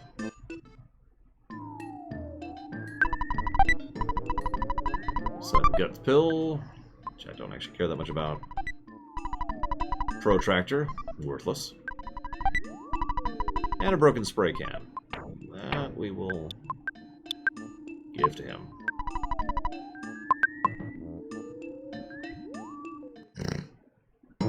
Now you know you're comfortable with someone when you can have a conversation with them while you're going to the bathroom. That's like the line right there, right?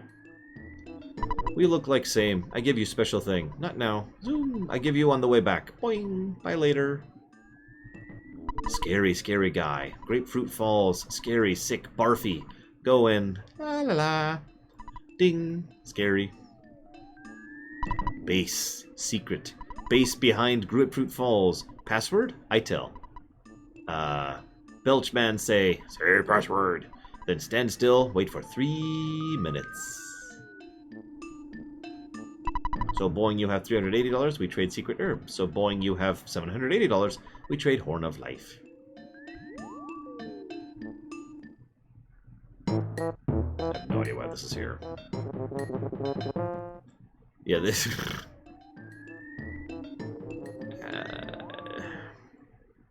Even with the strategy guide, this confused me so much that I had a couple of issues with it when I first played this game. Hi, how you come buying? Okay, so I need to sell that.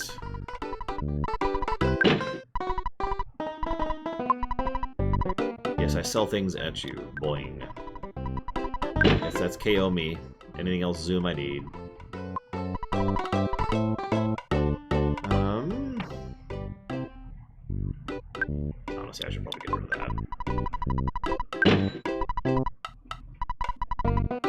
So they sell the bionic slingshot, which will not getting the travel charm, the great charm, the silver bracelet, and the red ribbon.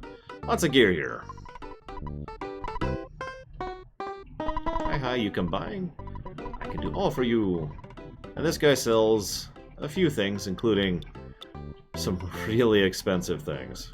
Yes, Alex, almost assuredly. Including stag beetles. Oh, I didn't mean to do that. So, in the Japanese version, instead of the eyeballs on that thing, it actually says CD. Can anyone tell me why? I mean, I'll explain it, but I'm just curious if anybody knows why the ATM machine has CD on it.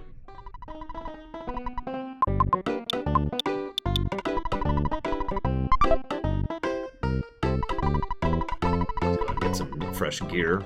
We're about to enter a place that's pretty good for leveling.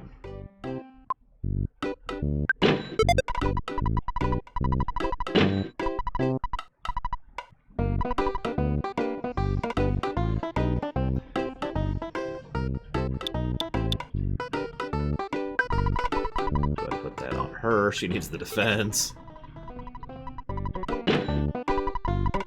Really badly.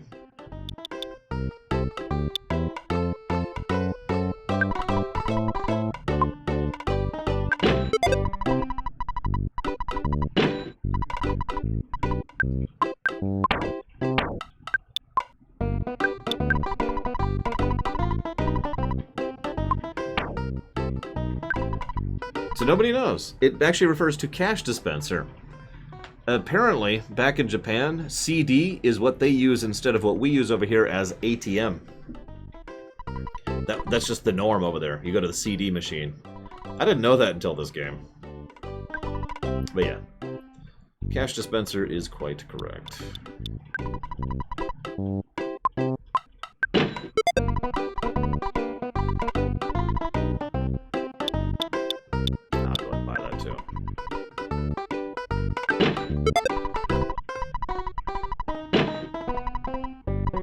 Okay, all geared up. I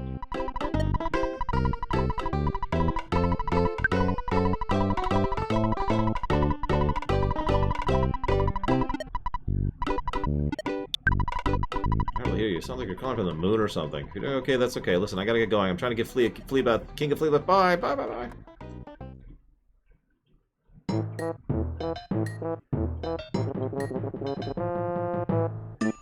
3 to zombie full.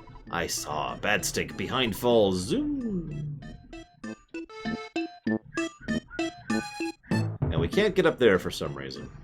Lots of friends taken behind falls. Why? Why? Boing.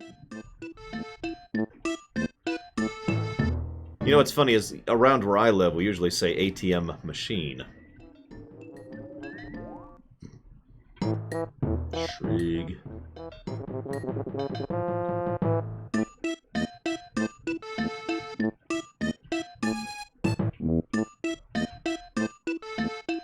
I think there's actually a term for that in grammar where it's acceptable to do the duplication just because it's easier to understand by saying it that way or something like that. Because, I mean, saying AT machine doesn't really have the same thing to it. ATM. Yeah, anyways.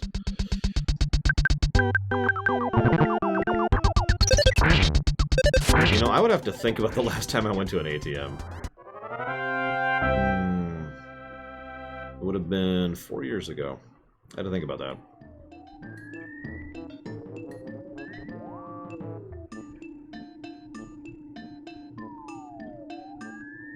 I don't do cash, for the most part, and I deposit all my checks online, so I don't have a lot of reason to actually go physically into a bank these days. Yeah, I don't do cash.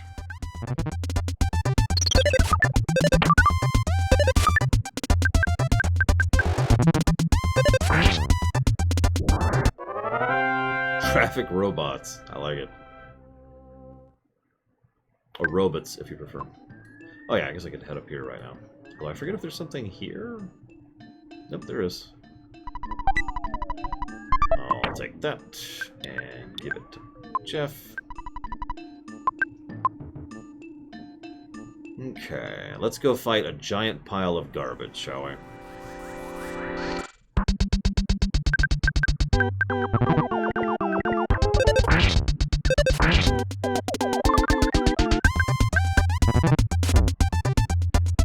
the way, you'll notice that he's getting hit with these paralysis attacks. Those aren't really actual paralysis, which he's immune to. Those are stun attacks, which just stuns you effectively for one turn.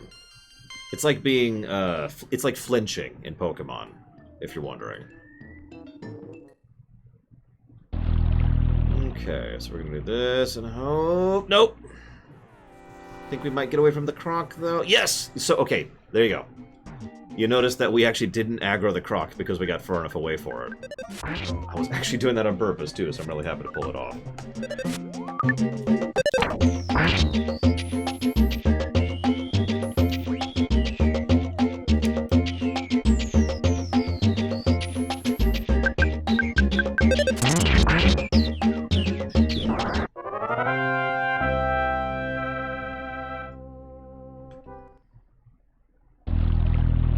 Yeah, we don't want the dollar flute. Okay, so here's... Well, first we got this. This is one of the ones you basically can't get away with not getting. Actually, no, Mr. Red. Especially since there is no zombie plague. These guys are magically maintained by a specific source, which once he goes away, the zombie problem goes away. Yes, exactly, Alex. Alright. Say the password.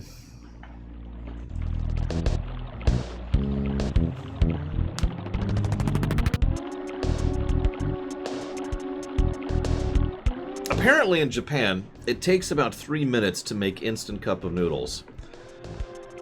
Now, as a direct consequence of that, this is actually a bit of a meme. And by a bit of, I mean, this is a huge meme, apparently, in Japan, where people will actually sit here and go and make a cup of noodles for this. Like, streamers will do this, speedrunners will do this. There's even actual comic books and merchandise which references making cup of noodles at this point of the game. So, you know, that's neat.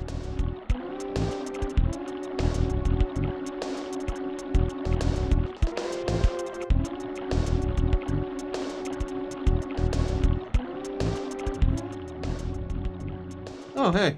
We're up to the apple prophecy. I am going to go ahead and take a stretch break, because why not? Right back.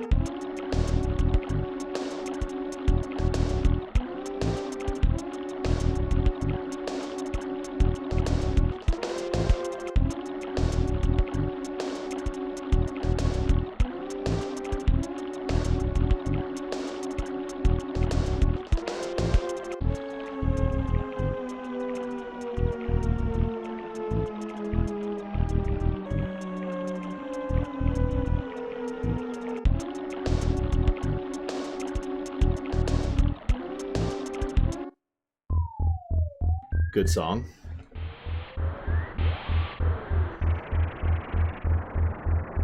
Did you bring some fly honey? It's Master Belch's favorite. Okay, you can go through. Hey, be careful. Make sure you don't drop it. Okay, thanks. These things are some of the best experience for a long time. You see how much experience that was? That was about 400 per enemy. And these things attack you in large groups, and they are very weak. These things... This is experience. This is the game being like, okay, hang on. Let's give you some levels. There's only one other spot that's quite to this level of leveling. I mean, there's better leveling spots technically, but there's one other leveling spot that is designed to be a leveling spot, which is basically just like this, which is 3 dungeons before the end of the game. Way, way further on. Pokemon Black and White 1. Alright. You're spared for now, Miss Blue Wind. I'm watching you, though.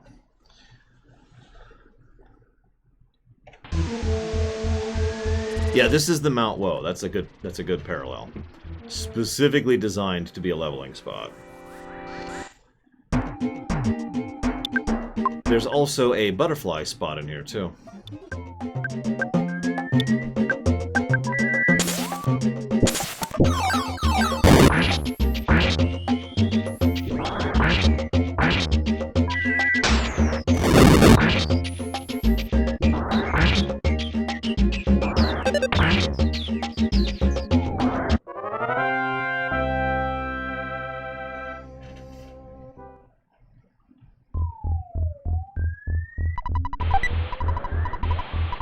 There's a bomb in the trash can. Wait. I'll take all that free experience. Honestly, I just auto-fight this.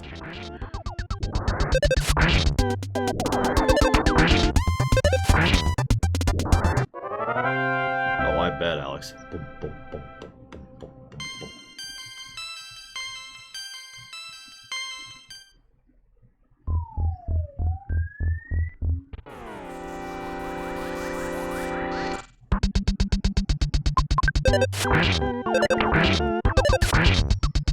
God. Your ears are apparently vibrating right now, Alex. Or at least they will be in a minute.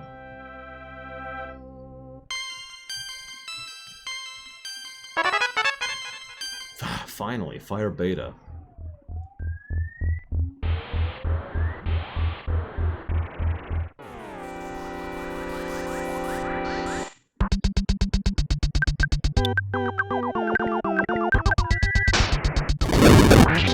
Yeah, they also always come in a line.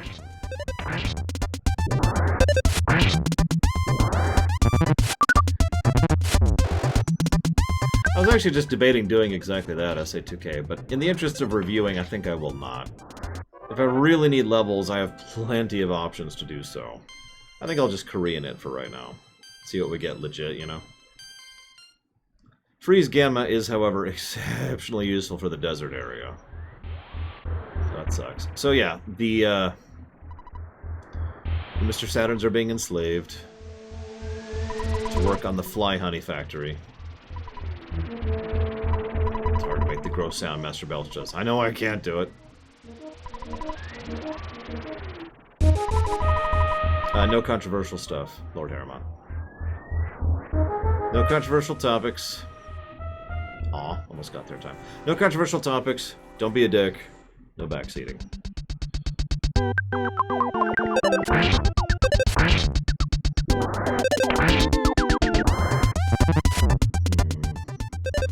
Could someone do me a favor and pull up my review of Breath of Fire 2 and hit the gameplay negatives and tell me if there's any music gameplay negatives there, please? Please, please. Be your best friend. Well, no, I shouldn't lie. I will not be your best friend. I will, however, destroy your entire soul. The whole thing.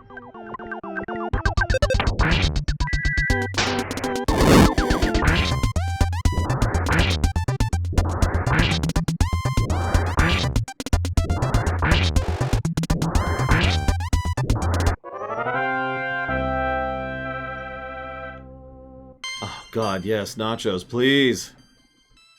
What's it say, Mr. Red? How did I phrase it? Music direction. Yeah, that makes sense.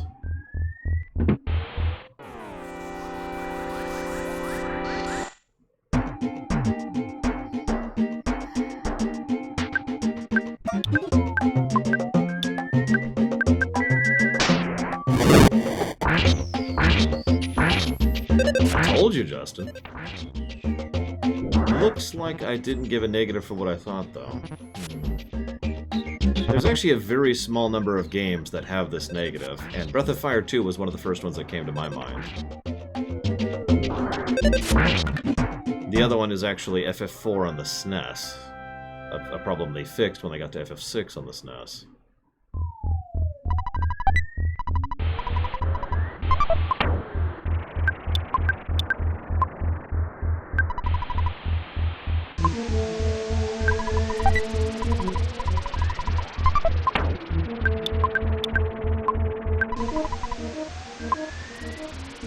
What's the difference, Ventures? As weird as that may sound. But yeah, that's exactly Melkorblade. This game has that same problem, and it probably deserves a negative, and I'm just debating how I did that previous to now. I mean, they do some good stuff with the music atmosphere-wise, and I'm probably going to give a plus to story for music in this game. But I think I'm going to give a negative to gameplay for music, because if nothing else, that frickin', you know, starting over the song every time it happens. Like, every time I get out of combat, it starts over again. See you around, Blue End. Have a good one. Or be destroyed.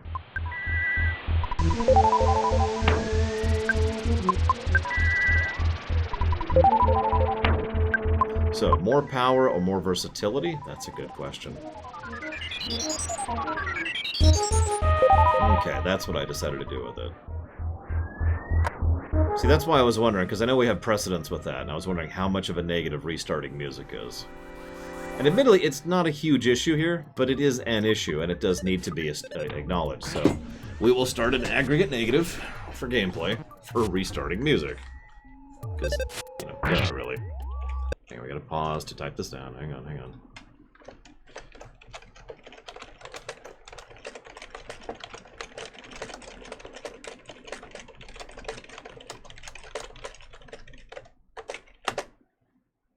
Yeah, the encounter rate in Breath of Fire 2 is actually the single worst encounter rate I've ever seen in a video game. That's not a hyperbole or exaggeration. There might be one that is worse, but I probably have not played it. It's bad.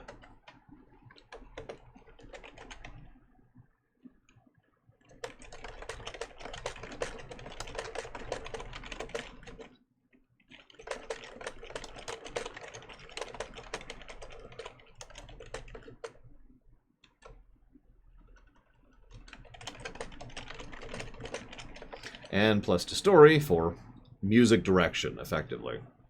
There we go.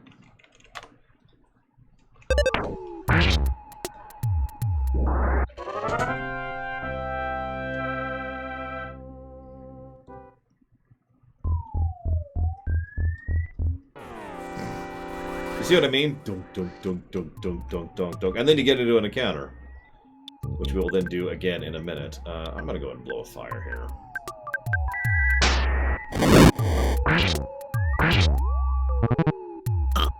Because of that.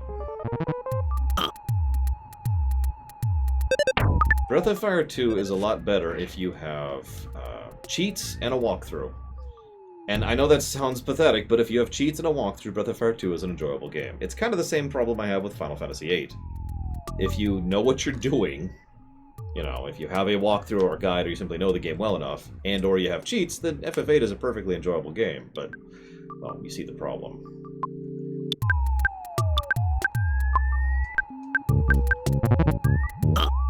Yeah, what was Breath of Fire 2's final story score, if you don't mind my asking? Oh yeah, speaking of which, I tried out several things to put the percentages, the ratio, on the spreadsheet. I wasn't happy with any of them. So I'm just going to leave that up the side. People just figure that for themselves if they really want to.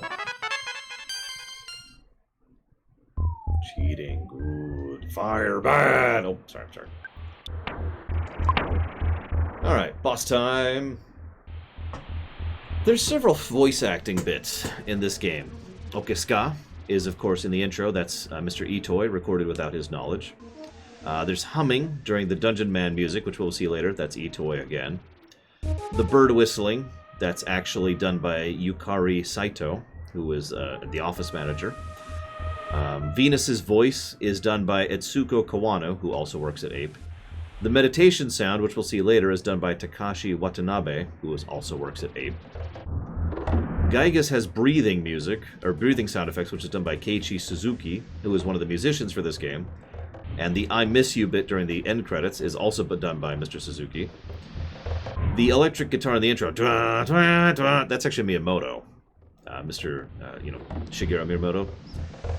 And then there's this guy. The sound effects we're about to hear are done by Hirokazu Koyano, who was someone who worked at Itoy's office and was well known for being able to burp and fart on command. There's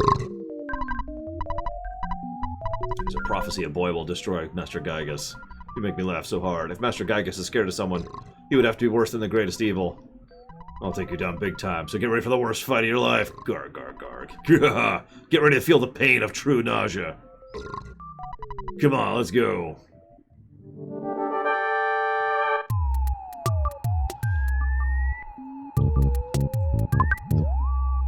Hey, look. Fly honey.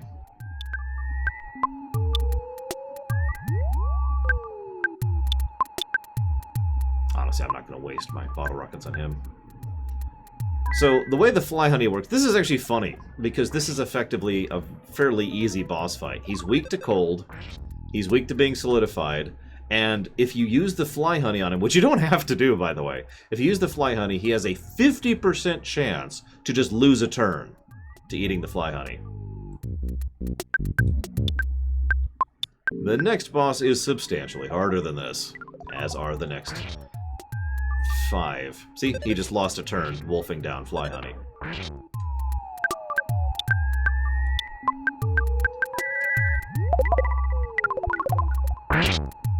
And gone.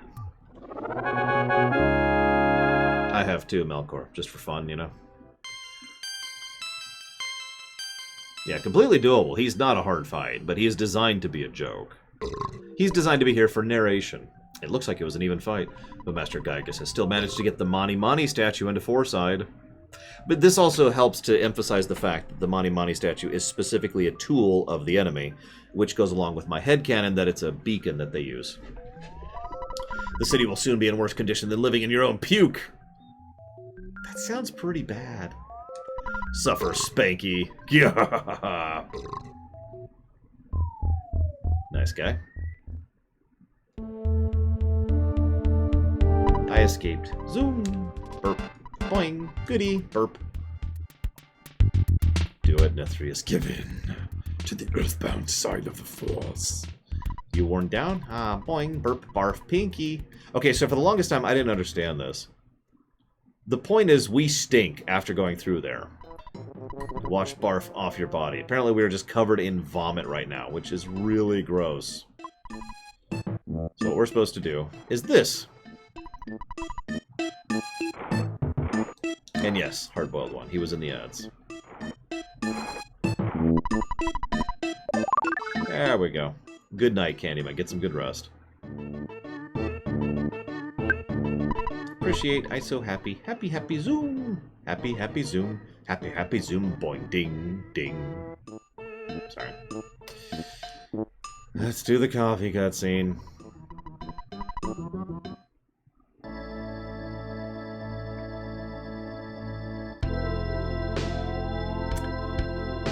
I'm not going to start reading that. It's going to go by so slowly. Yeah. Good smoke break. You've traveled very far from home. Do you remember how your long and winding journal began with someone pounding at your door? It was Pokey, the worst person in your neighborhood, who knocked on the door that fateful night.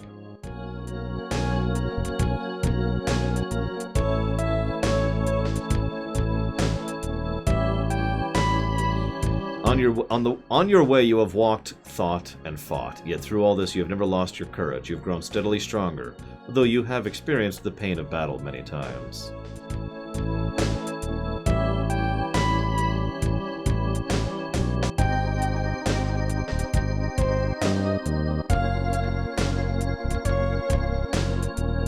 By the way, the dominant theory, and I don't think this is ever confirmed, is that this is Buzz, his spirit or whatever.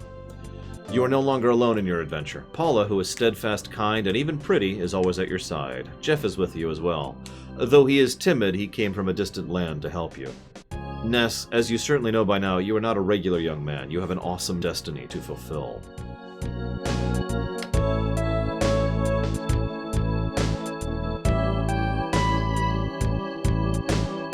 The journey from this point will be long, and it will be more difficult than anything you have done to this point. I disagree with that. We're past most of the hard stuff. Like, there'll be difficulty cliffs, but not nearly as bad. Yet I know you will be alright. When good battles evil, which side do you believe wins? Do you have faith that good is triumphant? Because he's a good guy, Mr. Red. Wouldn't you do that?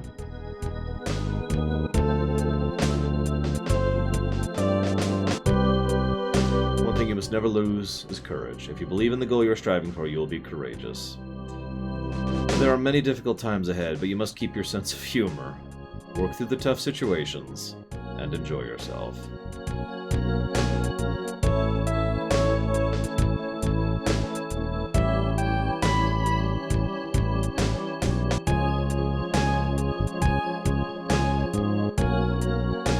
When you have finished this cup of coffee, your adventure will begin again. Next, you must pass through a vast desert, and then proceed to the big city of Fourside.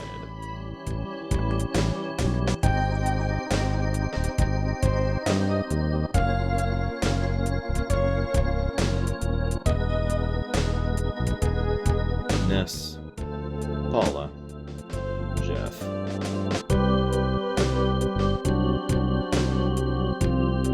I wish you luck.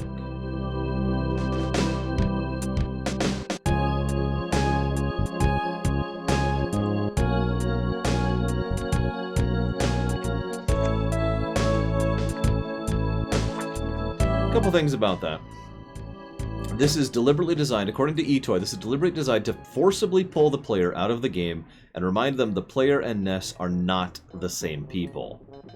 And they also use a different type of formatting, which is centered, and a different font entirely. In fact, in Japanese, in the original Mother 2, this is one of the only times in the entire game kanji is used, whereas most of the text is hiragana or katakana. So the point was to make this completely just, whoa, because all of a sudden they're using kanji here. We should have time to do this. Get a picture taken.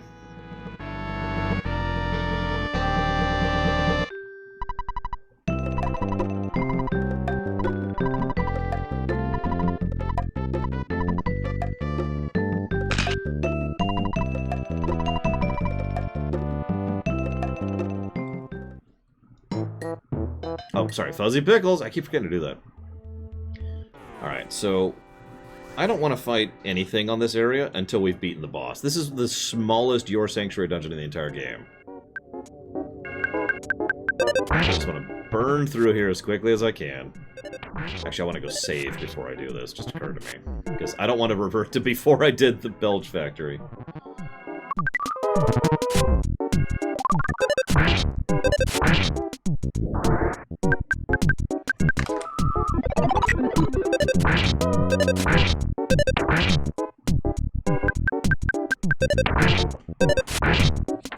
That would be funny, but unlikely, Mr. Red.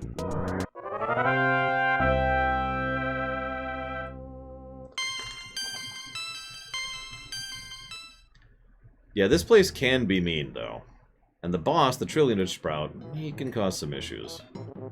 Although, again, we don't have to fight him now. We can go back and do these later, but we're gonna play this, you know, normally. In a normal style of playthrough.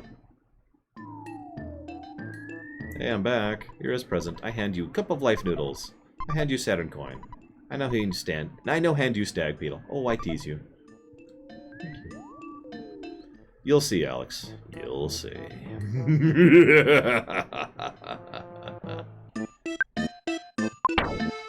So, Couple life noodles. I'm actually going to leave that on Ness because that is exceptionally useful. Hey, next time. Welcome back. So, if this is what I think it is, increases your defense and luck. Yep.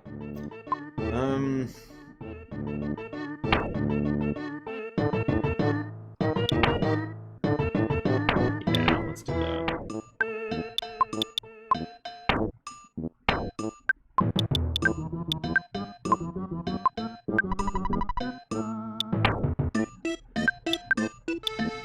That is a big boost to defense.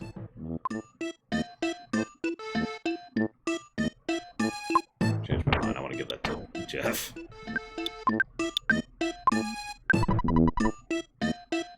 You start using those bombs on him too, jeez Louise.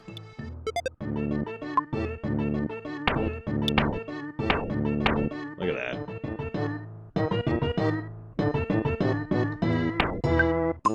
Let's get his full mega heal here, because we can.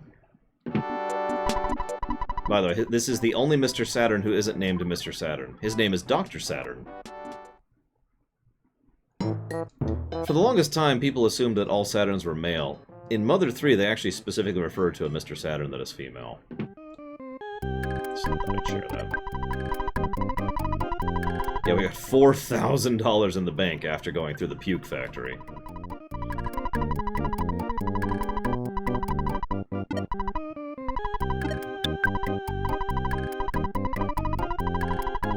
Your teacher dropped by looking for you. Don't worry, I covered for you. Everything's fine. Well, my soap opera's getting to the really steamy part, so I better let you go. Bye. And yeah, there's ribbons on the furniture. I love that. Oh, I know, Savicom. All of it. Er, sorry.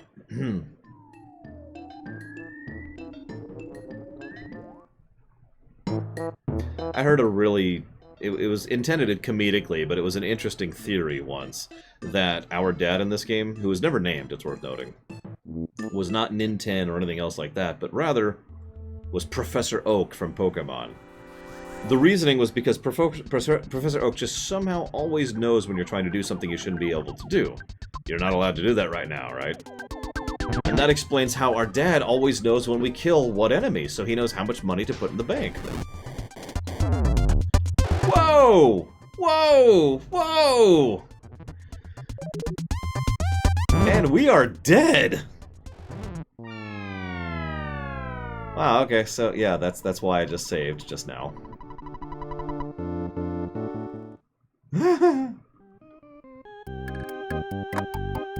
I think one of them had a spell reflect shield up.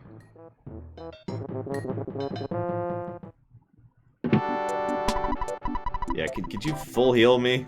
Thank you.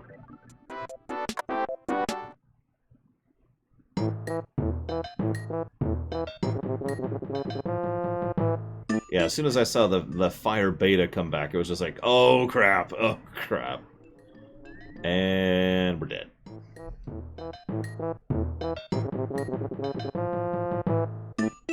Oh, I agree, Max Time, completely. It's just a common joke I've seen. How does he know? And of course, it's funny to think of him actually calling up, hey, you're not supposed to use that there. Okay, so no spells, got it. Oh my god, first thing, I'm mushroomed. The only way to get rid of Mushroom right now will be to go right back into town and talk to the Dr. Saturn again.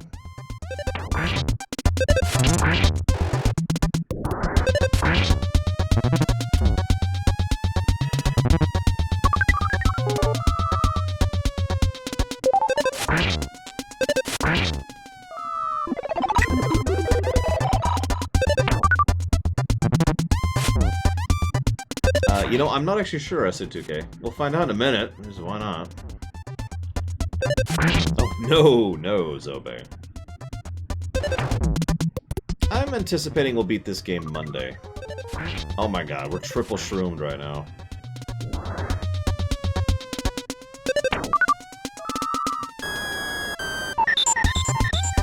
Like, it's not that long of a game. It's a SNES game. SNES games aren't that long. Oh my god.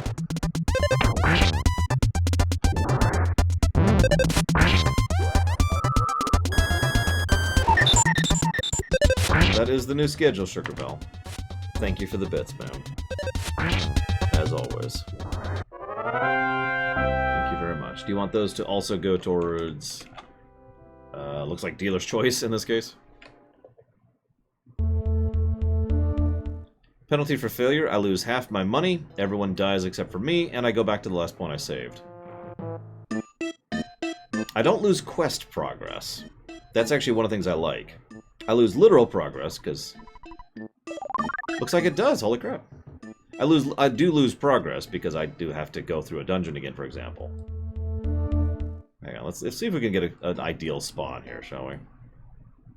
Nip, nip, nip, nip, nip. I'm trying to get... I should have just stuck with the non-mushrooms. I should have just stuck with that.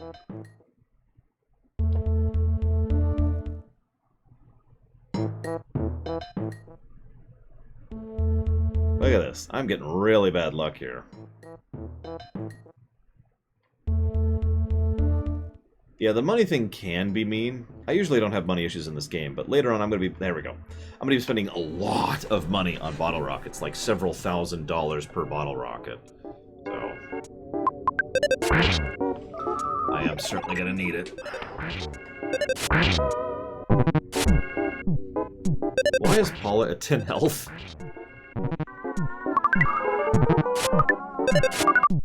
He asked redundantly, and Paula's dead. Oh my god!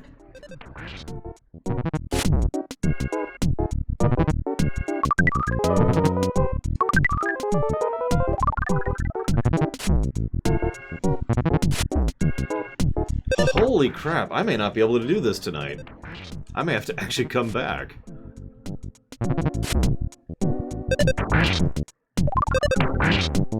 I don't feel like I'm under level, but god, I'm just getting wrecked here.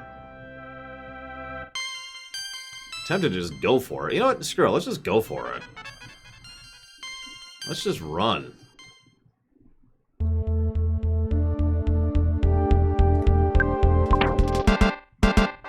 I could res her, but I feel like that'll be a waste, so we're not going to do that.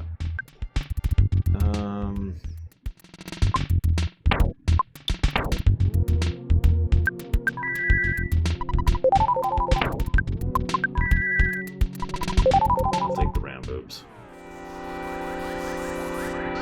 Yeah, I'll take it. I'll throw a bomb here. It's okay, I've totally got this.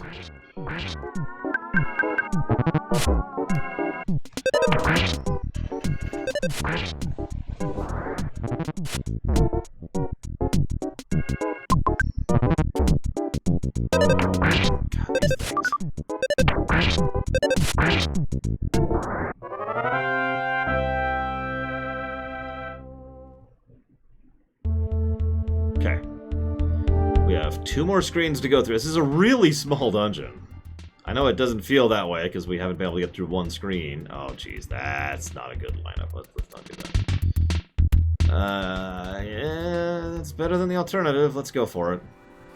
Actually, you know what? Let's just run. Let's just run. I hate to not fight something, but yeah, let's do it.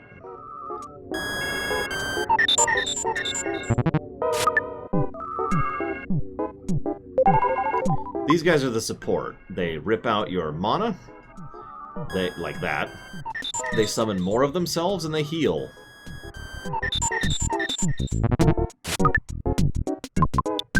These guys are really awful when you get them in a battle with the other guys.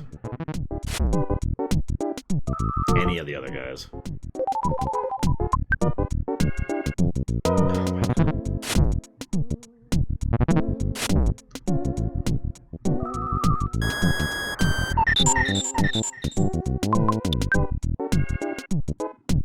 Okay. Run! Oh god! Run! I got stuck in the... Oh no, no, no, no, no, no! No! Okay. I'm gonna go and try for this. I'm gonna not blow a bottle rocket because that'd be stupid. Damn it! First thing he does! First freaking thing he does! And then, of course, I get confused and throw the bomb at myself. Oh my god. This is death. This is death right here. I am mushroomed, and with one person dead before I have even reached the boss. Go.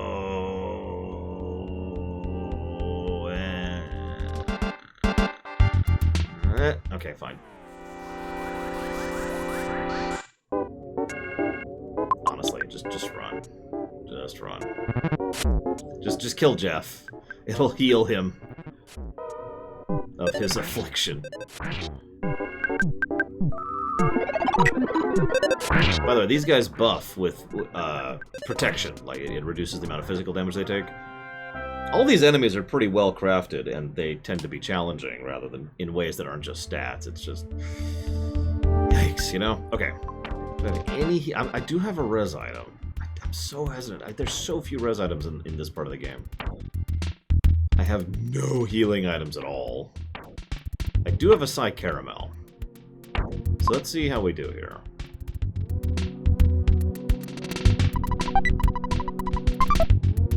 Because there can be some enemies here, but there aren't. Okay, so there's the boss. Okay, so I'm gonna go ahead and blow some stuff here.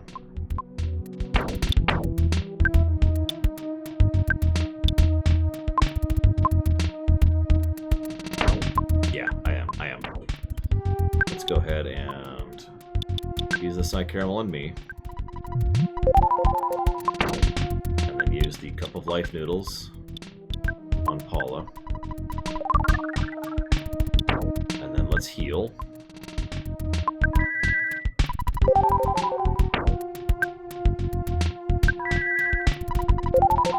Okay.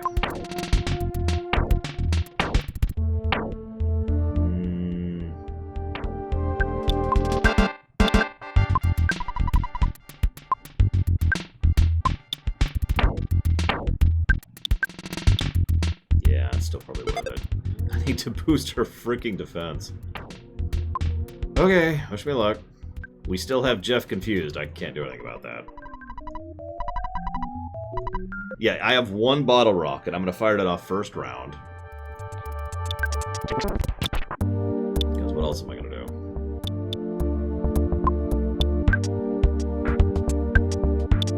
Thankfully, she has plenty of mana, so she will actually be quite useful in this fight. Unfortunately, I'm not fighting any robots, which would have been nice, but whatever. So yeah, here it is. The bottle rocket.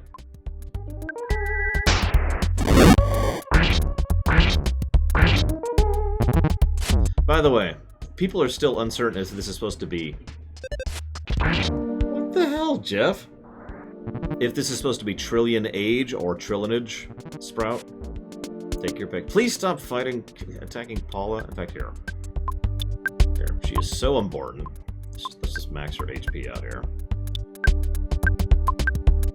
Well, you stopped being useful, Jeff. Congratulations. You had one job, Jeff. We did get rid of the healing, buffing, debuffing, mana-stealing ads, so that should help.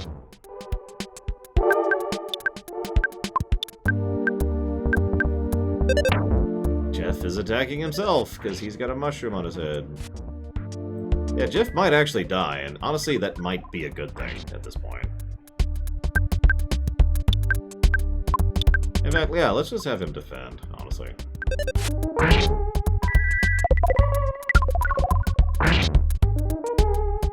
Alright, Alex, I give. What's a Triffid?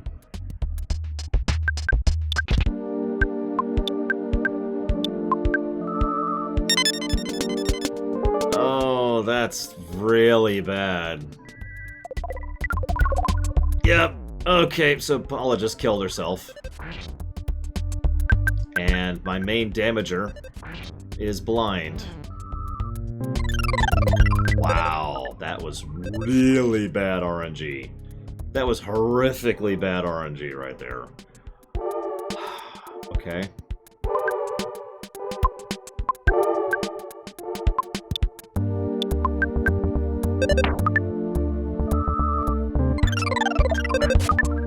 Like, in case you missed that, he did Flash, which does random status effects.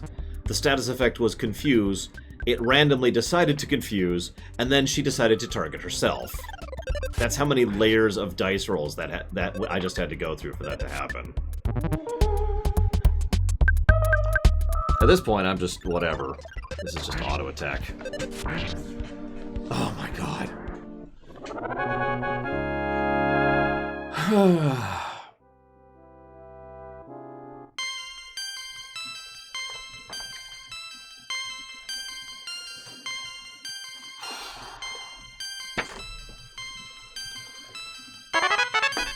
It's a shame Paula didn't get all the experience, but, you know, she did kill herself. It's a shame. If not for that, that would have been a really good win there.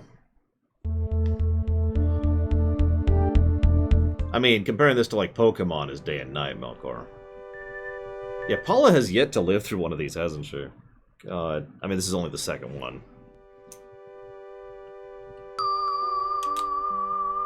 Huh. Maybe, Sierra Mike. I don't know.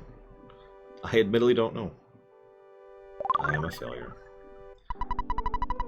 Be a thoughtful, strong boy. Okay, we did it. We got through this friggin' dungeon. I'm not even going to fight on my way out. These things are not good experience, and they are a pain, and I can't one-shot them. So I'm just going to use the run from me mechanic and get the heck out of here.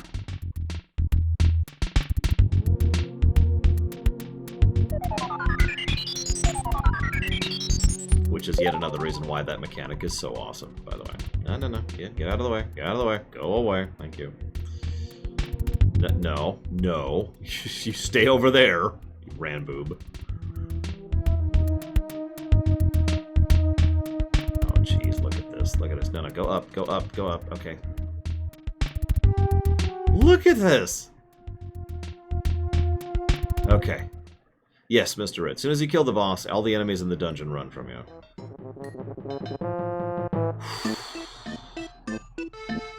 Good night, Sugarbell. Yeah, it is time to cut off for the night. It is cut-off time. Just, I want to get to a save point, and then I'll do a save state just to be safe. The save states are just for, is just a just-in-case thing, though. Like, we haven't actually save stated yet. So I hope you guys have been enjoying Earthbound. The Earthbound didn't intend it to be a lore run. I will continue to read up on and study things in my extremely little amount of time. Yes, Nithrius, it really is. That's not actually a joke. It is a very similar mechanic. Come on. Yep, we actually had homesickness. I kind of suspected. And I was right. Get the save in.